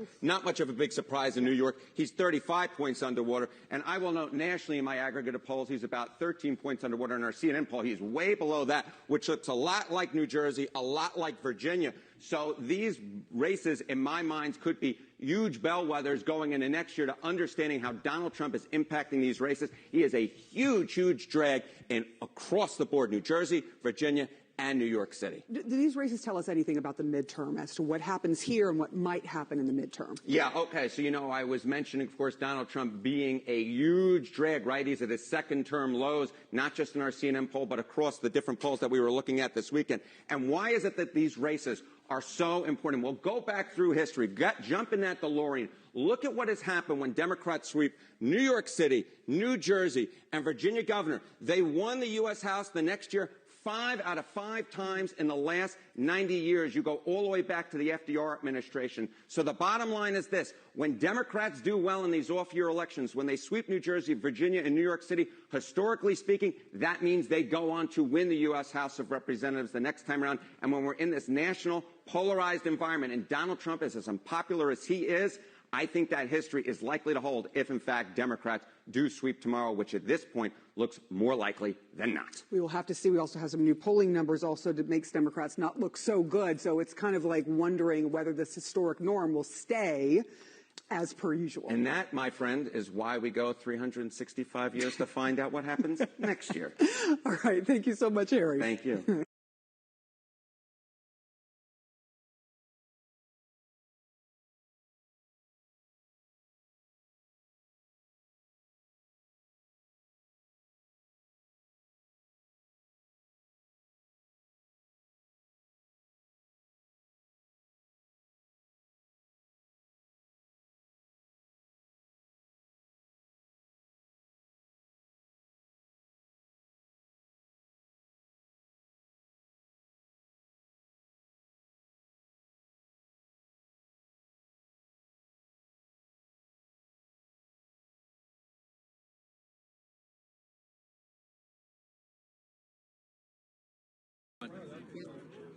Hey everybody, this is Scott Pressler. So as you may know, Chester County dropped the ball today, and only Republicans and Democrat voters were printed in the poll books. 75,000 independent voters were not included in the poll books.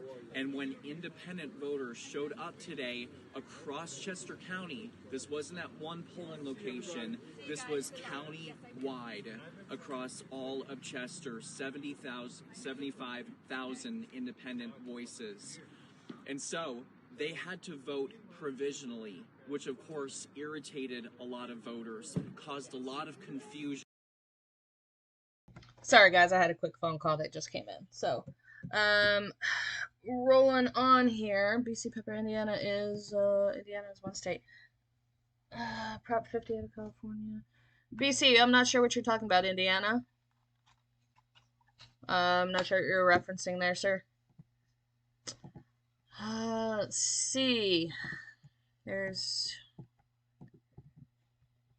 Bam. What is going on?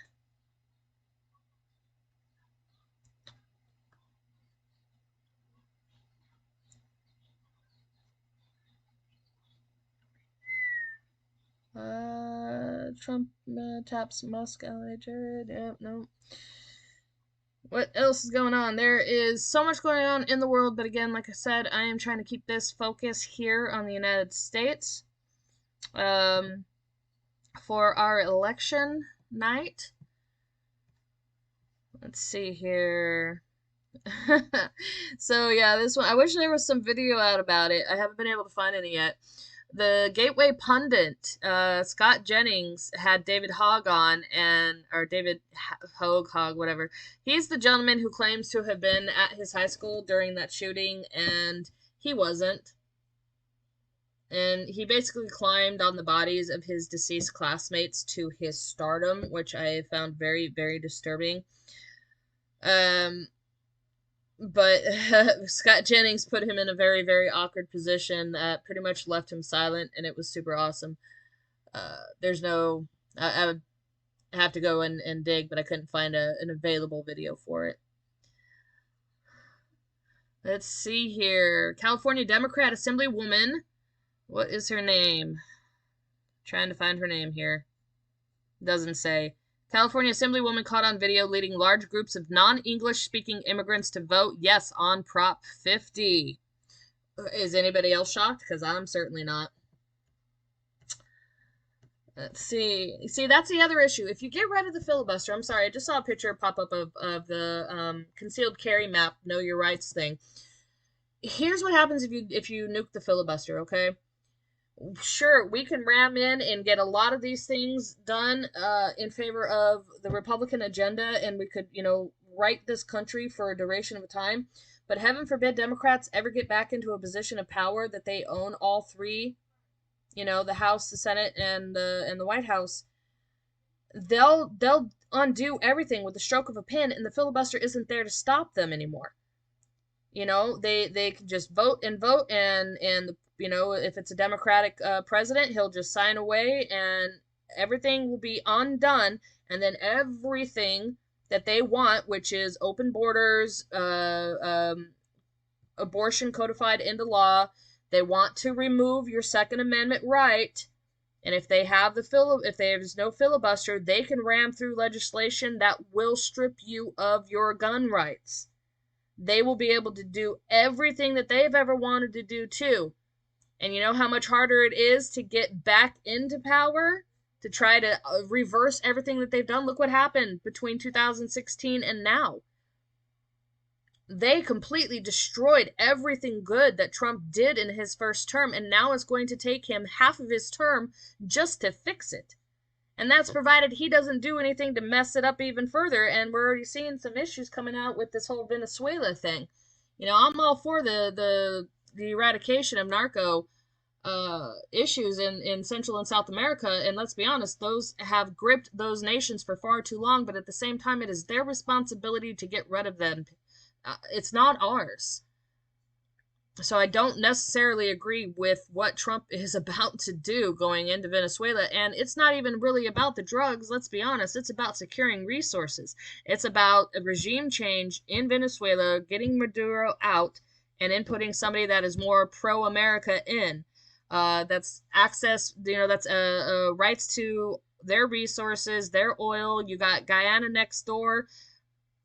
They have one of the largest oil deposits in the world. It's very clear what's actually legitimately going on, and it's the same thing that we did umpteen years ago in Iraq. So this is getting old to see. I'm not really supporting this, but that's just me. Again, we talked about this earlier. Rep. Brandon Gill has introduced impeachment articles against Judge Boasberg amid the Arctic Frost conspiracy. Remember, this is the judge that has been tangling with Trump now on and off for the last 8 months. He was the one that ordered the planes to turn around in the sky over international waters and bring all the illegal criminals back for due process, which, again, as I pointed out, Obama never gave due process to the 3 million that he shipped out. So, gotta wonder what's really going on here.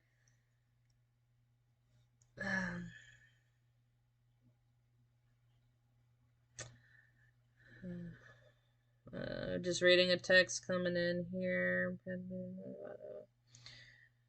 Oh, wow. Okay, so text from Salt coming in. The flight path from that plane, it looks like it also hit some storage tanks on the ground. I'm sorry. As it went up in the air and it was over the storage tanks, the plane blew and it hit the storage tanks on the ground where it contained 100,000 gallons of fuel as well. So that's why the explosion was way worse than what we saw, beyond the 60,000 pounds of fuel in the plane itself. It looks like it may have hit the storage tanks just right on the outskirts. That is so bad.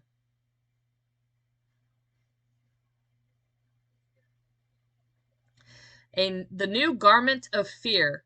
China manufactures anti-stab clothing and exposes the left's failure to guarantee public safety. Various Chinese companies have been begun producing anti-stab clothing aimed at the civilian market. You have got to be kidding me! Seriously, who on earth thought that this was a good idea? I mean, it's sad that we're at this point that this is even being considered. Good golly, I'm just... Alright, so I have to read this one, guys. Various Chinese companies have begun producing anti-stab clothing aimed at the civilian market. These garments... Sorry, I can't read today. Blah, blah, blah, blah, blah. These garments, which incorporate special fibers capable of resisting sharp objects such as knives or bayonets, are presented as a solution for travelers and citizens facing the growing sense of insecurity in urban environments. How wrong is this? This shouldn't be the solution. Stab-proof clothing? That's not a solution. Why don't we stop the criminals from stabbing people? Maybe we should look at that as a possible solution here. Okay, however, their existence reveals an alarming symptom, the need for personal protection against risk that should be controlled by the legitimate authorities of the state. However, their existence reveals an alarming I'm sorry, I already read that one. Companies in China, such as manufacturers in Wuhan or Shanghai, offer vests and jackets made with ultra-high molecular weight polyethylene or aramid fiber material that distributes the energy of a stab impact and reduces the risk of serious injuries. Prices range between $70 and $80 per unit, indicating that this is already a product accessible to the average citizen interested in self-protection. Official Chinese press has documented the development of these fabrics since 2015, with reports from China Daily on stab-resistant jackets that combine lightness with high resistance to knives and cutting objects. The fact that this technology, previously reserved for security forces and military environments, is now reaching the civilian market raises serious questions about the state's capacity to guarantee the protection of their citizens. When the population feels the need to dress as if moving through a conflict zone, it exposes a failure of authority in defending public order.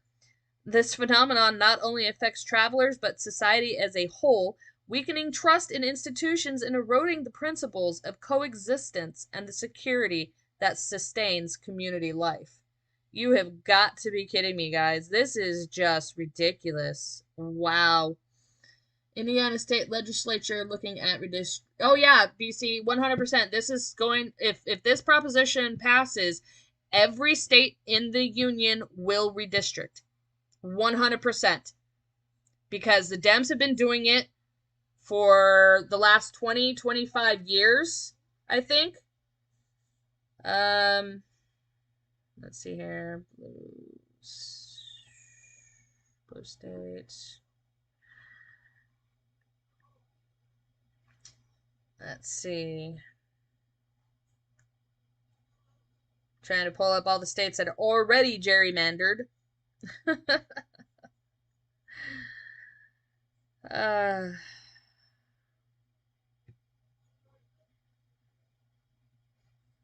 Let's see here.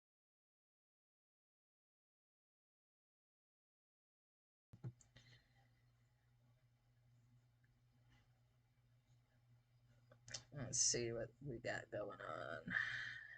So many pop-ups. Like 3 or 4 on top of each other.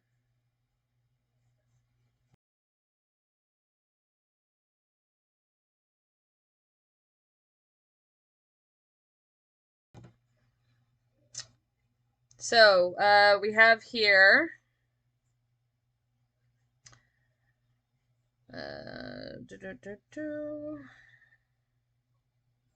you know, it would be great if they would just give me a list instead of putting everything into these long drawn out things. I don't get it.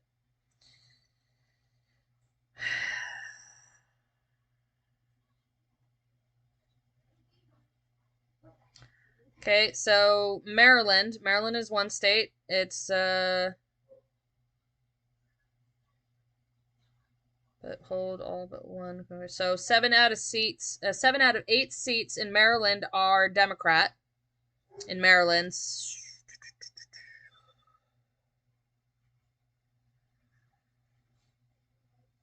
Illinois, 14 out of 17 seats are Democrat.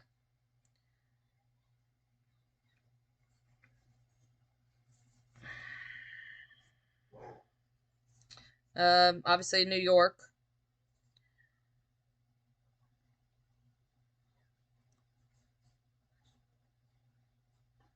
Man. I'm having to comb through. There used to be an actual list.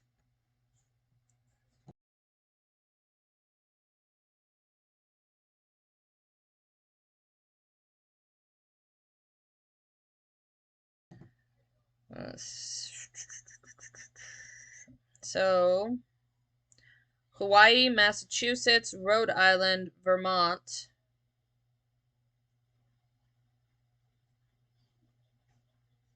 Yeah, so Hawaii, Massachusetts, Rhode Island, and Vermont have 0 Republican representation in their state. Let's see what else we got here.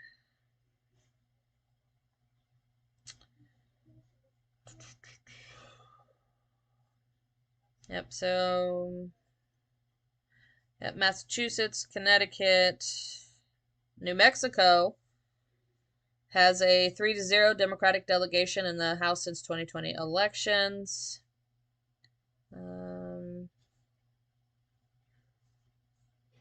So yeah, they have all blue seats as well. It's very interesting. Very, very interesting. So, yeah, this is what's coming out without the filibuster. Democrats clinch one-party system. Correct, BC, 100%. The filibuster is the only thing that has prevented that from actually occurring, is the Democrats basically having total control, period, forever, as long as the United States exists. I know that wouldn't last very long, and they would get their civil war in that regards. So,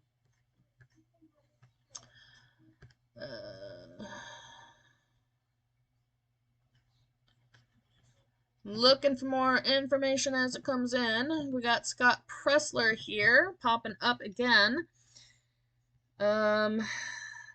New Jersey and Pennsylvania, you have 30 minutes left to get in line. As long as you are in line before that before that time frame.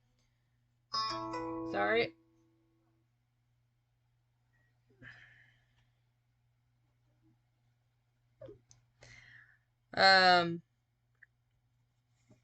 You will be able to vote. Do not believe anybody. As long as you're in that line, up until that last minute before the clock clicks over to 8 o'clock, you are allowed to vote. Nobody can tell you to leave. Nobody can dismiss you. They have to let you vote. It does not matter.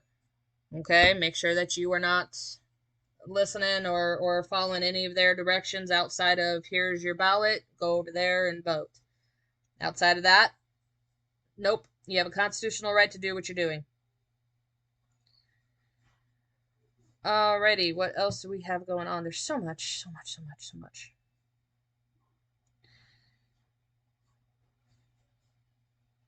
Oh, that's so sad.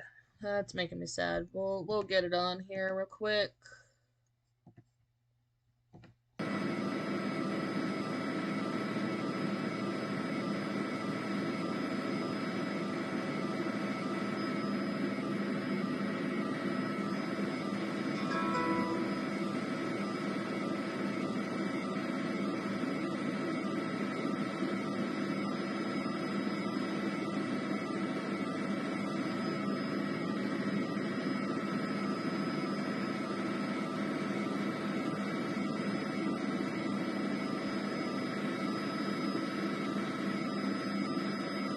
Scott, can you hear me? Scott, can you hear me?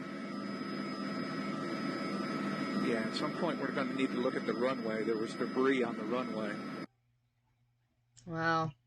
That is so heartbreaking, guys. That is rough.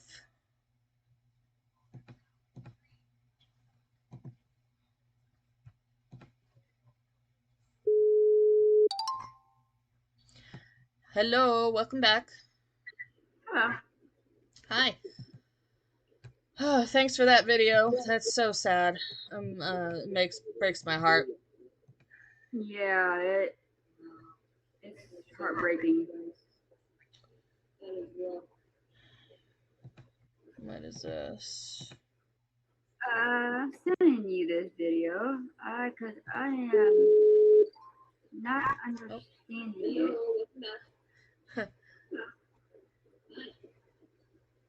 Oh, thanks for that video. That's so sad. Yep, you're on a feedback loop there, sweetie.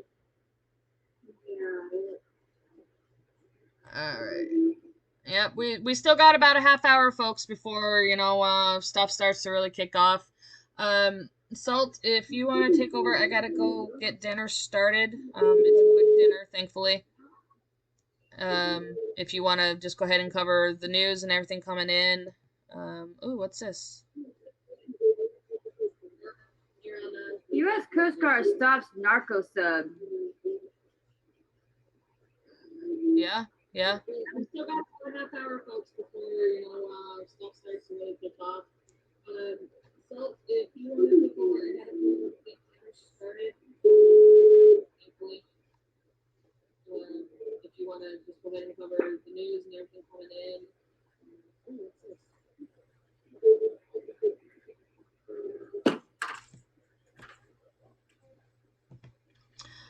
Kiki, they just died out. They do that. Yeah, it does that from time to time, and once their messaging is done and over with, that's it.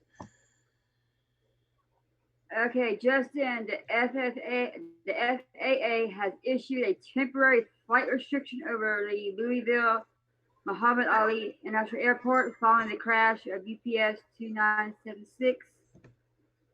Only relief aircraft operations are allowed within a 5-mile radius until 7 a.m. Wednesday. There will be a press conference on the Louisville, Kentucky plane crash at 7:30 p.m. Eastern Standard Time.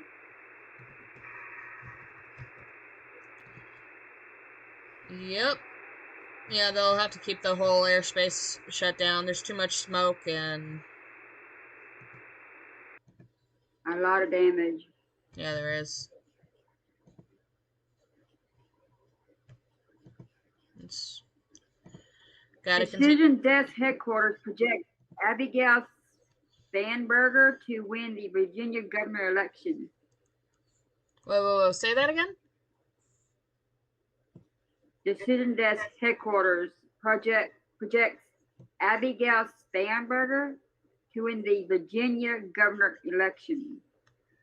Decision made 7:19 Eastern Standard Time. But their polls aren't closed. I hate when they do that. The polls aren't even closed yet, you know?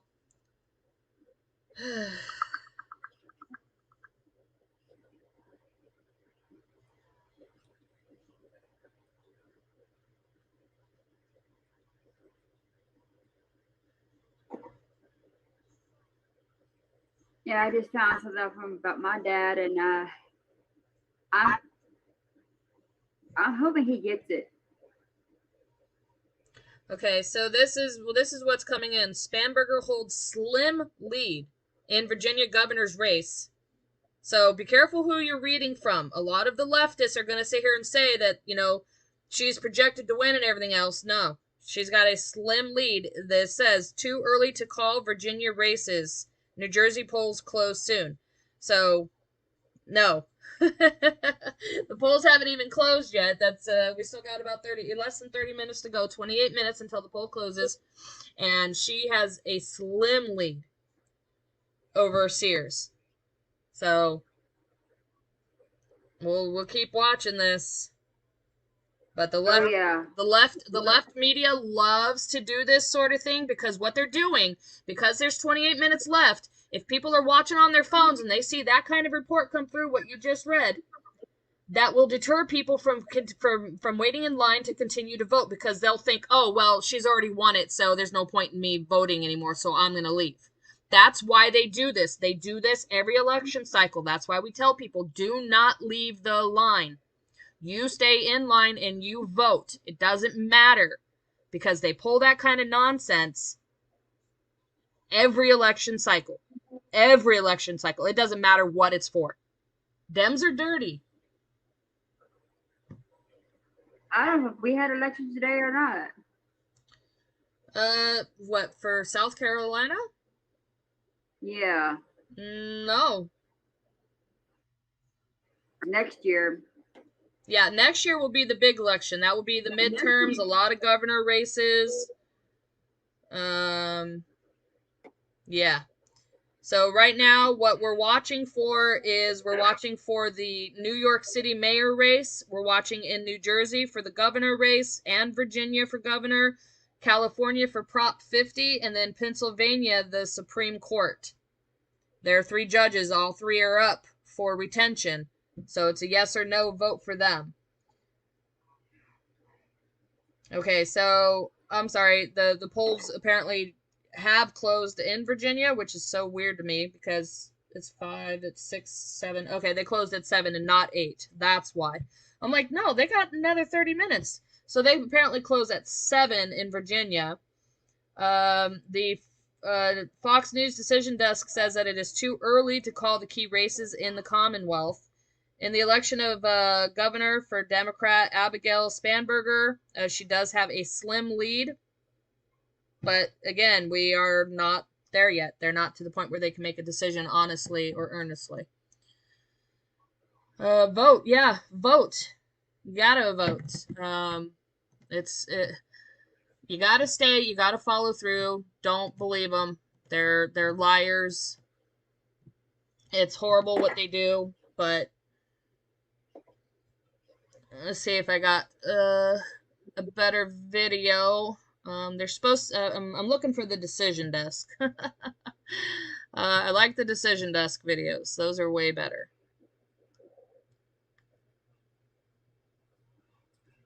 Sorry, guys. It's going to be a little glitchy for a second. I got to dig through videos.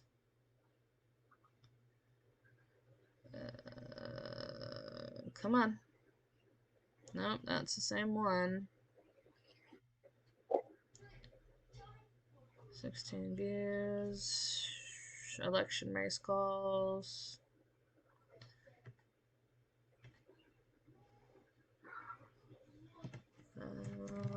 Election results. Dun dun.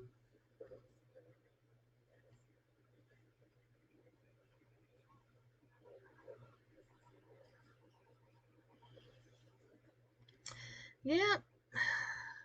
You know, we're gonna get fucked. Yeah, I'm just gonna go this route. That's fine. It's what I did during the main election.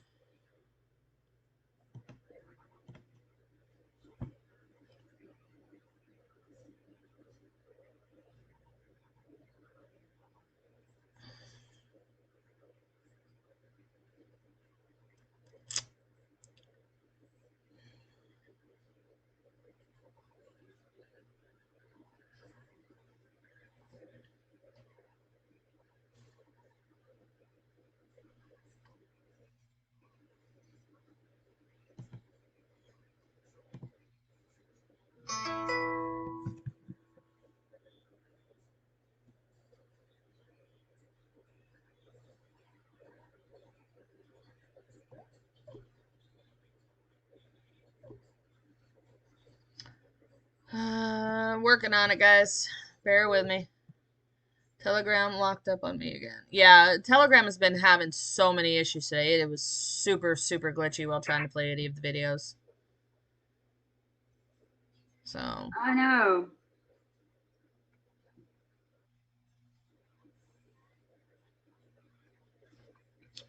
Alright, come on. Yes, I'm trying to view the live updates. Thank you for that, I guess.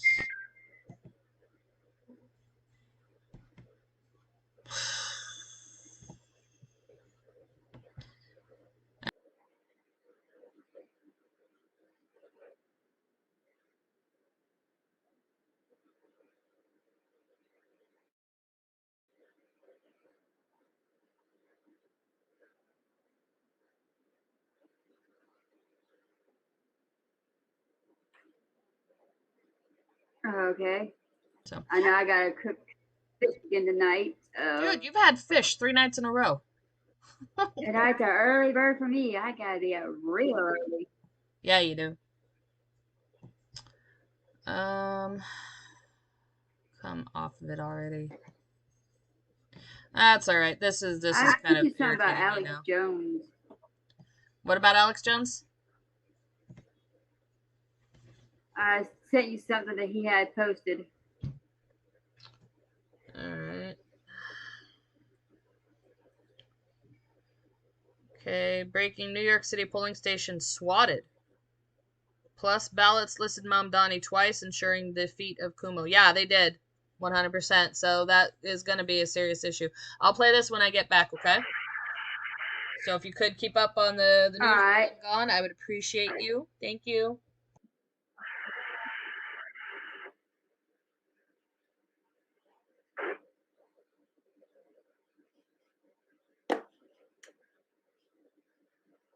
Oh boy. Yeah, okay. Uh-huh. The U.S. has announced $24 million aid for Jamaica, Haiti, Cuba, the Bahamas, following Hurricane Melissa's devastation. The funding will support shelter, food, sanitation, and medical aid. Secretary Rubio allocated $12 million for Jamaica, $8.5 million for Haiti, $3 million for Cuba, $500,000 for the Bahamas. As a U.S. disaster assistance response team in Jamaica is assessing further needs. I wouldn't have a problem with it if we could take care of our own people first. Forget about the other countries. Take care of our own people first before we worry about other countries. Yes, what happened in Jamaica was bad. It was devastating. I understand that. But what about the people here?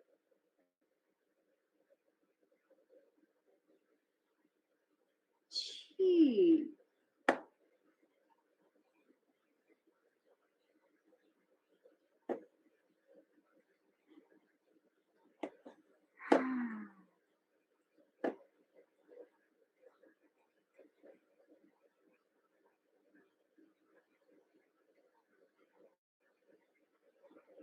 All right, BC. I know I gotta get up and go cook here in a little bit myself, so which is simple to do.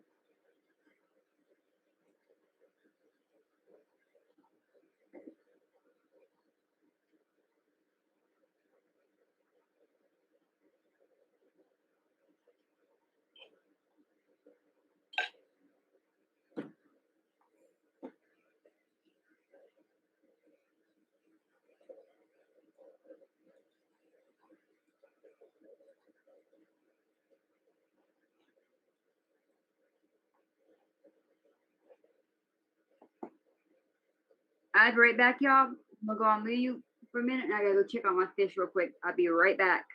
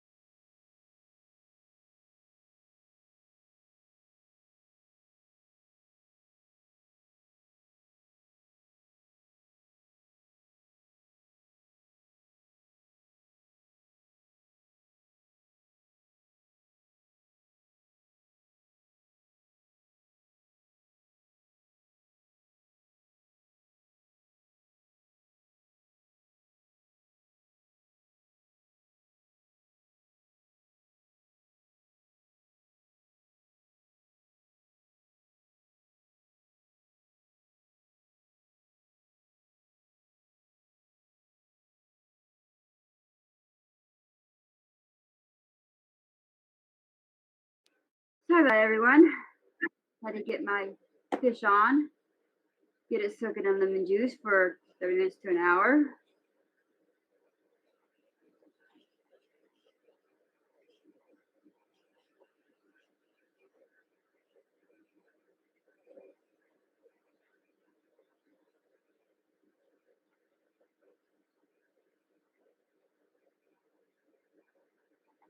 Okay, I'll just get this one posted to the Telegram channel.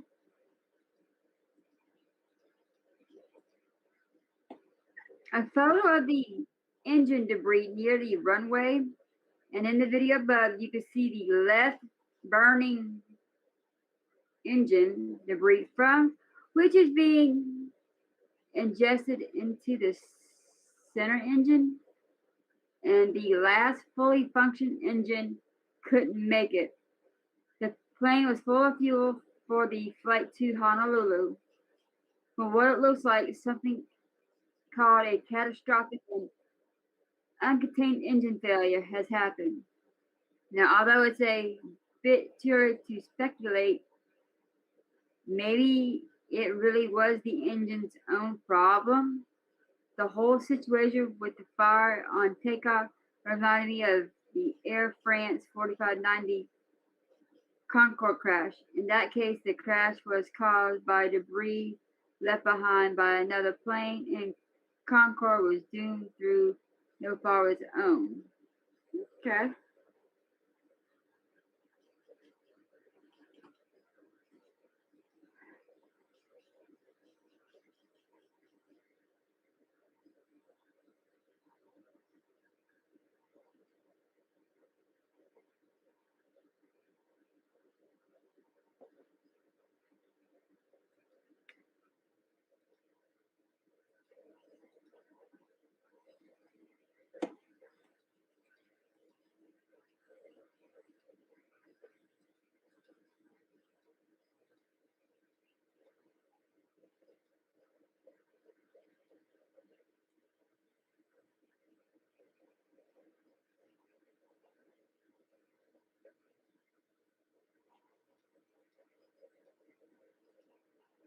Still scrolling through, everyone, trying to find what I can.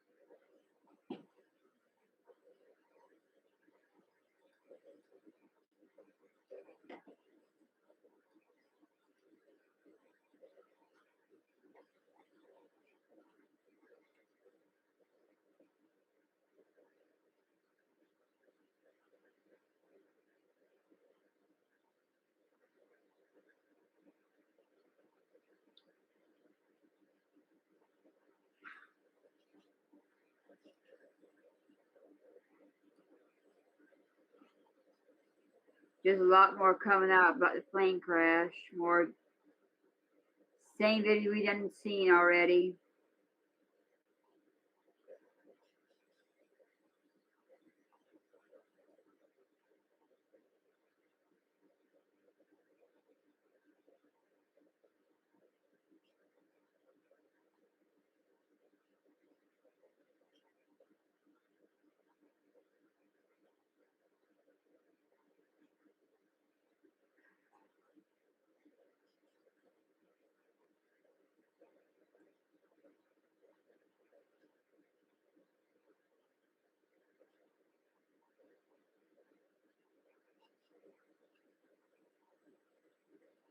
Still going through.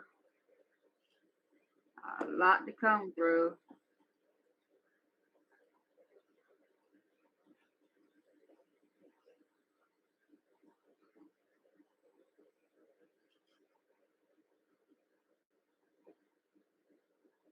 A body returned from Gaza identified as slain soldier Itai Chen, the last U.S. citizen held by Hamas.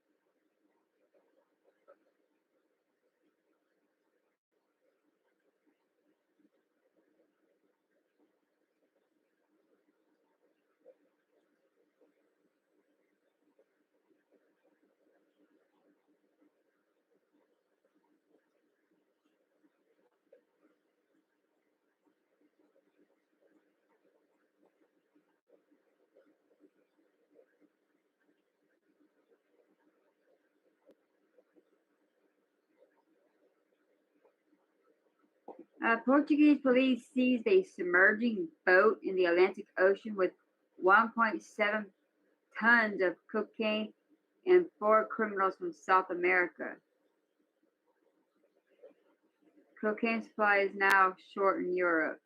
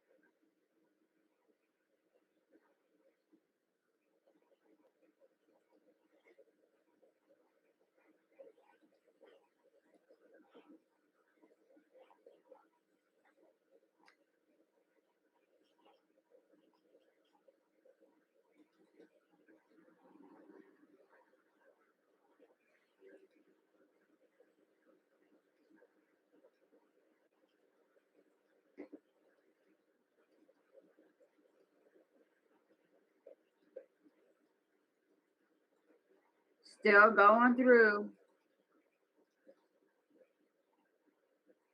Some of it just repeat. So it's taking a few minutes.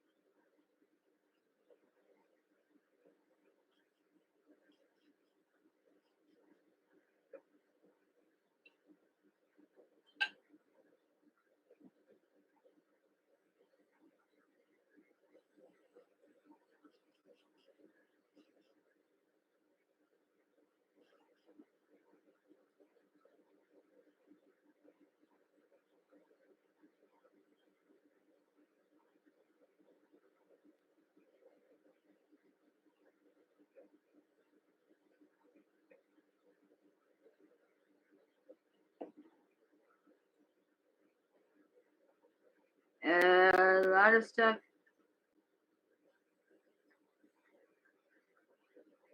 A lot of confusing stuff right now.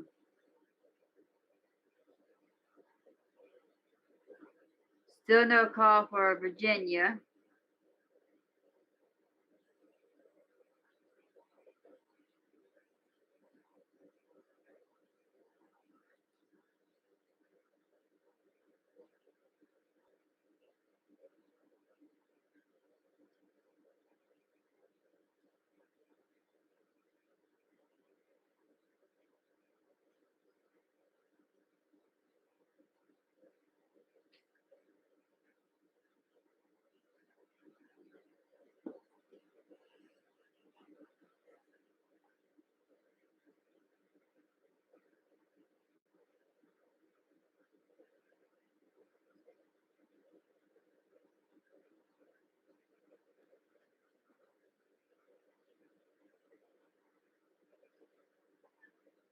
Okay, this might explain what had happened earlier tonight.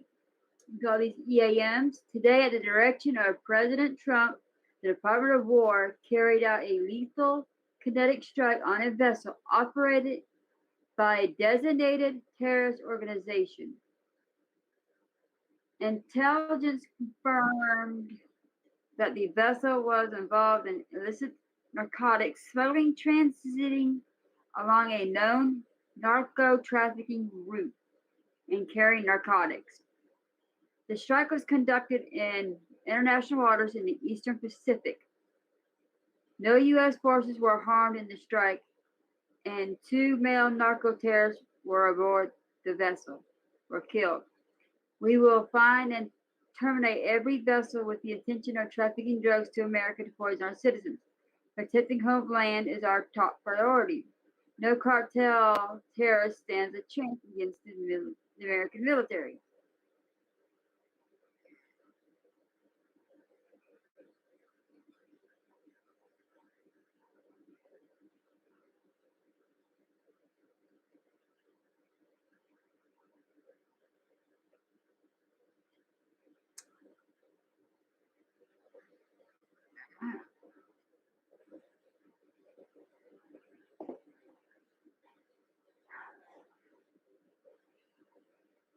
I'm starting to have doubt with these boats that's being quote unquote struck on,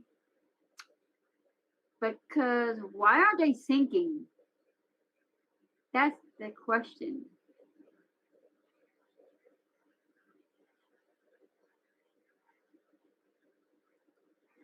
I'll send it to the Venezuela section of our Telegram channel and the XX,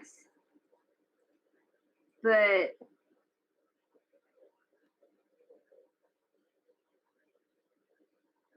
something is not sitting right.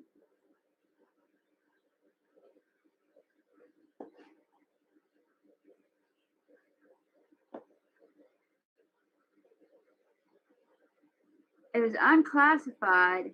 How about unblur it so we can see what's actually going on?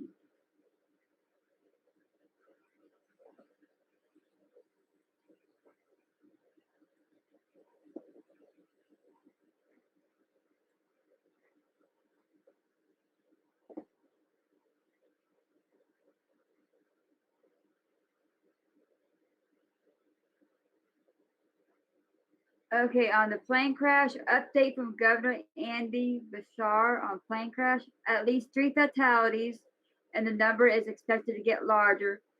11 injuries, and that number is expected to get larger.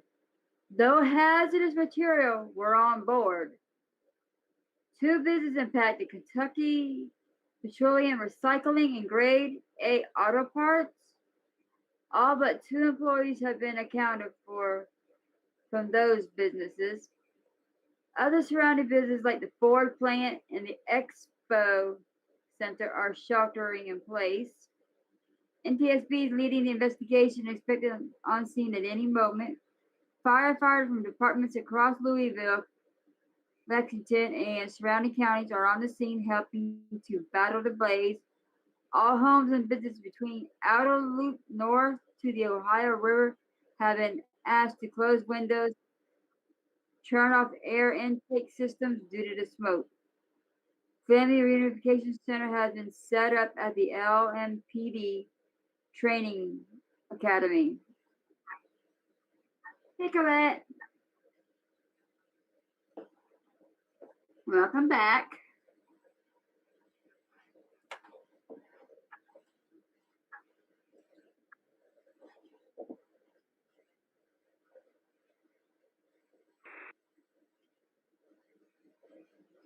Polls have closed in New Jersey. First results have come in for New Jersey. Democrat Mikey Sherrill is in the lead.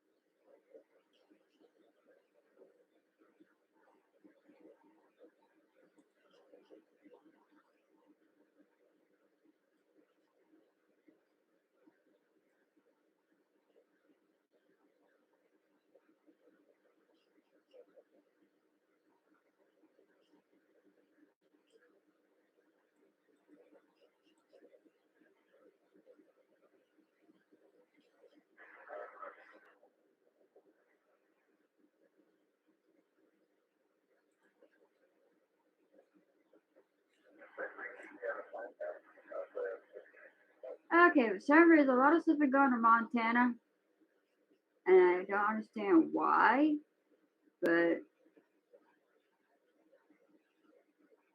I guess there could be something up there hiding.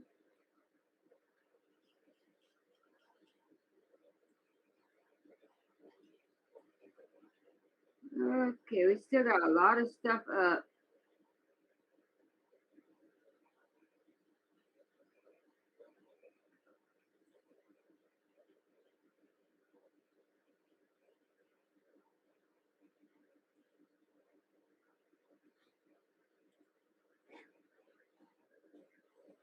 I'm checking the skies now to see what's going on. Hey, show.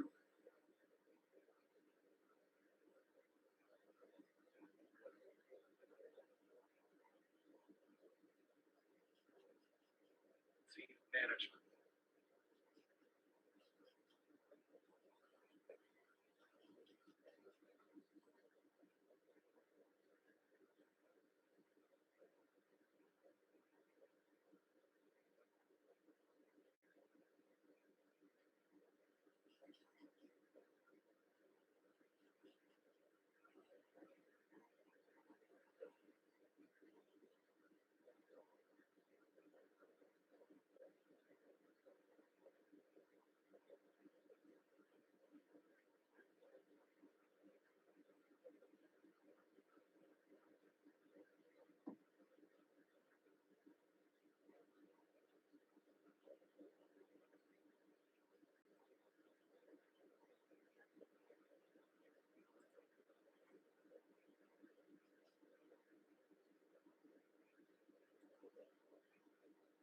Yes.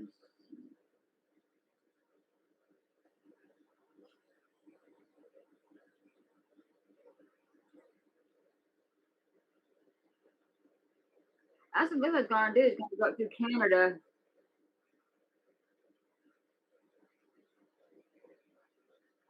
Oh boy.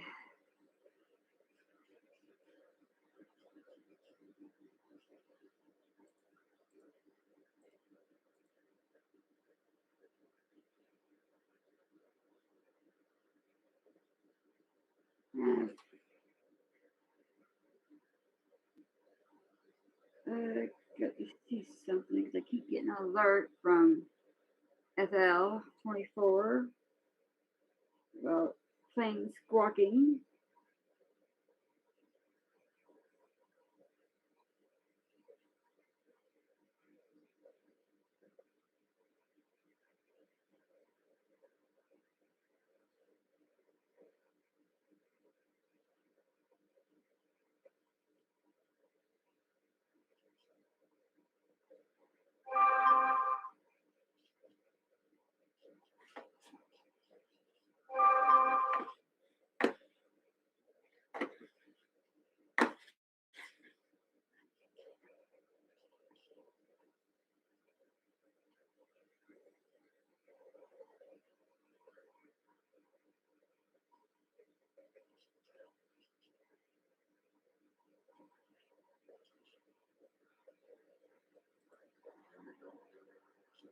That UPS plane didn't have a chance to squawk nothing.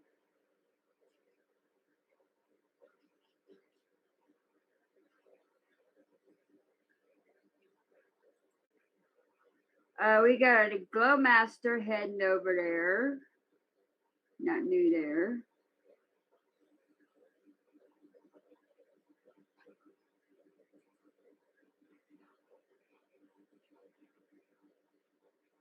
$60,000 feet.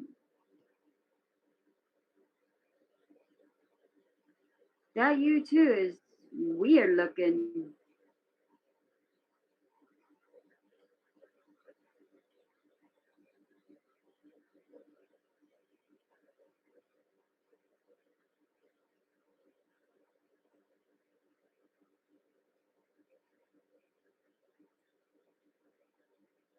Alright, Florida is lit up with a bunch of planes, bunch of refuelers, Stratolifter,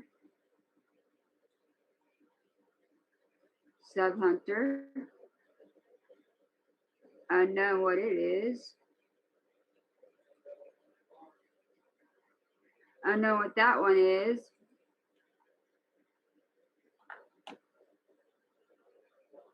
Lockheed Martin MC-130 Commando 2.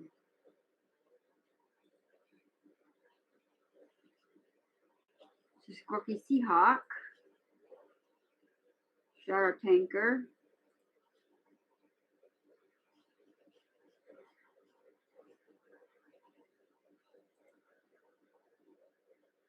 I pay that one no attention.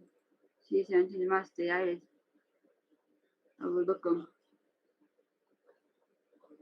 Sub Hunter along the South Carolina Georgia border.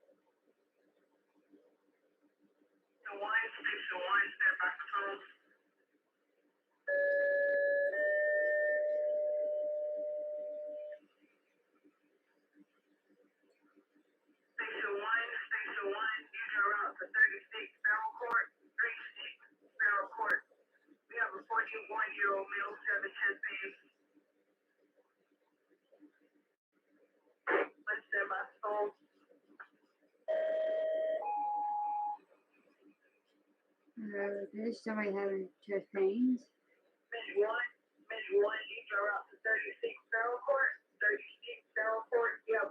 Yeah, okay, I know where they're going. I pay them no attention. 36 Sparrow Court, chest pain. Okay. Refuelers off the Atlantic Ocean.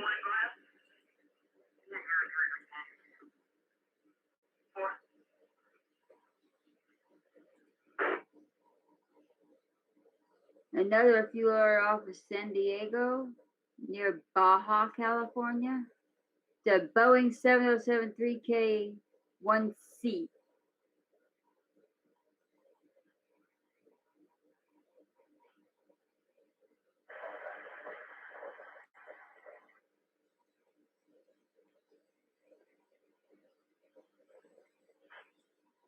There's a lot of stuff still up.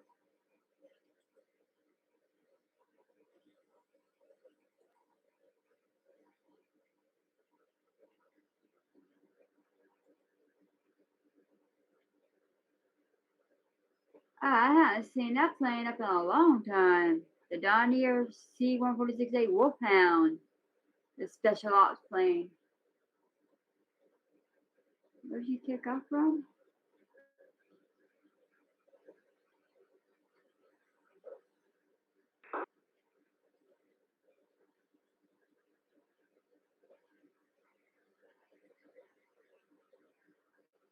I have my theory about the Wolfhound.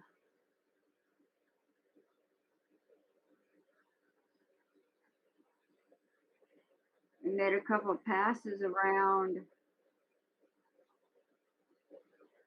Gulfport, Biloxi International Airport.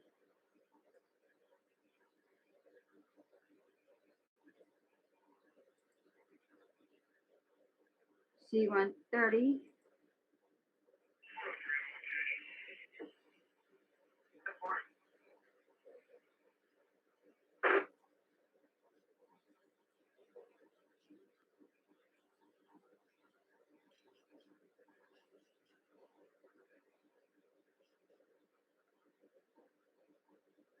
Plus C-130s and tankers up right now. And then that spy plane up. Across the water, it's kind of quiet. So day breaks and then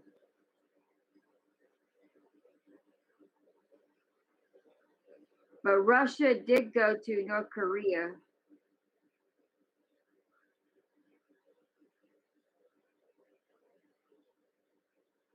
South Korea's got a lot of stuff up.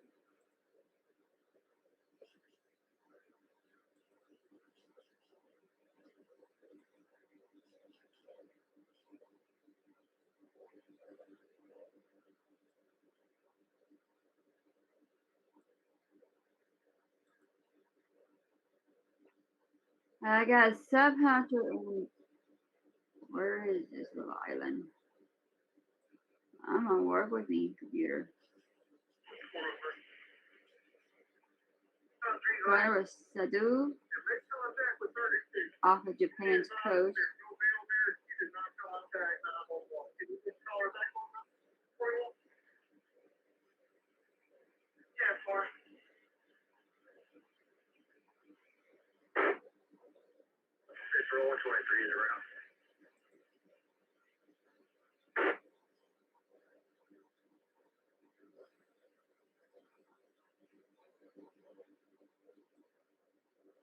Central 117, you're out.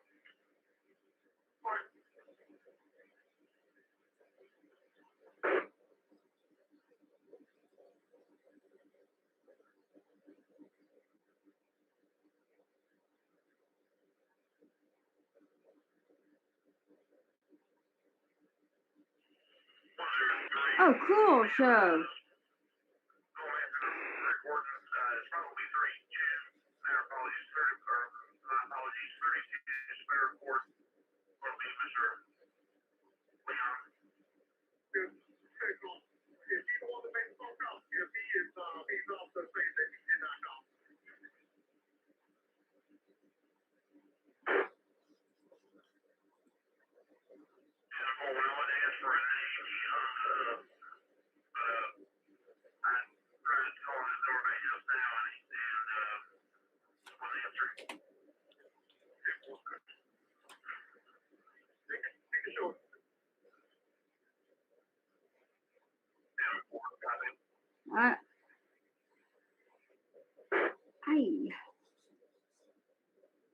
I forgot I had my electric blanket on. I had my headset sitting on it, touching it, and burnt my arm.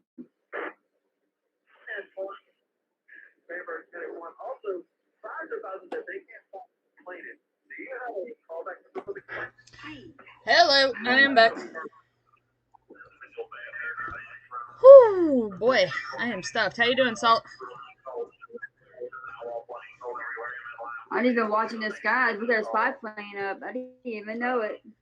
Yeah, I saw a show pop that in there. I was like, whoa, that's interesting. Why is it up?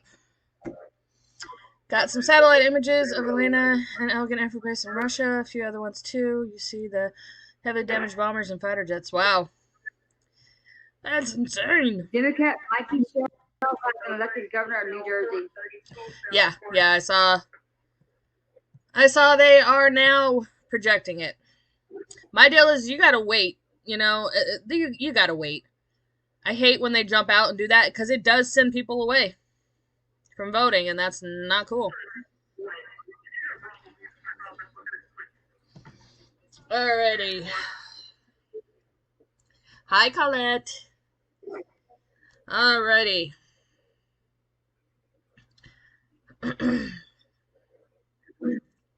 So Abigail Spanberger seals historic Virginia win, ending GOP's Glenn Youngkin era. That means that the state has now flipped blue.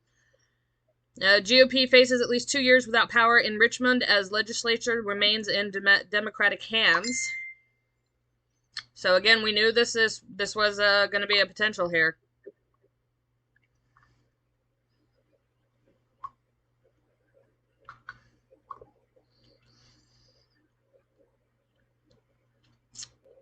Let's see here.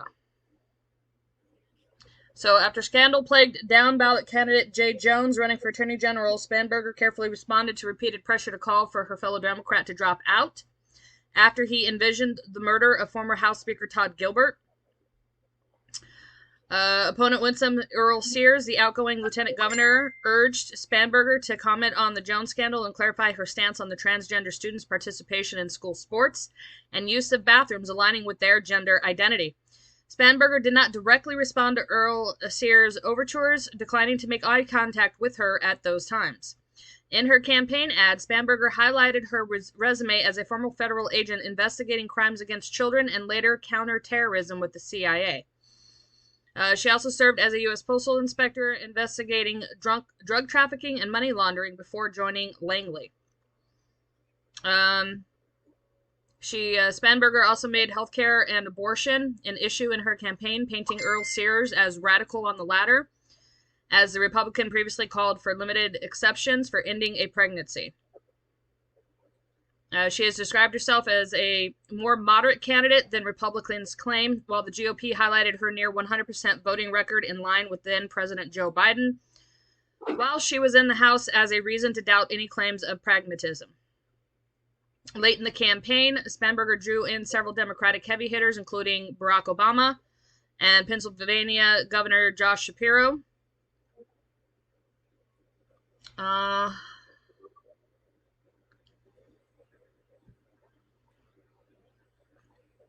Just kind of skimming over the rest of it. So at this point, Virginia gets what they voted for. And that means that their daughters will no longer be safe in any school in Virginia. Mentally ill men and boys will be able to enter female locker rooms, changing rooms, restrooms, as well as sports. Virginia, you get what you voted for. Remember that. A lot of people saying bad comments. Bad comments. Yeah, well, unfortunately, I am of the opinion that the election was fraudulent because we saw evidence of it happening everywhere. Thank you. Thank you, XX. Because a lot of people that I looked at the comments and I looked at the post, and they're all saying, fraud, fraud, fraud, fraud alert, fraud alert. Oh yeah, 100%. I hope they, I hope Sears does not concede the election. I hope that they really, really look into this, all the evidence, for tampering, voter fraud, anything like that. That's a darn shame. But, you know.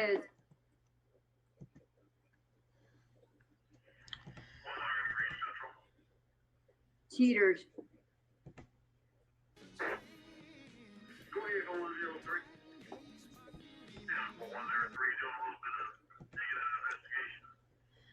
Let's see what else we got coming up here. So we should start getting in some information here.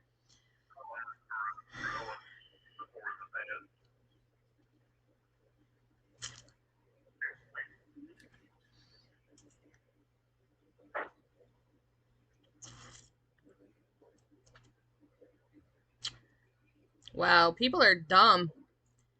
They're actually trying to compare Zohran Mamdani to FDR. What? I'm sending you something right now. Alrighty. Whoa. That, no, that was no way. Savable. Unsavable. Oh, yeah. Oh my god.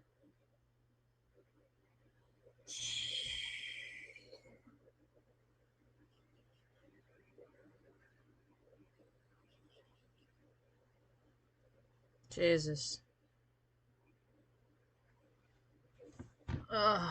Yeah, call it. I don't think it's gonna be too terribly long of a night. Just because, you know, it's only, you know, 5 races that we're watching. So I'm gonna get this up on screen. This is what no, I don't even know why this is happening here. 40,000 fewer individuals voted for Ghazala Hashmi. But here's the key. 898 8,000 individuals have voted for Jay Jones. That's about a 92,000 vote difference. Not insignificant in a race that is now within 1%. So as we continue to follow Fox 5 DC, we are seeing something interesting as they officially put Governor-elect Spanberger. And let's listen into the crowd as they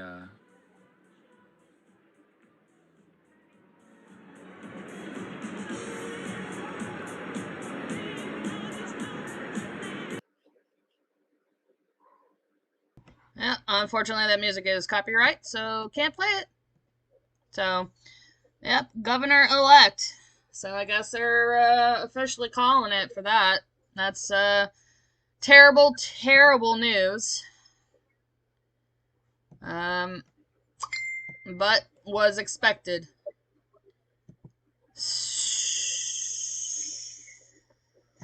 Alright, so this is the footage that Salt was able to get over to me.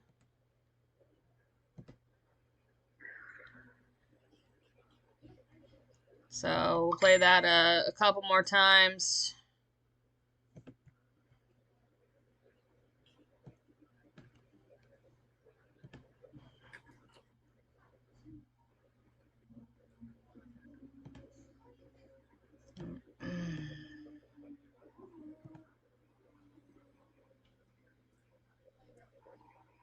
So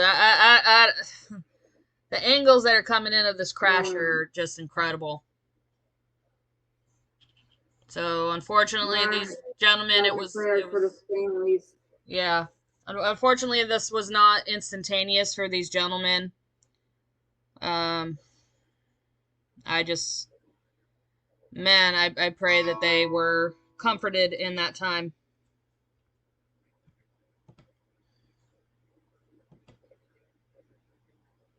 That is just tragic. And that is so heartbreaking. It is.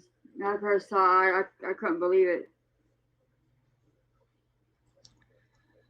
Alright. I mean, the way it looked, it.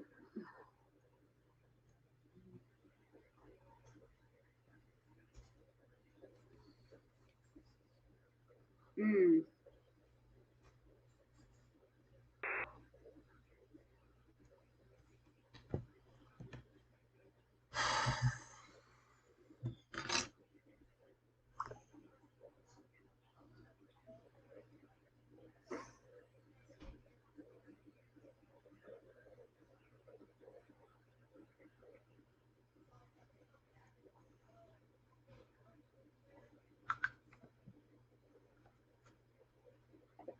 Let's see what we've got going.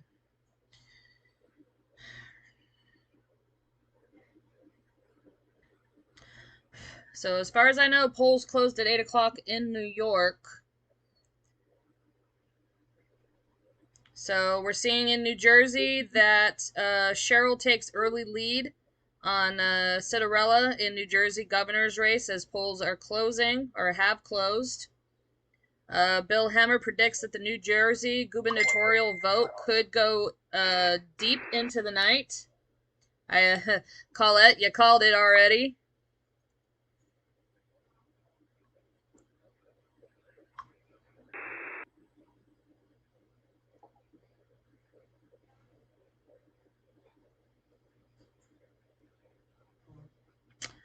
Let's see.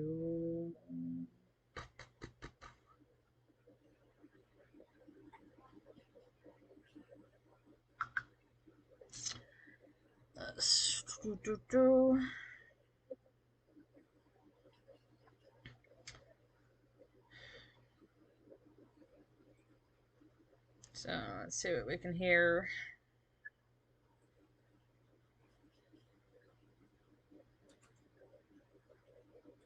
I shouldn't have to. Free news here.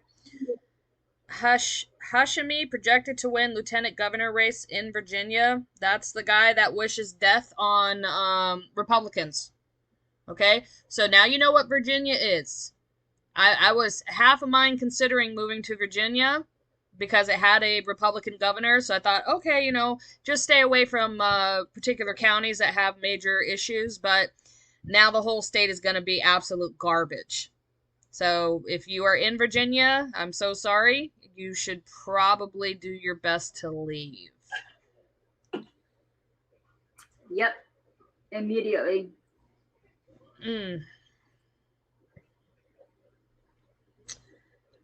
So I'm banking on Mamdani actually winning New York because people are stupid enough to vote for him. Oh yeah.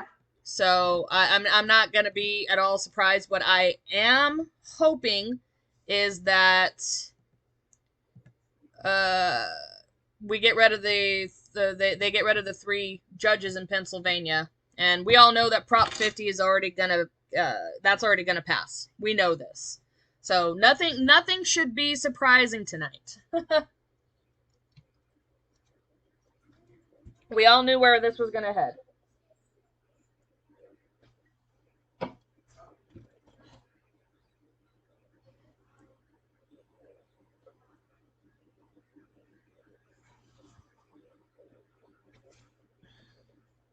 Let's see. What else do we got?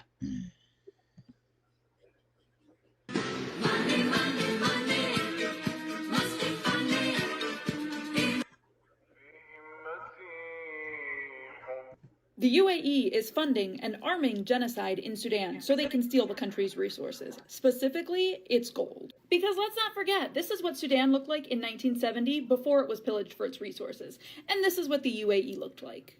And after decades of war and stealing gold, this is what it looks like now. The UAE is the largest importer of Sudanese gold, smuggling in roughly 90% of Sudanese gold exports. And the UAE now has the world's largest gold markets despite having no gold mines of its own. It steals all of that gold from Sudan by arming and funding the RSF.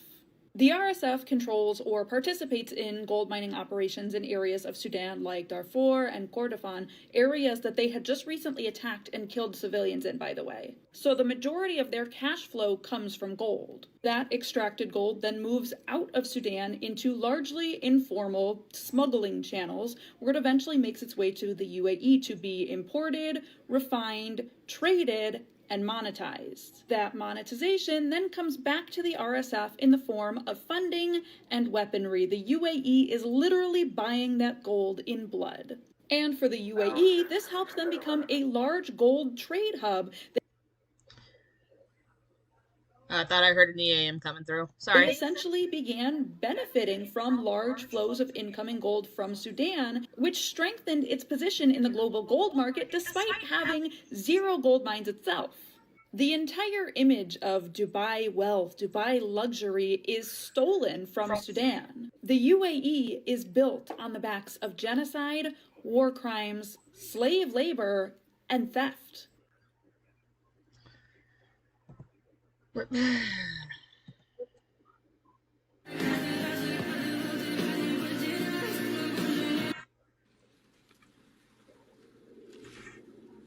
Son, once you start, there's no going back. I know. This means total commitment. Once you begin the path, there is no leaving the path. Are you sure you're ready for that? I mean, really ready?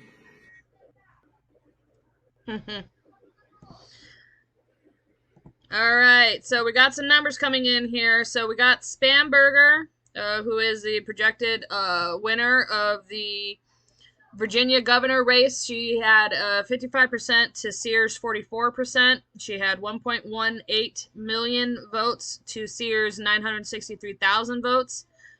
New Jersey governor race, we got 28% of votes counted. Right now, Cheryl, who is the Dem, is at 60%, while Citarella is at 39%.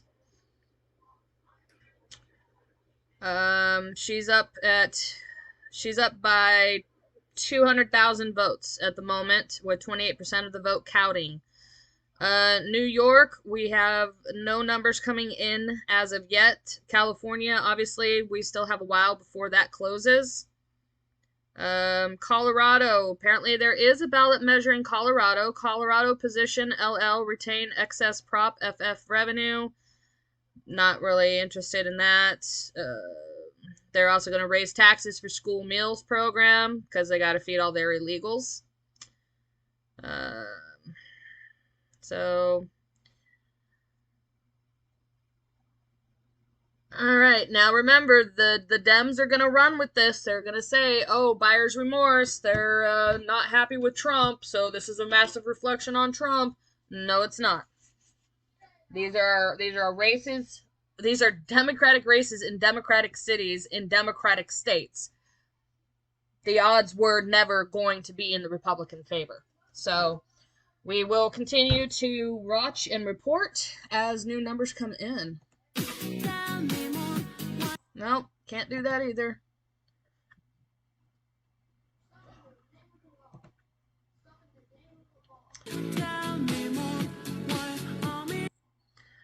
Stop putting music.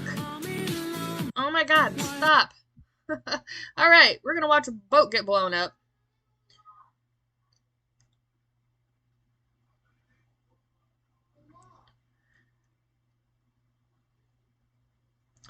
So this was today at the direction of President Trump. The Department of War carried out a lethal kinetic strike on a vessel operated by a designated terrorist organization.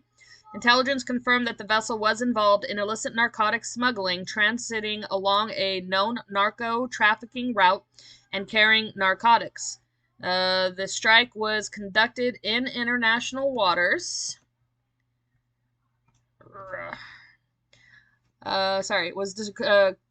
Was conducted in international waters in the Eastern Pacific.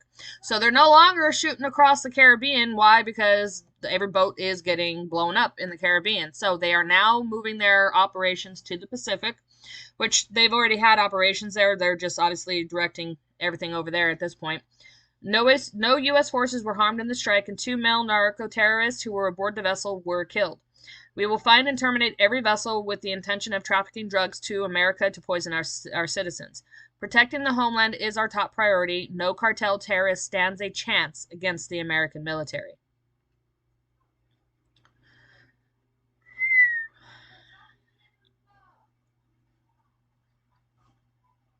What do we got here? Breaking, New York City polling locations swatted, meaning somebody called in fake police reports that somebody was kidnapped or murdered. You know, but this is a liberal leftist tactic. I've seen swatting over the decades. 99% is leftist, including in Europe. I'm sure Mondami will blame Trump. New York City polling locations for the mayoral race in Big Apple were reportedly hit by swatting on Election Day. With hours to go in-person voting, this comes after there were bomb threats set to polling locations in New York earlier in the morning. According to a report from the New York Post, the FBI and other authorities are investigating swatting incidents, which include polling site in Harlem. New York authorities are probing the emails which were sent to election workers. The New York City ballot form is a scam. Elon Musk. No ID is required. Other mayoral candidates appear twice. Cuomo's name is last in the bottom. So there you go. Mondami is on there twice. They put Cuomo on the bottom. This is an actual New York City ballot. Zoran appears twice. Others twice. Adams is still on the bottom of the ballot despite dropping out. By sheer coincidence, all 4 anomalies hurt Cuomo and therefore help Mondami.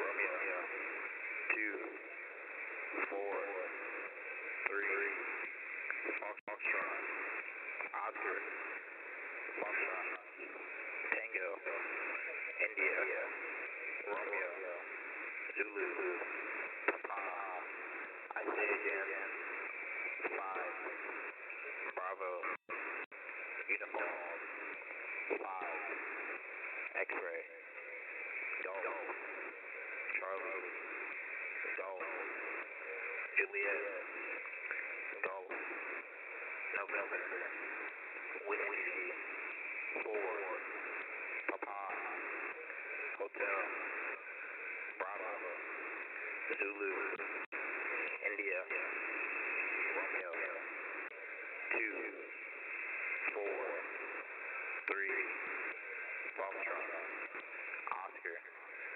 Foxtrot, Tango, India, Romeo, Zulu,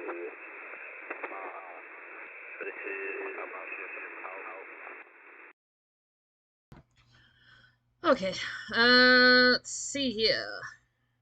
So we are seeing, you know, it always amazes me how they call these elections so early. So there's only 65% of the votes in Virginia, and they're already saying Spanberger's going to be the winner. But I'm watching the numbers come in. Granted, Sears has got to get a couple 100,000 more votes, but she jumped from she jumped quite a few. A couple 100,000 votes. She jumped, but I don't know. We see Citarella is starting to gain for New Jersey governor against Sherrill. Only 30% of the votes are in. So here again, Sears just jumped again. 66% of the votes. She is now at 1 million with Spanberger at 1.2 million. So she's only down 250,000 votes. So 66% of the votes, and that's still a lot of votes to count. So I don't know how they can call it so early and say, yeah. But we'll wait and see. Most of what they count at the beginning to get the numbers the way that they are is the mail-in ballots. And Democrats are notorious for the mail-in ballots because, come on, let's be honest, that's how they cheat. So the numbers are always in favor of Dems right out the gate. But once the polling locations get all their official counts in, that's where you see the Republican side tend to gain ground. So I don't know. Maybe there will be an upset. That would be something crazy, right? That'd be intense. But apparently she's already out talking, running her mouth. Ugh. That's so horrible. I'm not even going to turn her on. Sorry, guys. I really like to keep my ears pure from leftist, insane lunatics that think it's okay for men to be in women's locker rooms and for boys to be in your daughter's locker rooms. There's something seriously mentally ill there.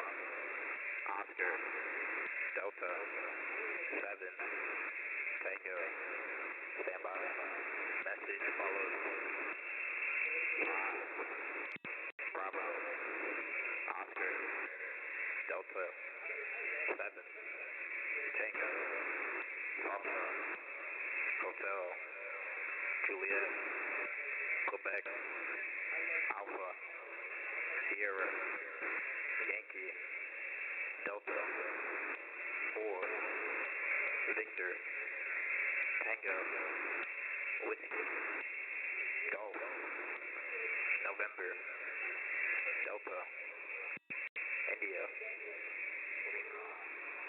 Tango, 6, Romeo, 7, X-Ray, Lima, Papa.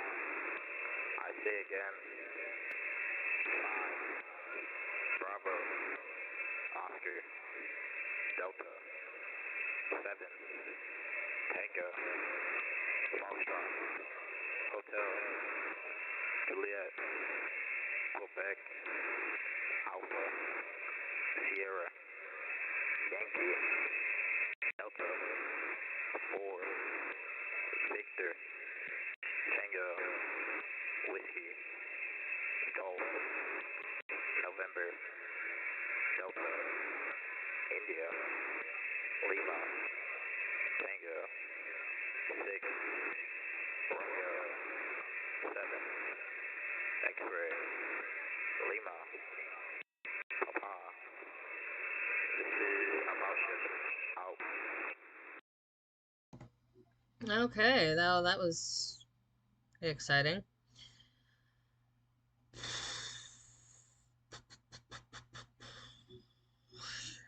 Let me get back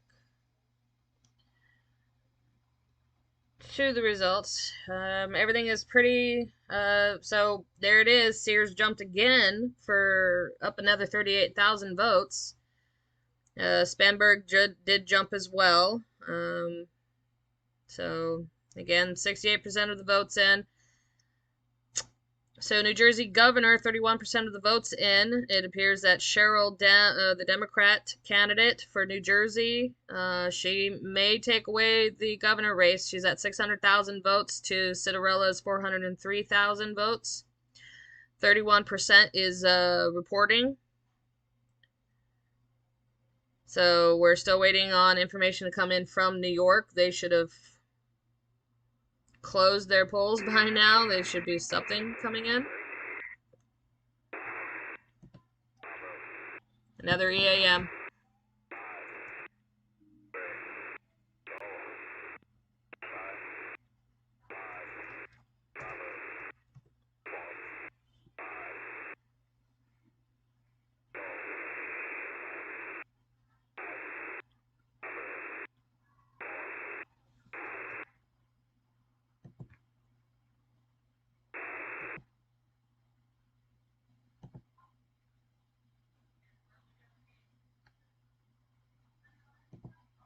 Alright.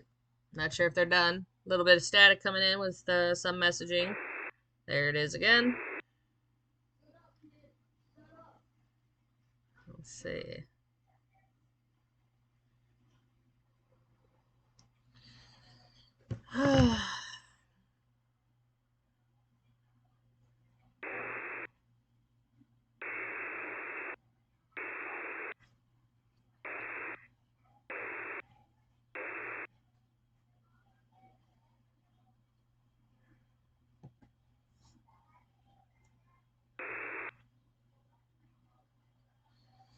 So yeah, man, I feel real bad for Virginians.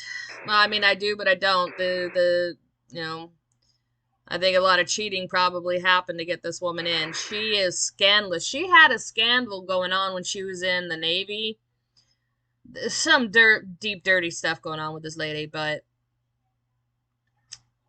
for politics, this was probably the dumbest move for Virginians. Let's just be honest here. I don't get it. Just not getting it.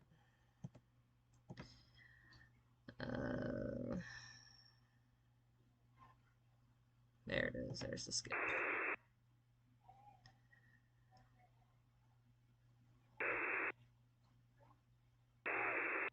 So again, be wary of anybody. See, and this is what I don't understand. She has 3 daughters. You see him on the stage with her. How on earth can she be okay with boys, with grown men, being able to walk into their dressing rooms, their changing rooms, their locker rooms, and be totally fine with it? How sick and twisted is she? Oh, wait a minute. You know what? Her daughters are probably in private school where they don't allow that. That's a sudden realization there.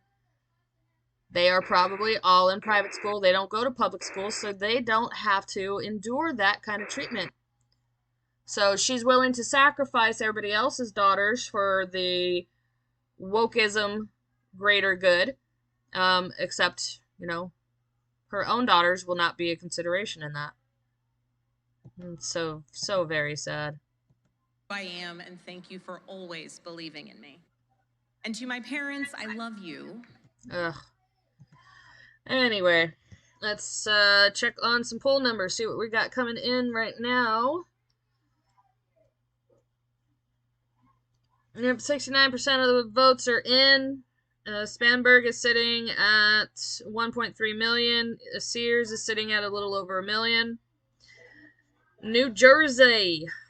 Cheryl is sitting at 615,000, while Citarella is sitting at 429,000. There's 32% of the votes that are in. No information coming out of New York, or California, or Colorado. I'm not sure why they're not reporting on Pennsylvania, but let's take a look, see if I can find something on Pennsylvania.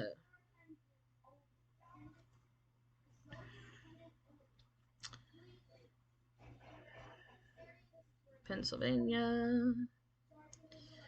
7 minutes ago. Let's see.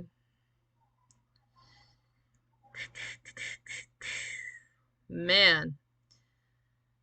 So, Pennsylvania election results. Democrats are hoping to keep their 5-2 majority on the Pennsylvania State Supreme Court, with 3 justices who ran as Democrats up for re-election through retention.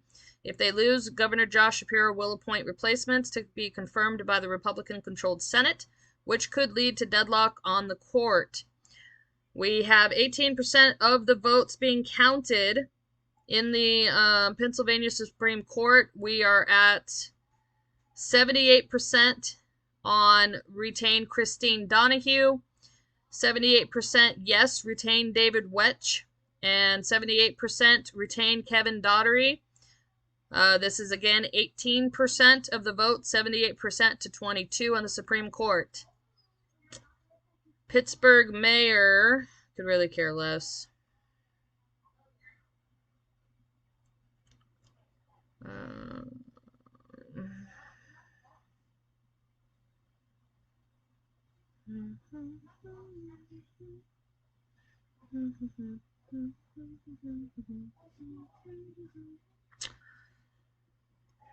Let's see here. 20.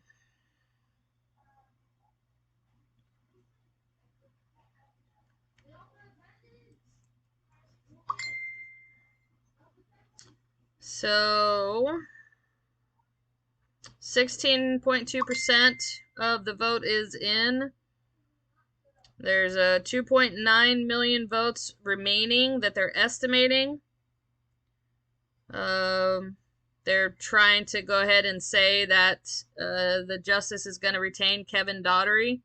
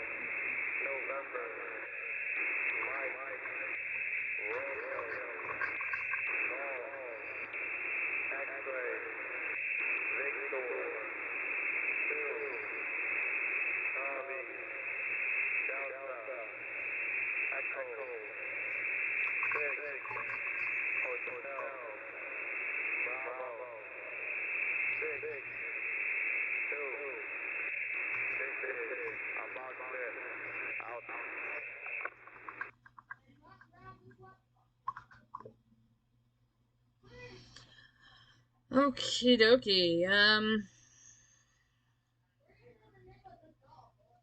I don't know how they can call something as passed when there's still 2.9 million ballots to count. That's so dumb. Oh boy. Anyways, what do we got? Um,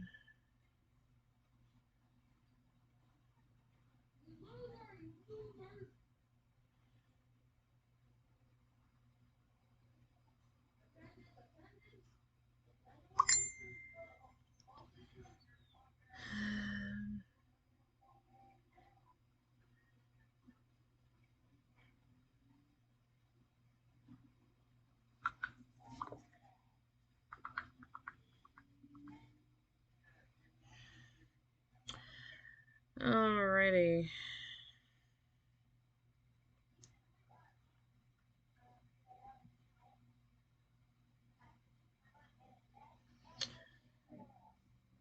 Looking for additional results. I gotta jump back and forth between platforms because heaven forbid they have, you know, everything on one on one platform like they do for the big elections.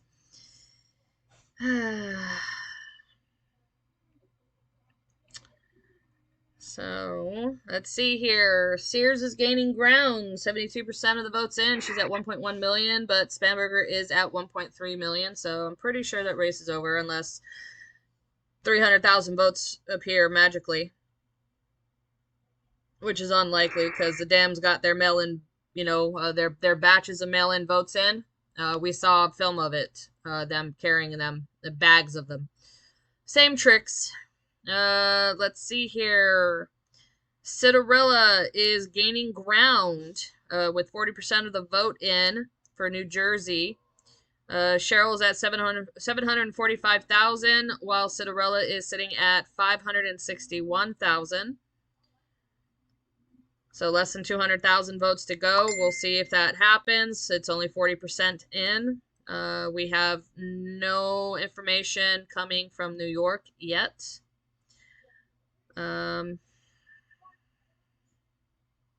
Let's see.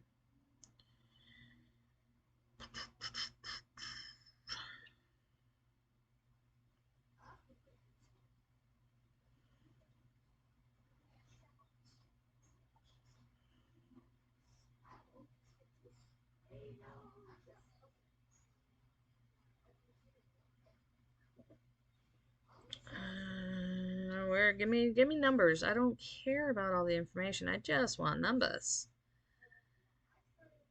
Just give me some numbers.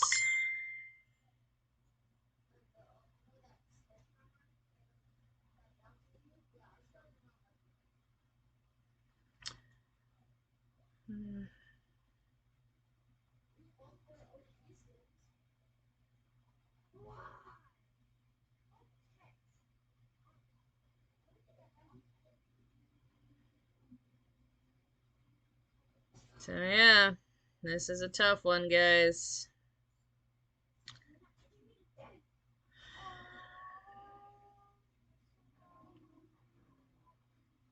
Why can't... I swear, when they have the big elections, all the websites do a much better job at communicating results. These results are terrible.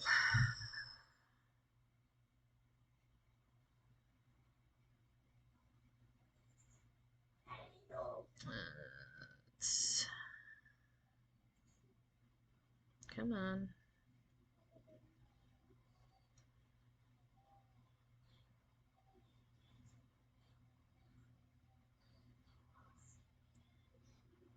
Governor race. Yeah, I don't... 41% of the votes are in New Jersey. Citarella is still a little less than 200,000 votes behind Cheryl, so I can feel pretty confident they're going to call that race here in a minute or two. Probably when it hits about 48, maybe 50%, they'll probably call it for the Democrat Cheryl, which is an even bigger mess than the Virginia governor. She's a train wreck. We're still waiting on New York. information. Oh, New York just posted. We got 36% of the votes in, with Mamdani in the lead at 51%, with Kumo at 39%, and Silwa at 8%. So, no surprise here, guys. None. Could really care less about proposition measures in Colorado. Blah.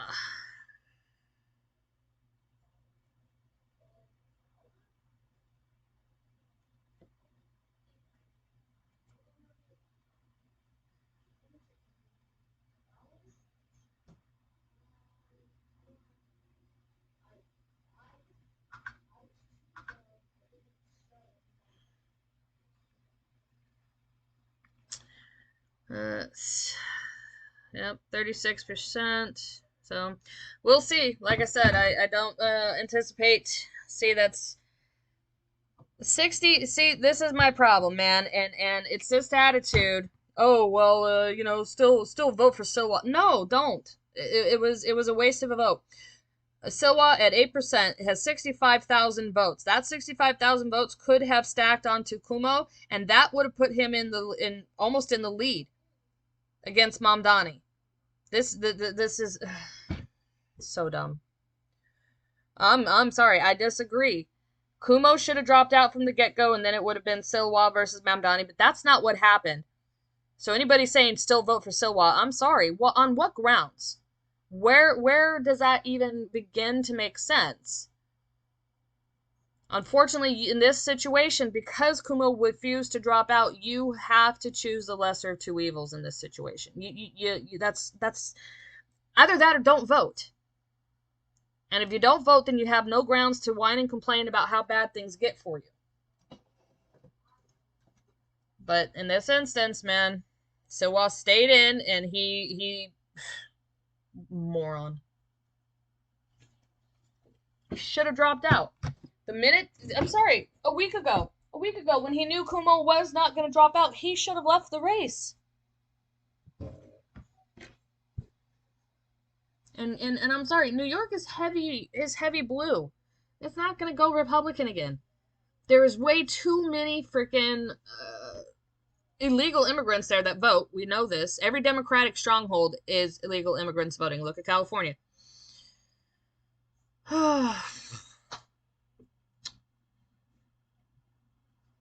Alrighty, what do we got?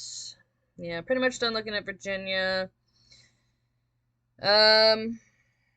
Cheryl is ahead in New Jersey by almost 200,000 votes. She ticked up a little bit, 56.6% to 42.9%, with 43% of the votes. New York, Mamdani is sitting at 51.5%, with Kumo at 39.7%. New York, you get what you voted for. I hope you realize this. You guys are...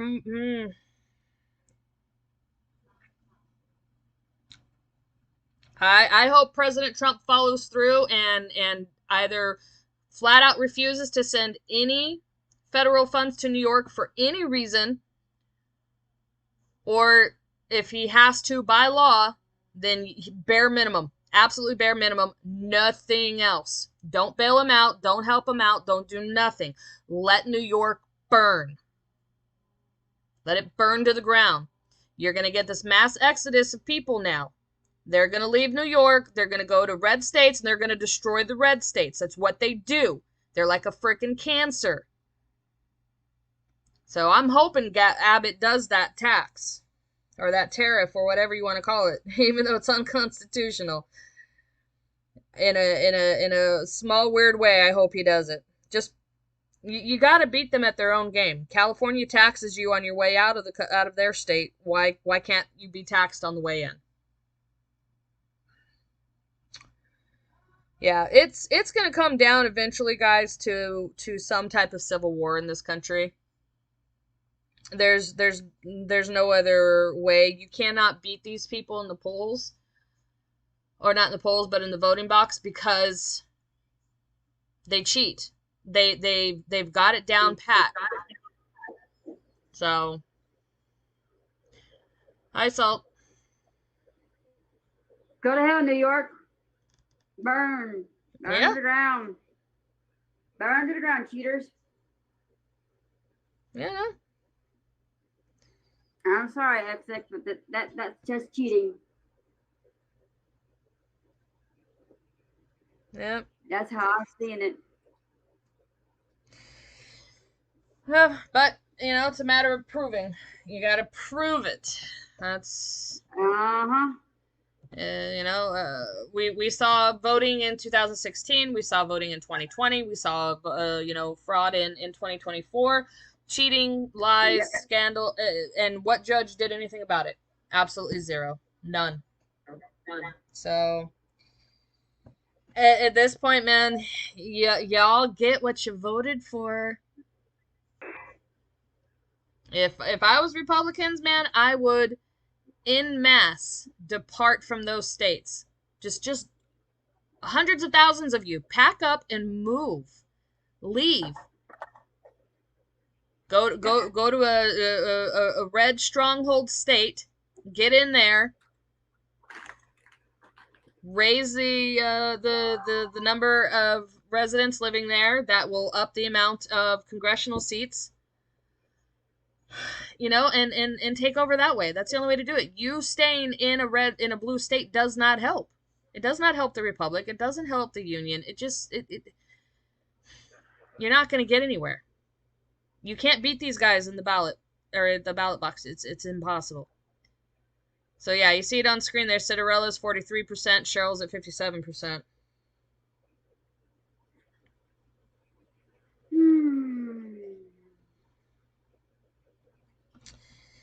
It's rough. It's horrible.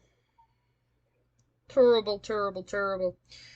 So I know there's so many little mini elections going on. I know Arizona was having an election on some ballot measures. But our stuff's not closed yet, so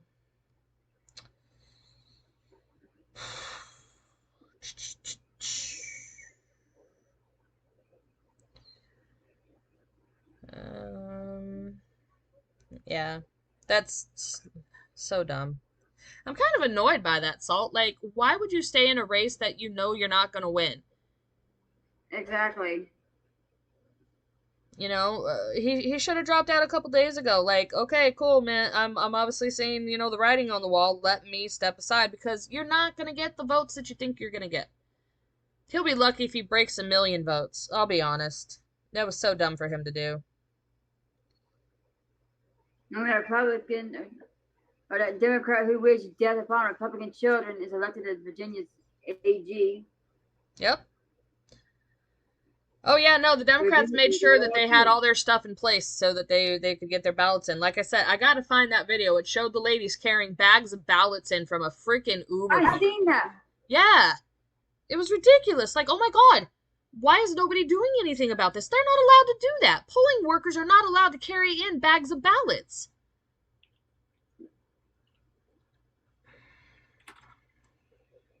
It's unreal. It's and nothing is happening. You know, I would. Here you go. What's up? There's the video. Boom. You got it. All right. If that's the one you're talking about. Let me get my viewer back up.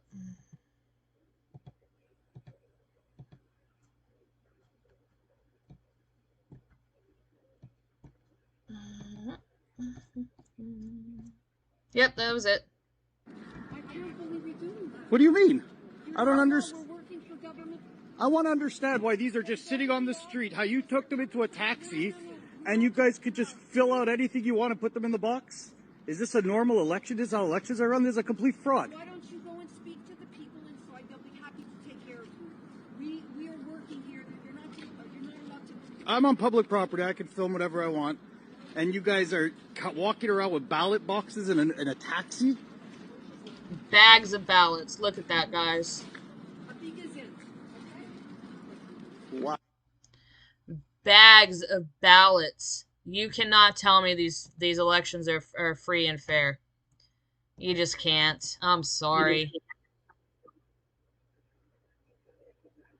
This is some seriously concerning stuff, guys. You know, this is where I do consider if nuking the filibuster is a good option, just because we have to be able to secure our elections. We have to.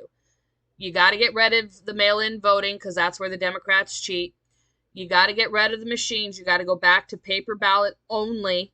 No machines. It was already proven. Mike Lindell held a 4 or 5 day symposium, and they had the Dominion voting machines on stage, and they're claiming to be, you know, totally safe. Nobody can hack them. Nobody can do anything, right? They had a gentleman walk on stage with his cell phone. He stood next to the machine, did a few things on his cell phone, and in less than a minute, he had full control of the machines, and he sat there and he was able to change the votes. And this is supposed to be a system that's uncrackable. Like, come on. Get rid of the machines, go back to paper ballots. You gotta have bipartisan poll watching. This crap of putting stuff up on the windows while they count the ballots, that is so wrong. It's so illegal, and they did it and they got away with it and nobody did anything, and I will never understand how that's even possible. It's beyond me.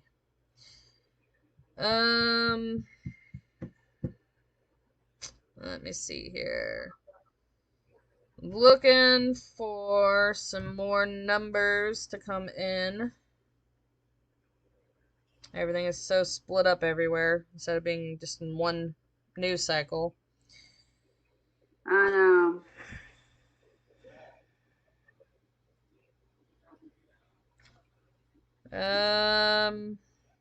So Cheryl in New Jersey, 53% of the votes are in. She's up to 1 million votes. Russ Citarello's at 738,000. New York, we have Mamdani at 50% with Cuomo at 40%. He is less than 100,000 votes. He's 90,000 votes away from catching Mamdani. 43% of the votes have come in. Silwa has 79,000 votes. I would have put it so close. Fucking dumb. So dumb. I mean, how can they do that when they just freaking closed?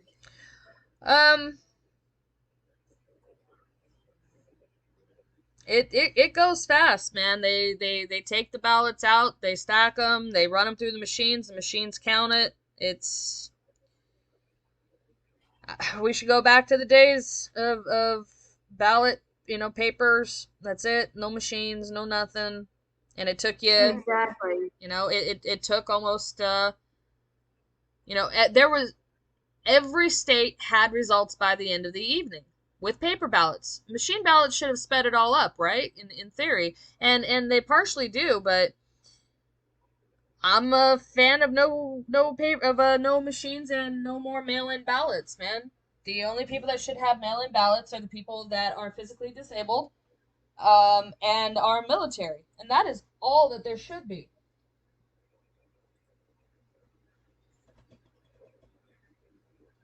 Because here's the truth. I attempted for the first time a mail-in ballot the other day for our proposition voting here in Arizona, and there was absolutely no guarantee that my stuff would be counted. None. Somebody could see that somebody can pull it up, see my signature, scan my barcode, you know, and they realize I'm a GOP, I'm registered as Republican. They could throw my ballot in the trash. No idea, no clue. And I'm sorry, I don't trust the Dems anymore, to be honest, in regards to any of this. We have 4 refuelers west of Florida. Uh-oh. That's not good. I've been seeing that all day. Interesting. Especially around the Keys. You're seeing some weird things around the Keys. Crazy. So yeah, guys, I don't think they're gonna flip Jersey. And they were Jersey has been blue since I could remember. I can't remember the last time a Republican governor was in Jersey. So Didn't have a lot of hope on that. And again, we knew Mamdani was going to win New York. Because New Yorkers, let's be honest, New Yorkers, y'all are dumb. Y'all are not smart. Okay? You're dumb. I have no other way to say it. You are dumb. You are the dumbest people in America. Next to Virginians and you know, Jersey peeps, y'all are dumb. Same with Pennsylvania, man. Why would you retain 3 radical leftist judges? Does not make any sense to me, especially in the current political climate. The thing is this is why, by the way, if nobody's tracking on this one, this is why they kept the government shut down. This was all on purpose. Watch, within a day or two, at most, maybe the end of the week, depending on when the next vote is supposed to happen in an attempt to reopen the government, they'll reopen the government. This was all done on purpose, deliberately, for this day. Yeah. They wanted people upset. They wanted people concerned about the economy. They wanted people upset that the airports are shutting down, that they can't catch their flights, that they can't get their SNAP benefits. They wanted chaos. They wanted this. This was all done intentional. It's I'm blown away right now. So it's sick and twisted politics. That's why I will never go over into politics. I'm too honest. Report the debris as well. They can take photographs to the following website, which is louisvilleky.gov/emergency services. We are asking everyone to please follow the one that we did earlier. We had reduced I wish y'all people a stop substantial amount of dropping animals off. monitor. I can't take no more. Okay. I got 4 kittens in the house,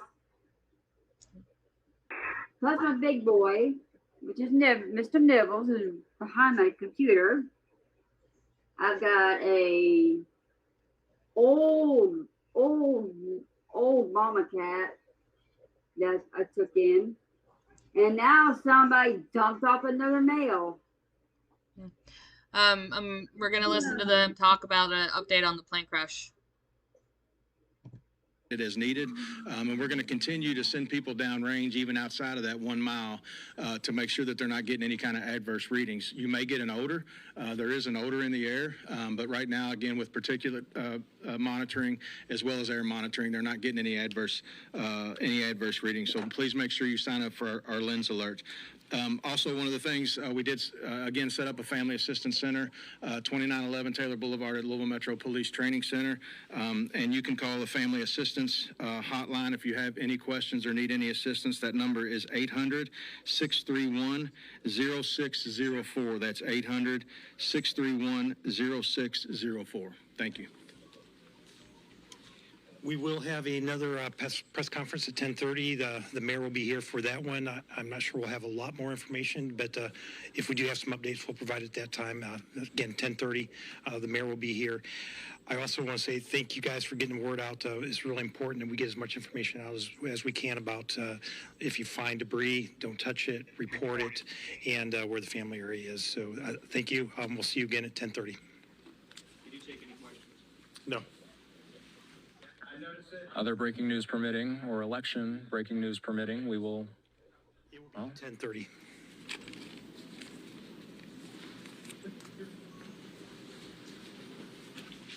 Want to make sure we don't miss anything they say, but they did update, sadly, the death toll from 3 to 4.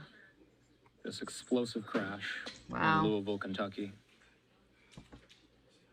So 4 deceased. A UPS cargo plane crashing and exploding in a massive fireball on Tuesday. It appears at 10:30 local time they will be giving another update.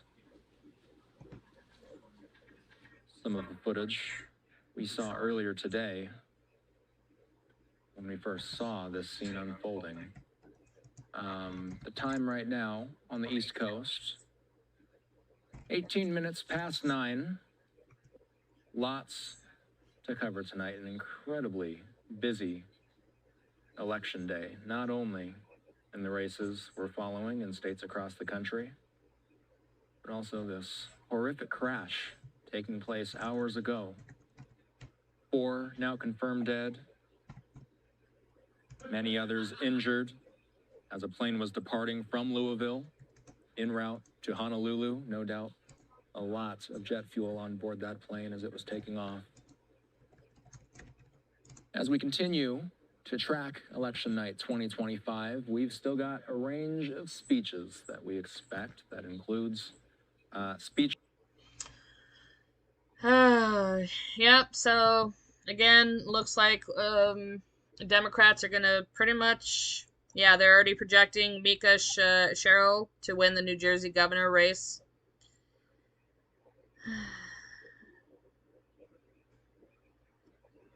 I see a Muslim got it in Virginia too. Yep. Oh.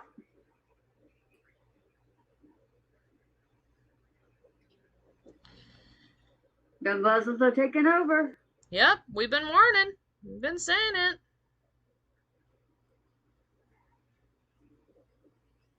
I guess, like you said, that's going to be a civil war when it break out. It's the only way to stop the Islamic caliphate that is spreading across the United States. People are dumb. People are complacent. People are not paying attention. Oh, it's never going to happen here. Or it's not here. It's not in my city. Or it's not in my town. No, it's everywhere. Y'all don't realize it. They are everywhere. They're like cockroaches. They are everywhere. And until you shine a light on them, you ain't going to see them. I hate making that comparison to human beings, but I'm sorry, I do not consider them much of human beings because their ultimate goal is to kill all of us. Convert us or kill us. That's our only options? No. I'm good on that.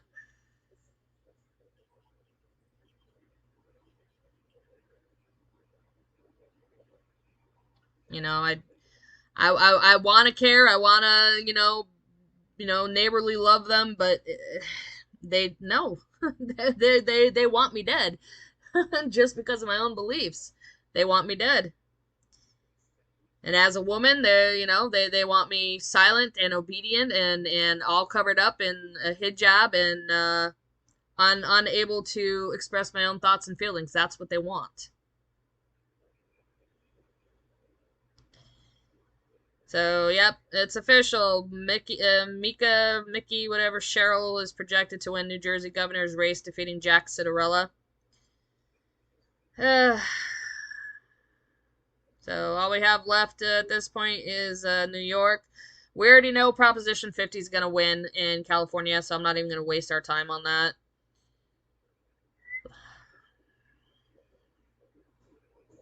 I had hopes, man. Had hopes.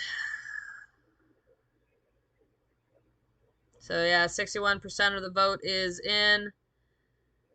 Sherrill is up by 57% to Citarella's 42%.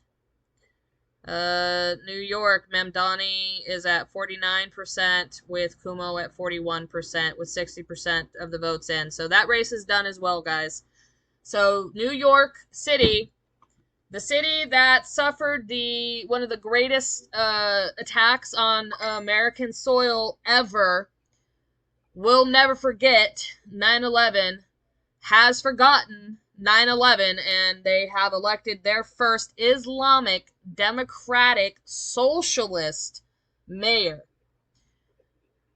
I'm beside myself. This is the end of the United States, folks. You were here to see it. This is the beginning of the end. And I know it sounds extreme, but the fact is that it has occurred in every civilization prior to us. When you see these things start to take place, your society is about to fall. So we got to witness the decline of the United States of America, one of the shortest social experiments. Not even 250 years. That's a rough one, guys. A Islamic socialist is now mayor of one of the largest cities in America, the financial hub of the world. It will fall.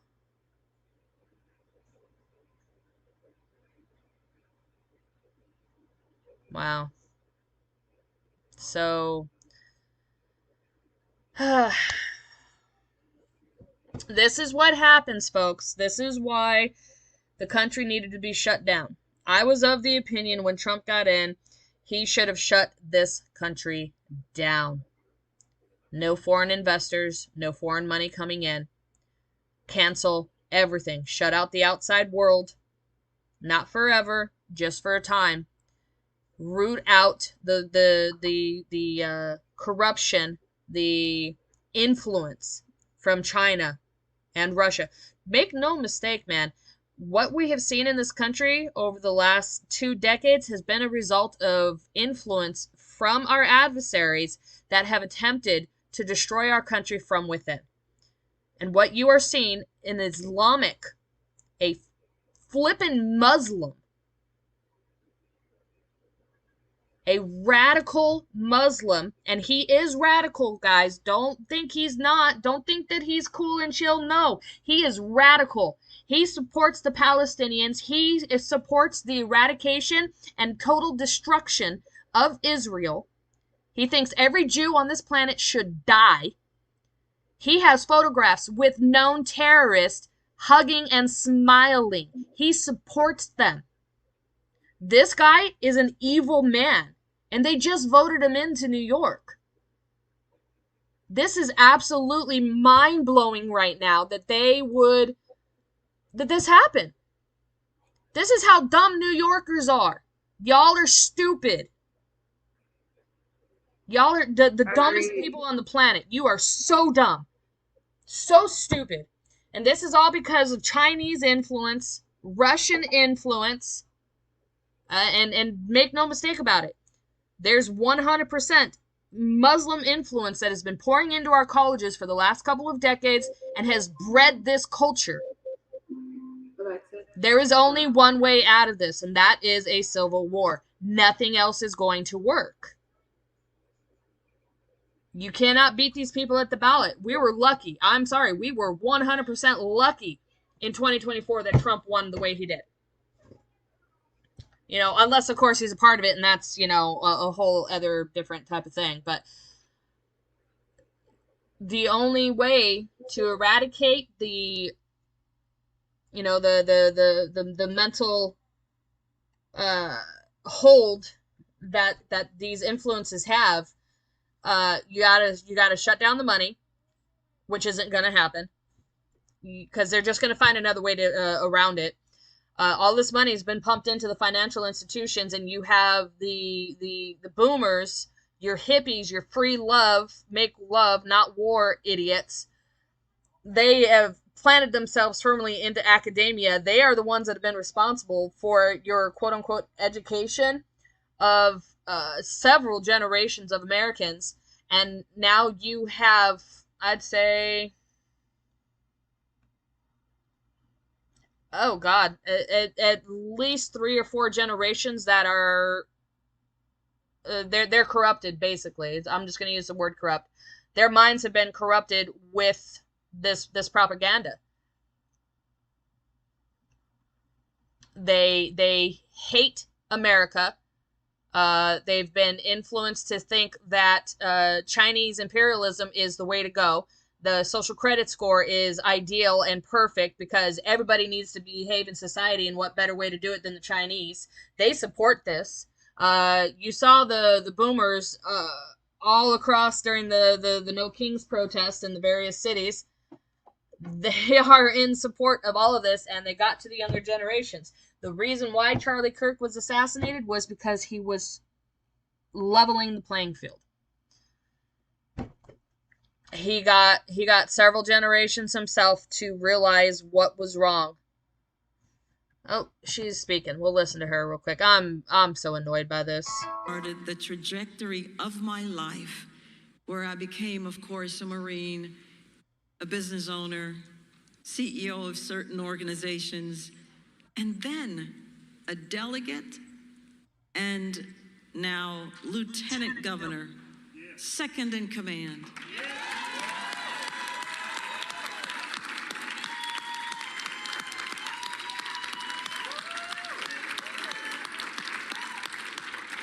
Now, I have to tell you, I am like everyone. I wanted to wait until every single ballot was counted. It's just because I have faith. And I wanted to wait. I wanted to wait because I know that God had called me for this purpose. And so remember now that God has called prophets. And sometimes the prophets were even beaten and some of them were killed. And so we understand that victory to the Lord looks a lot different than what we think of as victory. Victory starts with obedience. Obedience. Never forget that.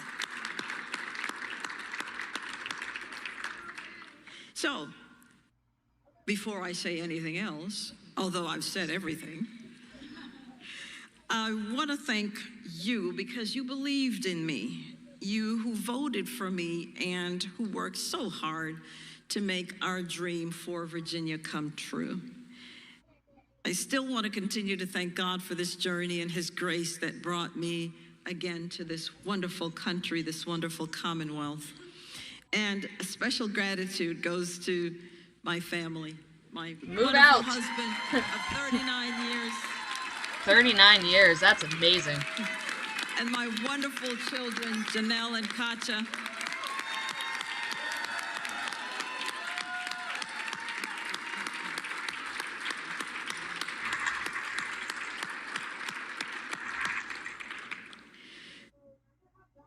I have to tell you, I think I learn more in a loss than I ever do in a victory. And I think there's just something about that. And it builds you. It's either going to tear you apart or it's going to build you. Yep. Well, I don't tear apart. I have God. I don't tear apart.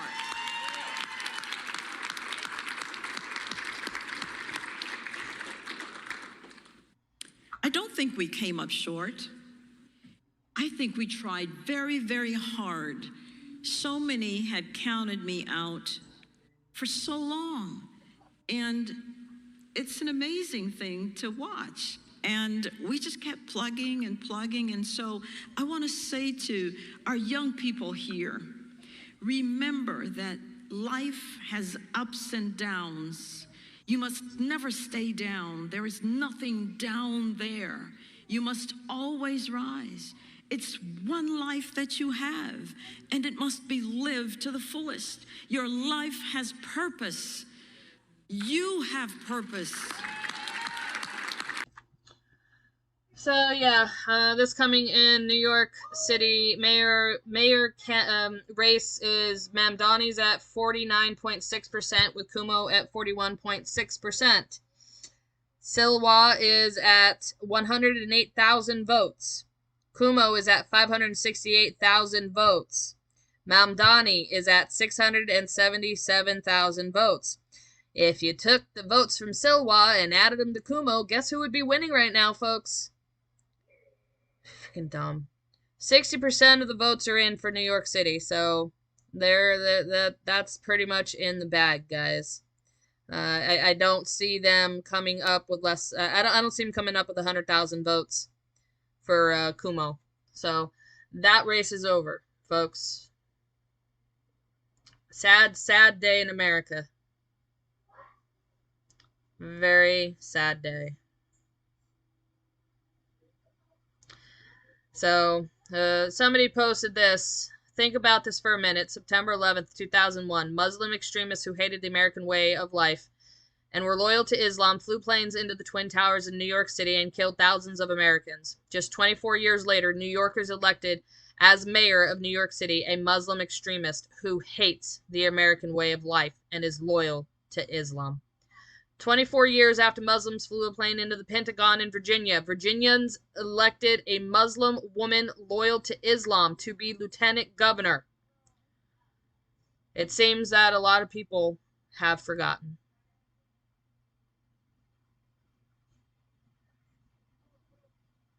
Wow.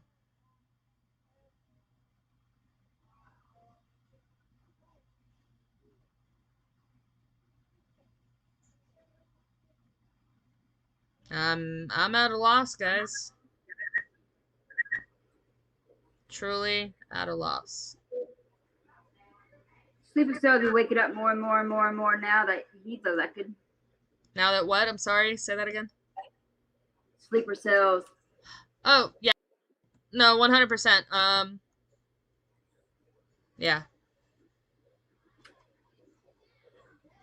I hate to be one to say it, but it's true.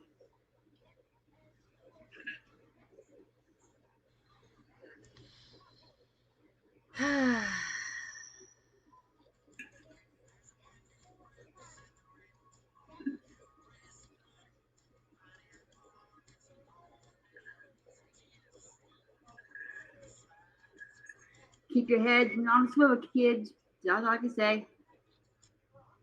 And folks, just watch you go out. Just watch what you do. Watch what you say in New York. Especially women.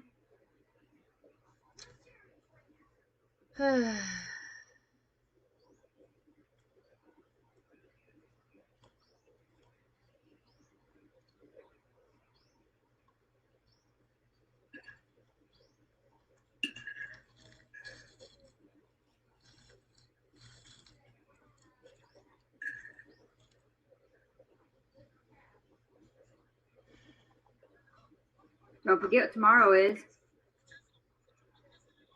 What? That thing with the Capitol and the White House and the Supreme Court. Oh. Yeah, they're voting on the tariffs and stuff tomorrow. So. We do have standing by here. They project Mamdani wins New York City mayor race. Connor Hansen. He's been tracking the results with us here. Connor, I know you've been tracking everything. Congratulations. So while you cost New York, you were dumb to stay in. We all knew that Kumo was never going to drop out. You should have dropped out of the race 2 days ago. Yesterday, for Christ's sake. You should have left. You moron. I'm sorry. I don't get it. They were calling for him to leave weeks ago. Like, dude, Kumo's not going to drop out. He's got more freaking polling than you. Even despite everything dumb that Kumo did, he still had higher numbers. So why did he stay in at all? You know, you could have forced the vote weeks ago if Kumo had dropped out, but the fact is that he was never going to drop out.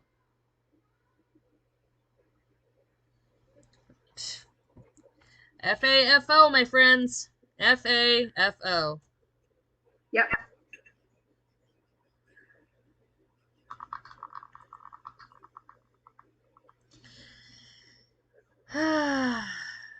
Well, whatever God's got planned, this is all up to God, and unfortunately, the United States has to fall.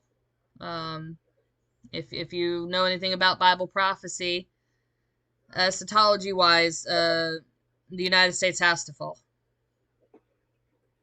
So I think we are beginning to see the.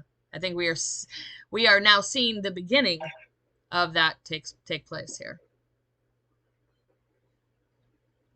So we have another year until the midterms come about.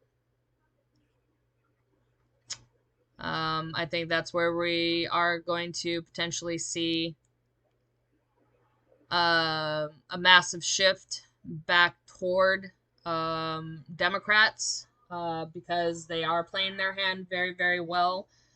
They ensured these elections right here by keeping the government shut down. Like I said, within the next week, you'll see the government open.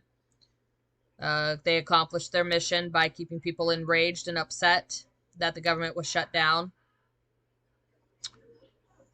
Something else obviously will happen between now and the midterm elections to again anger the population, because that's the only way that the Democrats, can invigorate their voting base. And if we don't do something to secure these elections, we're going to see exactly what we saw tonight. The good news is, with New York at least, the mayor is incredibly restrained in what he can and cannot do. And the governor of New York has already made it pretty clear that all of his BS that he's been spitting for the last few months isn't going to happen at all. What he is going to be able to do, though, is he's going to start appointing a lot of Islamic people to his little cabinet in New York, and you are going to see a massive boom of Islamists into New York City, more than what they already have. New York has like 500 freaking mosques. Okay, they're gonna get more. Yeah, you just wait and watch. Don't take my word from it for it.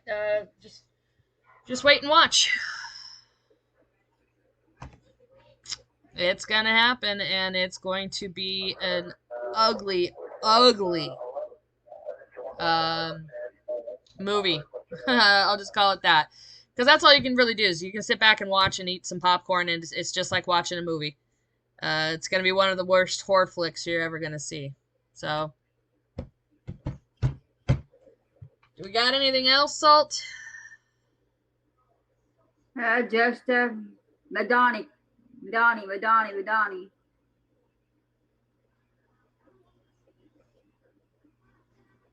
The American people are upset now.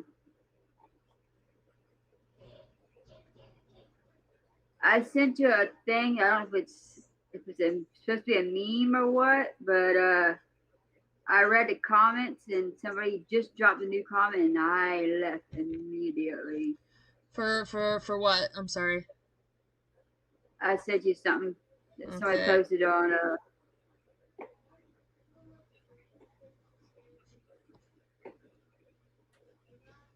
Yep. Thank you for, Zohar Mamdani. Thank you for electing me to destroy your city.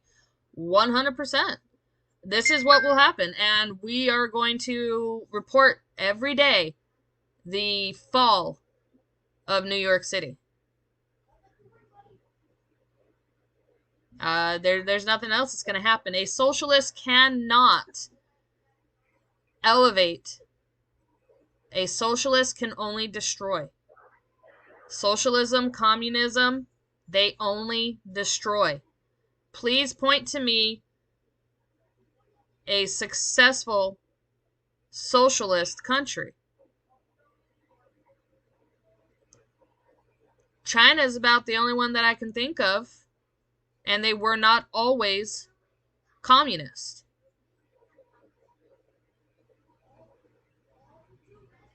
And if you look at the actual events that are going on in China right now, they're not far from collapse either. The same with the United States. All the major superpowers right now are very, very close to some type of collapse. There's only so long that it can be sustained. But you look at the majority of countries that have tried socialism, and all of them have failed.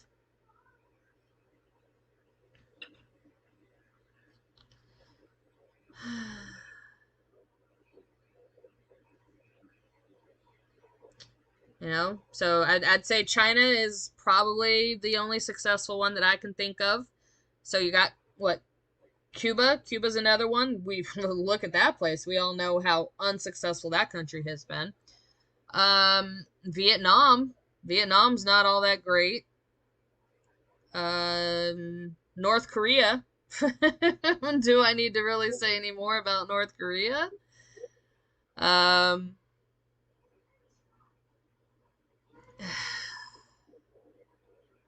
Let's see, where else? Where else is a... Venezuela. Look what's happening in Venezuela. Colombia, Honduras, the majority of South American countries. Let's be honest. Those are countries with socialist ruling parties. At least I think Mexico. She's a socialist as well.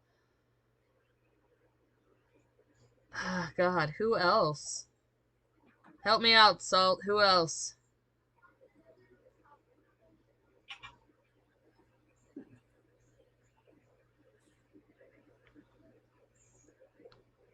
Russia has, even though they have elections, they are still socialist.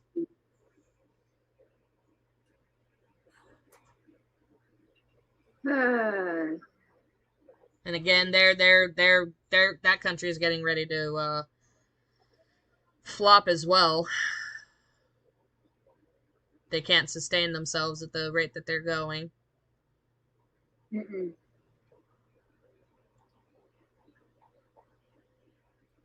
God, who else? Man, yeah. Socialism doesn't work well, folks. I don't know. Humans just in general don't work well. we have pushed ourselves away from our creator so much that everything that man does is just an absolute failure every time, over and over and over again. So we have one king and one king only, and that is Jesus Christ, and upon his return the world will actually be what it should be. But I don't know when that will be. Nobody does. But he'll ride all the our tongues. founding fathers are rolling their graves. What's up? The founding fathers probably rolling their graves right now in New York. 100%. 100%.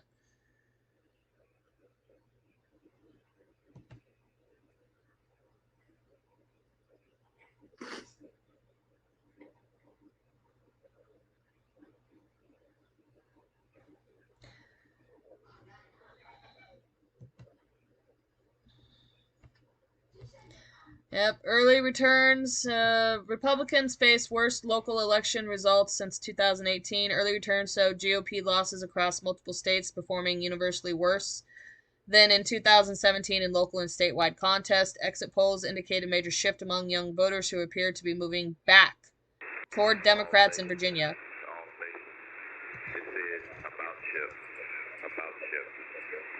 About Chip, huh? Who? Yeah. No, I know that, but who? About Chip. Oh.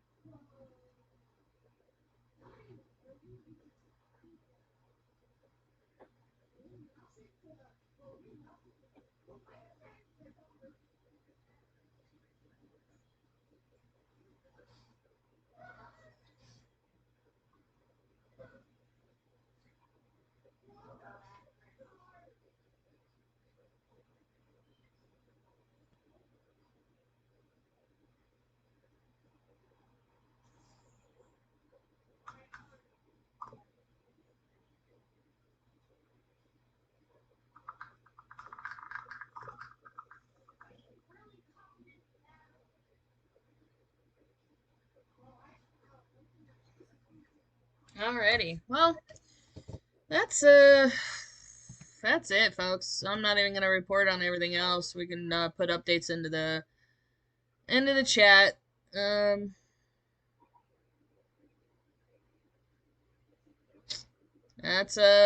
That's rough, guys. This is a horrible, horrible election, man. You know, you gotta give it to the Dems though. The Dems stay enraged and locked and focused. You know, the whole time. What Republicans do, and it will always be their failure, is they check out. They only care when it's midterms and general elections. They don't care about anything else. They never get up and get out and do what they're supposed to do. And that's why Dems win. Dems also win because they cheat all the time. Unfortunately, I think that regardless of Trump being elected, we were too late. We were too late to save this country. Biden did such a number on this country. Regardless of being handed the House, the Senate,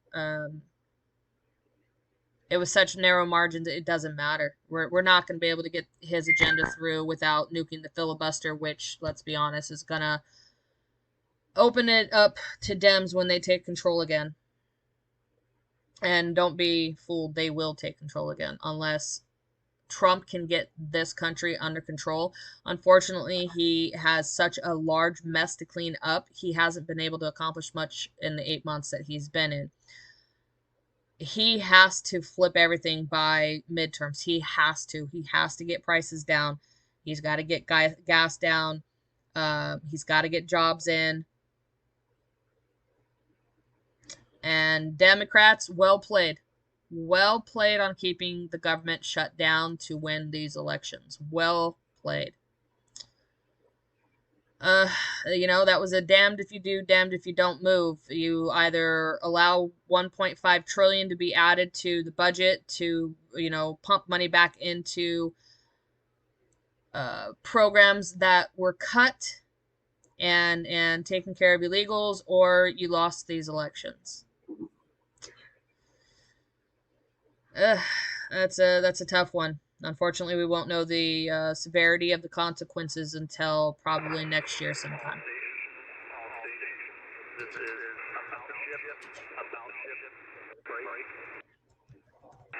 I guess we're attacking another boat. Doing something.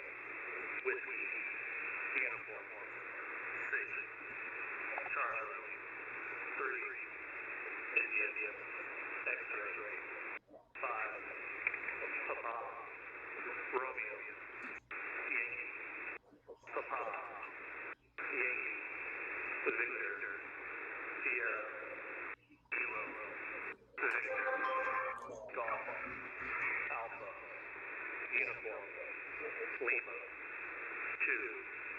This is about out. You know, there is one shred of hope to this. I'm just thinking about it. There is a glimmer of hope in all of this. We have to hope that the terrorist that now runs New York, and that's what he is a terrorist. You cannot convince me otherwise. He is a terrorist. The woke Virginia governors, governor and lieutenant governor, and then the woke New Jersey governor, and then everything that's going on right now tonight, this is going to shape what the midterms are going to be like, guys. What we have to hope for is that these ladies, which I'm pretty confident are going to fail, because woke, Karens, 100%. That's all they do is they destroy everything they touch. So we can be confident in Virginia that Virginia is going to go down in flames within less than a year, just in time for the midterms. The terrorist is obviously going to just completely destroy New York within months. You're going to see such a mass exodus of people from New York. They're going to be leaving in droves. So you got to hope that these individuals are going to do such a terrible job that it paves the way for an absolute sweep coming midterms. And then they can keep the filibuster, and then they can just mad push through the Republican agenda. We got to get, more seats in the Senate. And same with the House. We got to take way more seats, so that way there's just a nice big gap, and we can just push through and push through and push through legislation, get it through the Senate, have it clear with no hurdles, no delays, and just have Trump start signing things and get this country back. That might be the only saving grace, is that these people are going to do such a bad job that come midterm, it will work in the favor of Republicans. So that's going to be my prediction. What do you think, Salt? I just think this country's doomed. We're all doomed now. Something's got to give. Something has to give.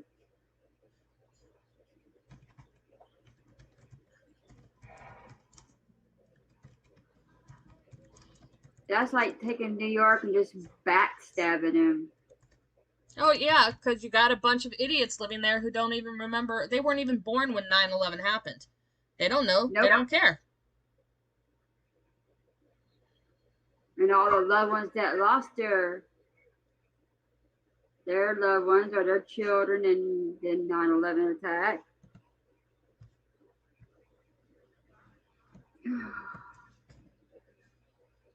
I was young, but I can remember like it was yesterday. Yeah, 100%. Right now we got to trust God in what he's doing.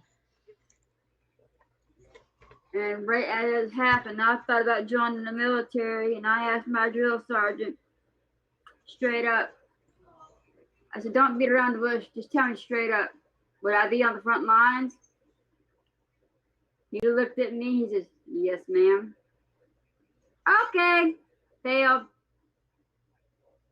I failed the ASVAB test purposely because of that. Like, I can't. I don't got to hurt anybody. Maybe by words, but by weapons, I just don't have it. Unless you break it into my house, or don't something my kids, yeah. But to go out and do that, I just don't have that in me. That's not me. I can't do it. I just can't just go and shoot somebody's loved one. Much as I thought I loved this country, but right now, I don't know what to think. And I don't. You know what I mean, XX? I do. Between the last administration, the administration before that, it's like I just lost hope for this country. You know, don't let this, totally 100% defeat you. You do got to give it to God and let God work and do what he's going to do. And, like I said, this may be necessary in order to fully right the wrong of this country, because by midterm, these individuals are going to destroy everything that they've won tonight, all of these areas, and it's going to drive the voters to say, all right, you know what? I'm not going to vote for that Democratic senator. I'm going to make sure a Republican gets in this time. We don't know. We don't know what this is going to produce. I mean, I'm pretty confident that you are going to see such a massive exodus from New York, from Virginia. People are going to leave Virginia too. Probably not New Jersey. You had a Republican governor, Youngkin, in Virginia, so a lot of people stayed for that. And the thing is that Virginia was already experiencing a job market issue. Now it's going to get worse. Because people are going to exit Virginia 100%. They're going to flee to a red state. They probably only stayed because it was a Republican governor. Jersey was blue before, so this is not going to be any different for Jersey after. Same with Pennsylvania, retaining the judges like morons in Pennsylvania. They had an opportunity to change the law to free themselves, and they chose not to because they're stupid. I don't know what else to call these people. Posted? Huh? Did you see what Cat Turd posted? I did not. Let me see. Florida is full too. New York is full. New Yorkers, do not come here to escape what you did to New York. Oh Lord. Oh man. Oh wow, some of the memes are so horrible. They got the Statue of Liberty sitting down around a whole bunch of empty beer cans, smoking a cigarette, saying, "F it, I'm moving to Florida." Wow.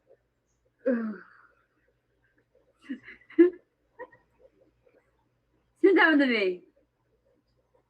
Yeah, so these are all the promises of Zoran, Mom Donnie, you guys. Freeze rents on rent-stabilized units, make all city buses fare-free, free child care for kids 6 weeks to 5 years old, raise the minimum wage to $30 an hour by 2030, build 200,000 affordable homes in the next decade, also lower cost of living for everyone. Oh, man.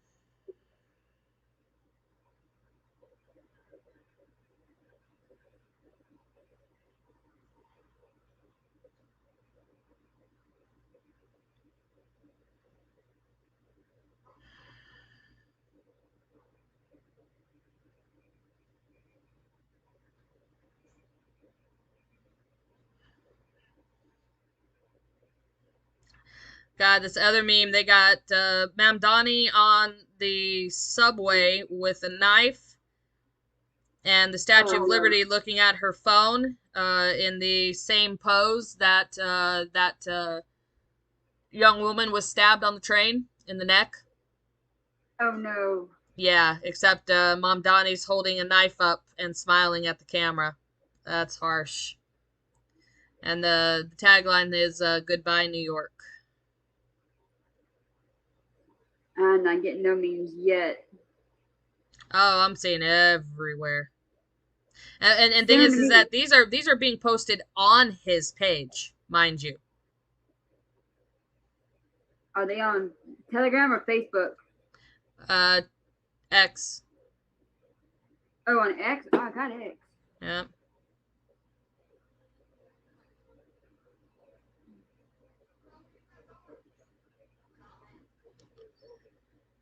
I'm getting ready for traffic coming in.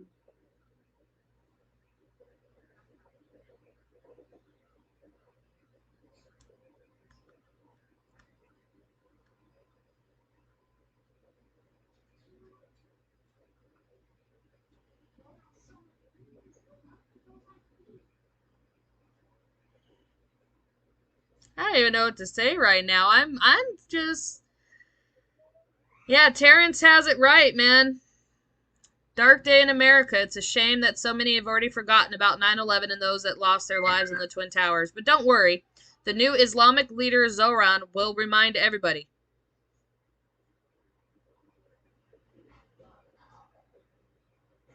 So what would that be? New Yorkistan?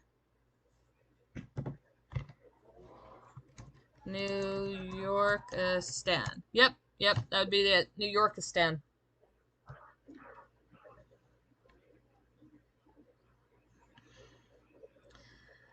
Yep. Stephen D says, why have I been saying for the last 5 years the Democratic Party is a demonic construct? Look at today's New York City mayoral election. The two choices are a guy who's for savagely murdering every baby you want whenever you want and murdered people's elderly loved ones, versus someone who represents the very worldview that inspired the greatest tragedy in modern American history right in the heart of that same city. Nihilism is hell's natural habitat, and it doesn't get much more nihilistic than that.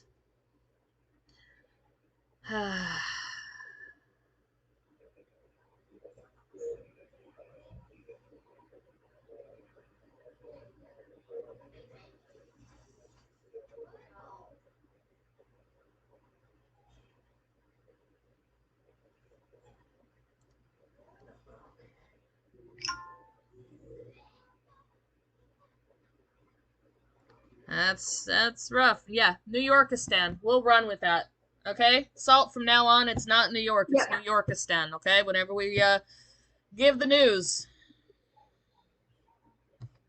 I will say for all the ladies, women, and young women and girls, if you are out and about, you see anything hanging off a car, do not touch it. Don't go stop. around it. Stop.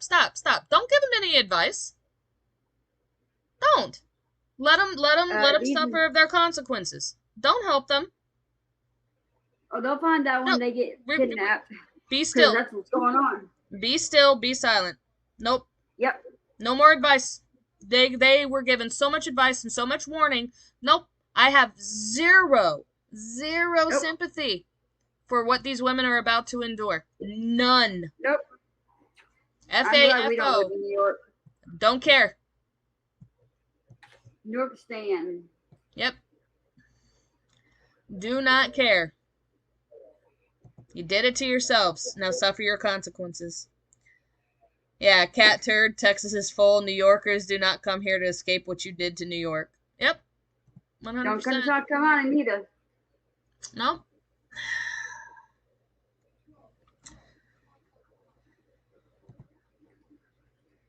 Yeah, we might be red, but we got blue cities too, but we don't want nobody else here.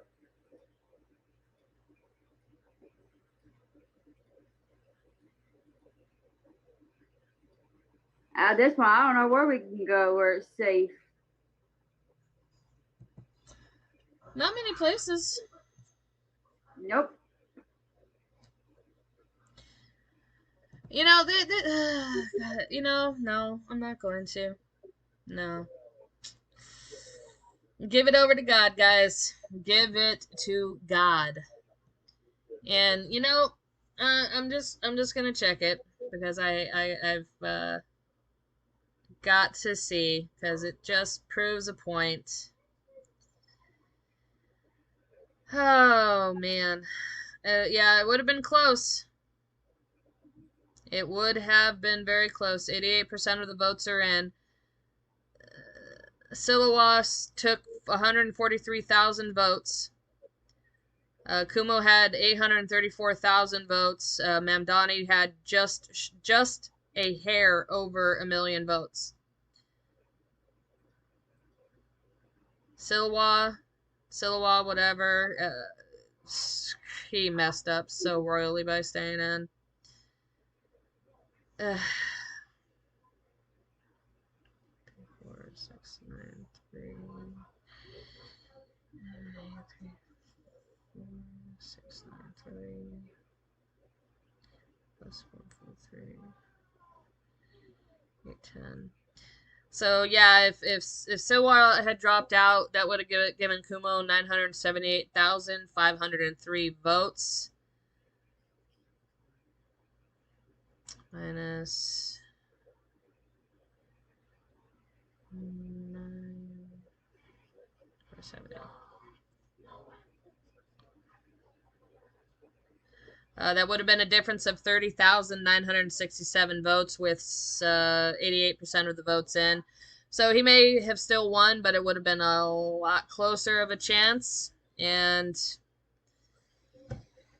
I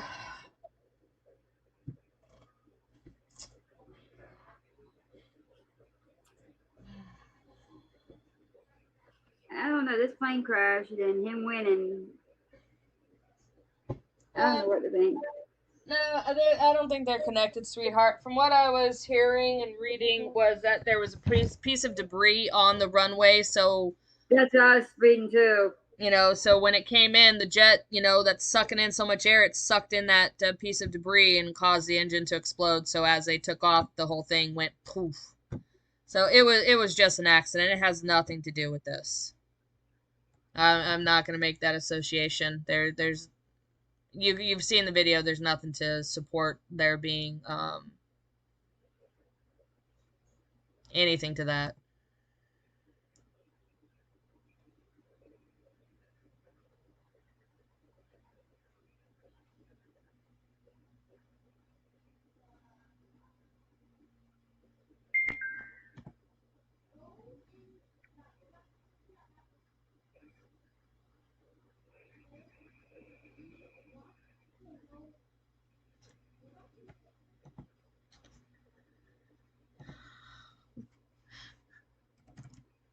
Oh, there's another angle of the crash on X.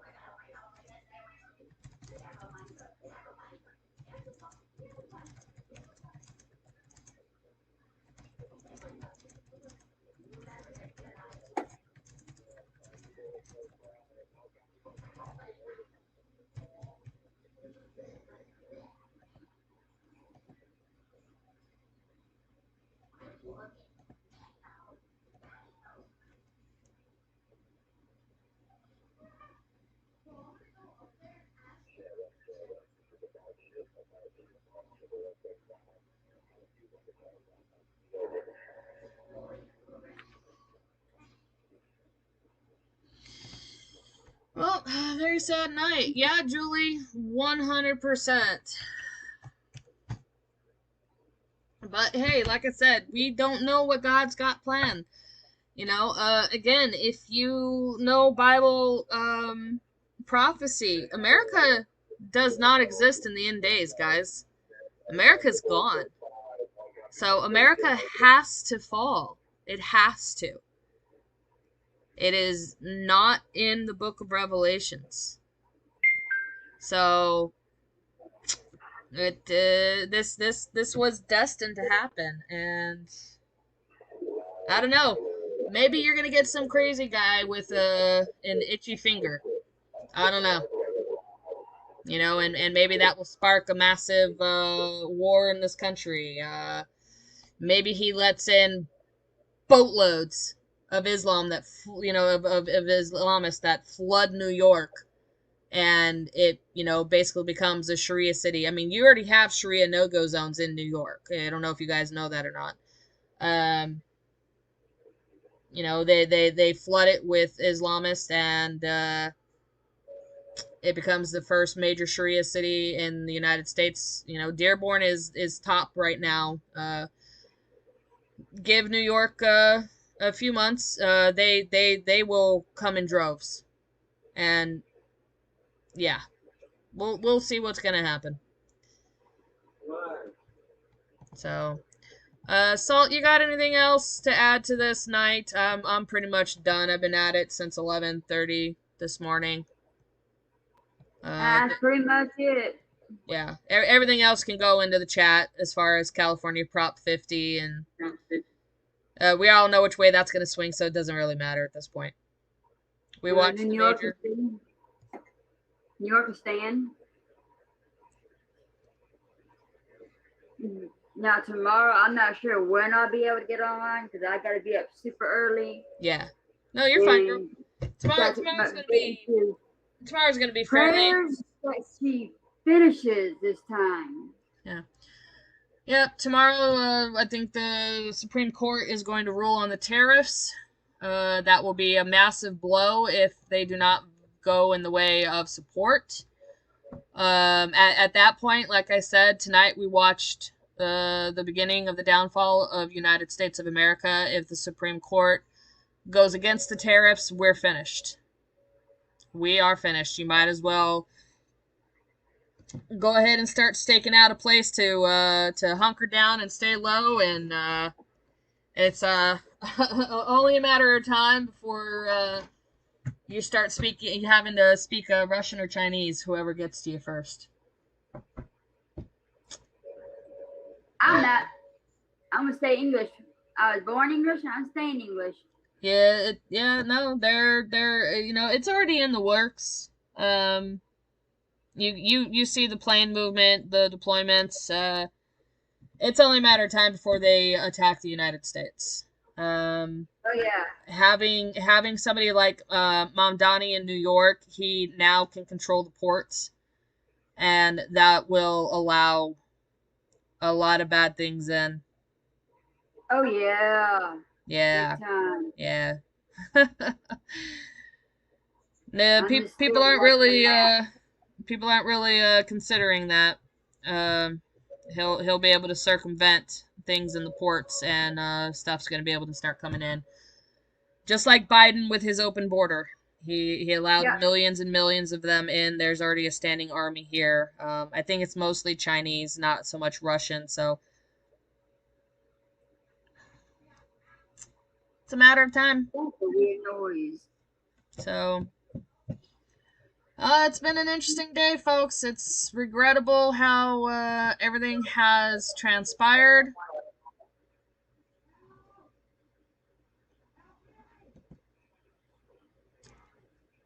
It's going to be an interesting year. Huh? Still got that drone in the Arabian Sea.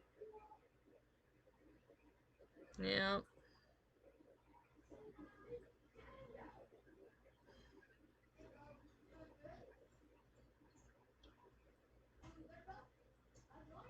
A lot of activity over Japan, South Korea.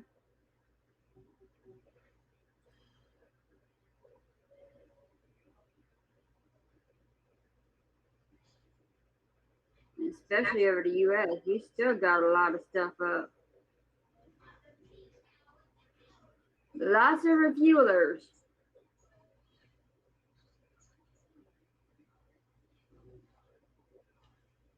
Still got the refuelers down there by Key West.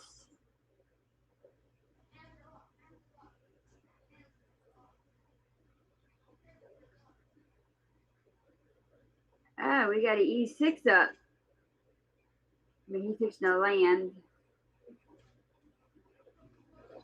All stations, this is a battleship, freight.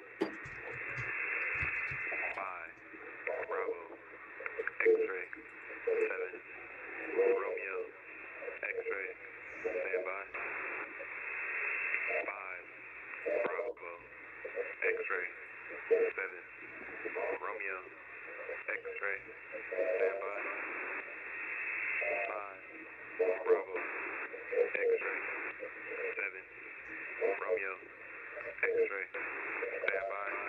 Message follows. 5, Bravo, X-ray, 7, Romeo, X-ray, Romeo, 4, X-ray, Papa, Zulu, Lima, Victor, Golf, Kilo, India, Delta, 5, Uniform, Bravo, Tango, Victor, India, Charlie, Uniform, Quebec,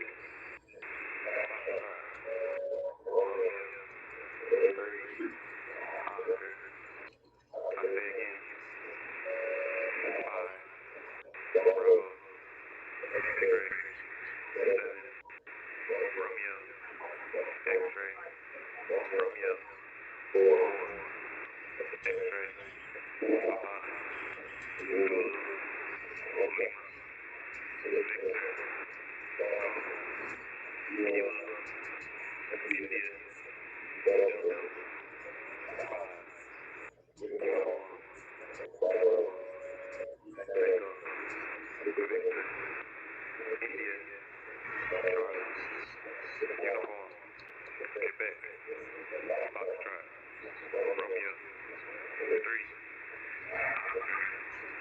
This is a battleship.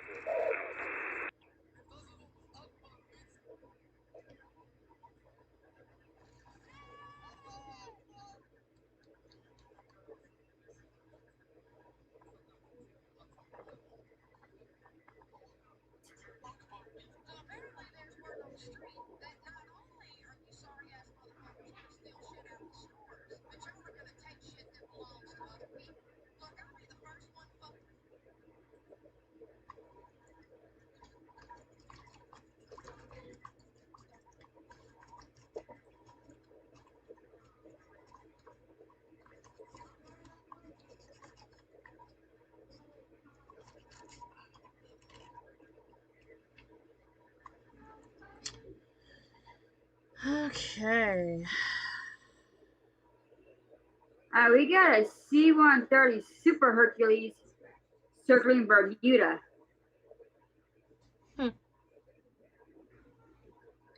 Came from Elizabeth City, North Carolina, and circling the Bahamas. Bermuda. Governor Greg Abbott calls for a moment of silence for New York City. Thoughts and prayers.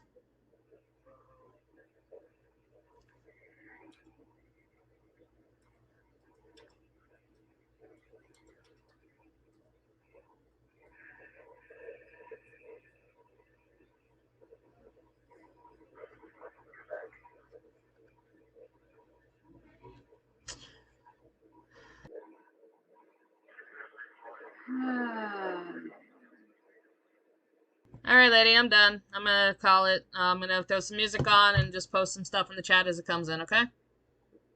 That's what I'm gonna do. All right, sweetie. I'll talk to you in a bit.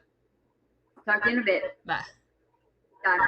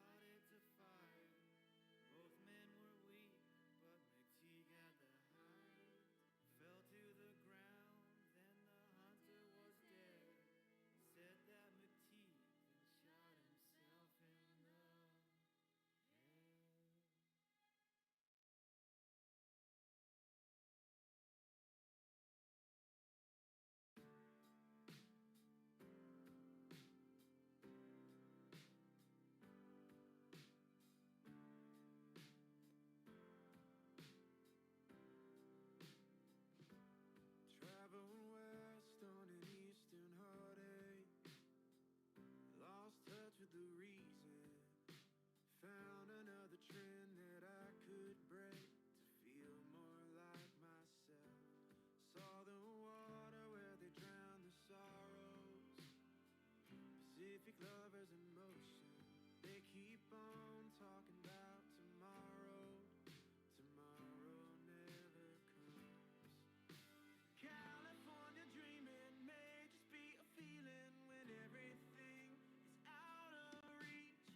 All the pretty people are looking pretty equal now.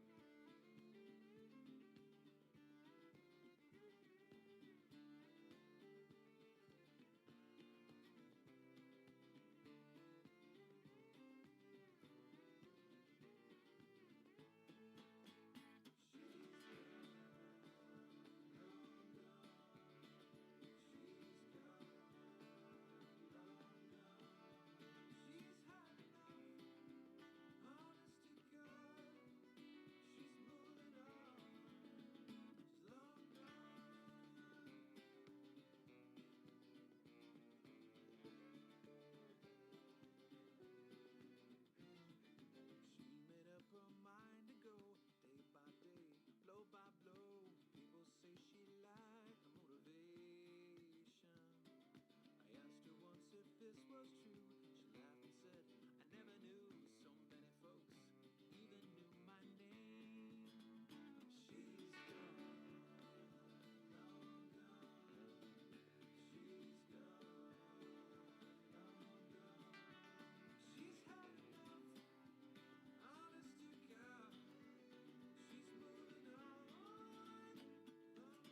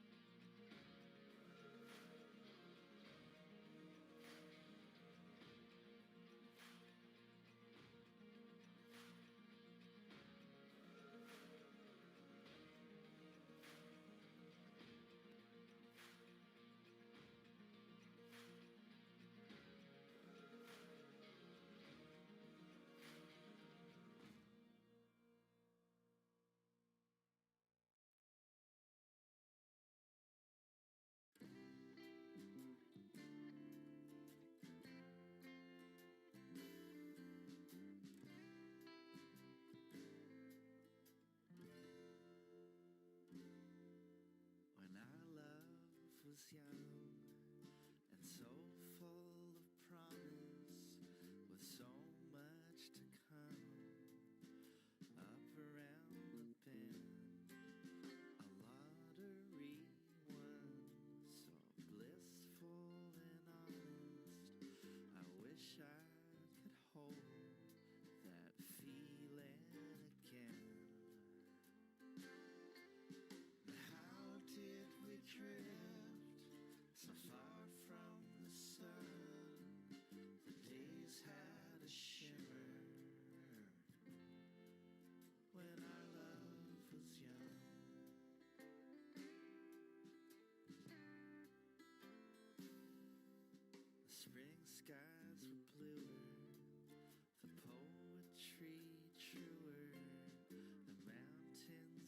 majestic and loneliness rare.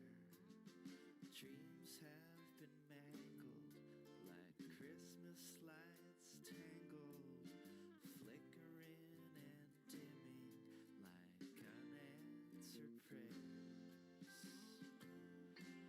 And now it feels late, and under the gun, it always felt early when our love was young. When our love was young.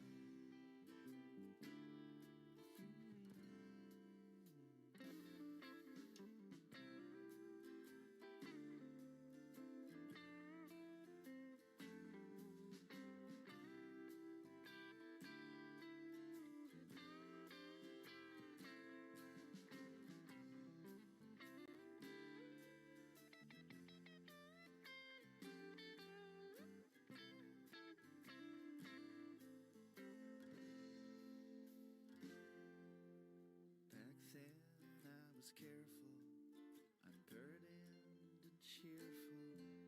You brought out a glowing rendition of me. How'd things get so hateful, so dull and ungrateful, craving clear moments of serenity. In a universe splintered, things felt as one. I warmly remember when our love was young.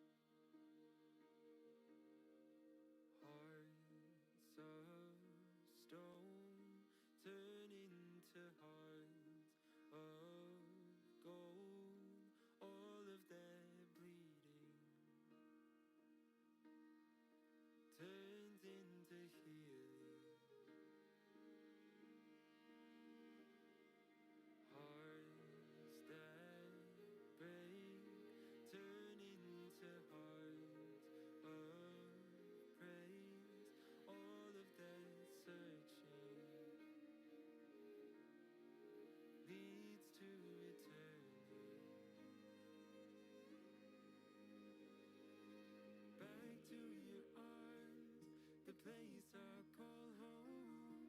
Back to your voice that calls me your own. Back to your path, the one where I won't walk alone. Back to the mercy you've always shown. Back to your son who sits on the throne. Back to your love that cuts to the core of my bones. I won't stop returning to home.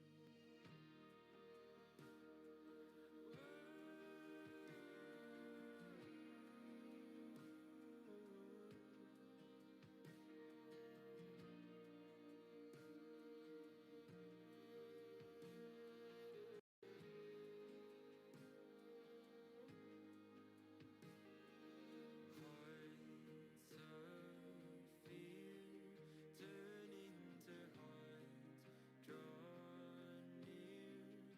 All of that wonder turns into trusting. Hearts unsure turn into hearts made pure. All of that fleeing leads to retreating.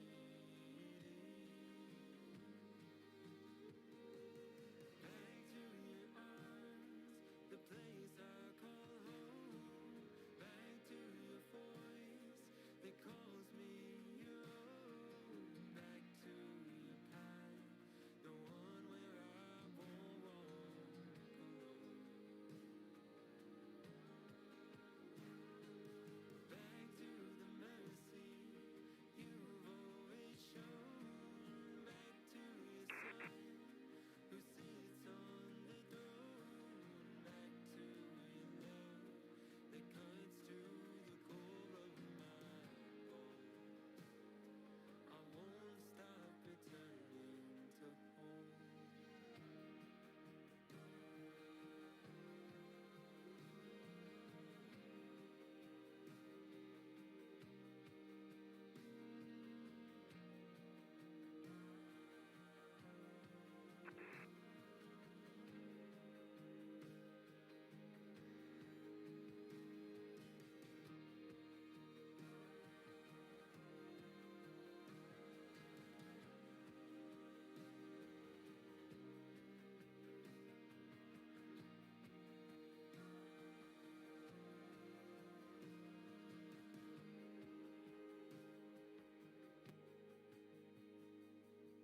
It don't matter where I try to run. You come bring me right back to your love. It don't matter where I try to run. You come bring me right back to your arms, the place I call home. Back to your voice that calls me your own. Back to your path, the one where I won't walk alone. Back to the mercy you've always shown. Back to your son who sits on the throne. Back to your love that cuts to the core of my bones.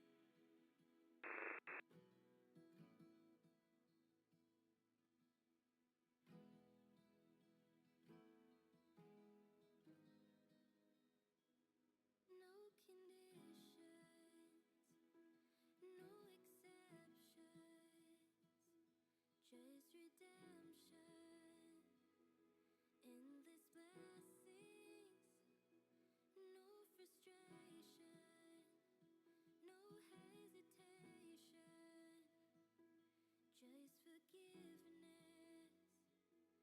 no exceptions,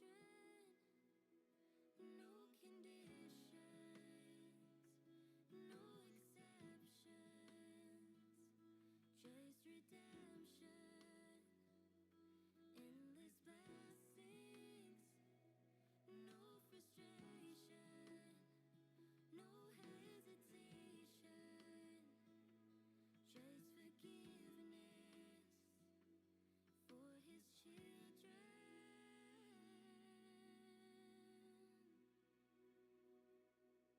And shine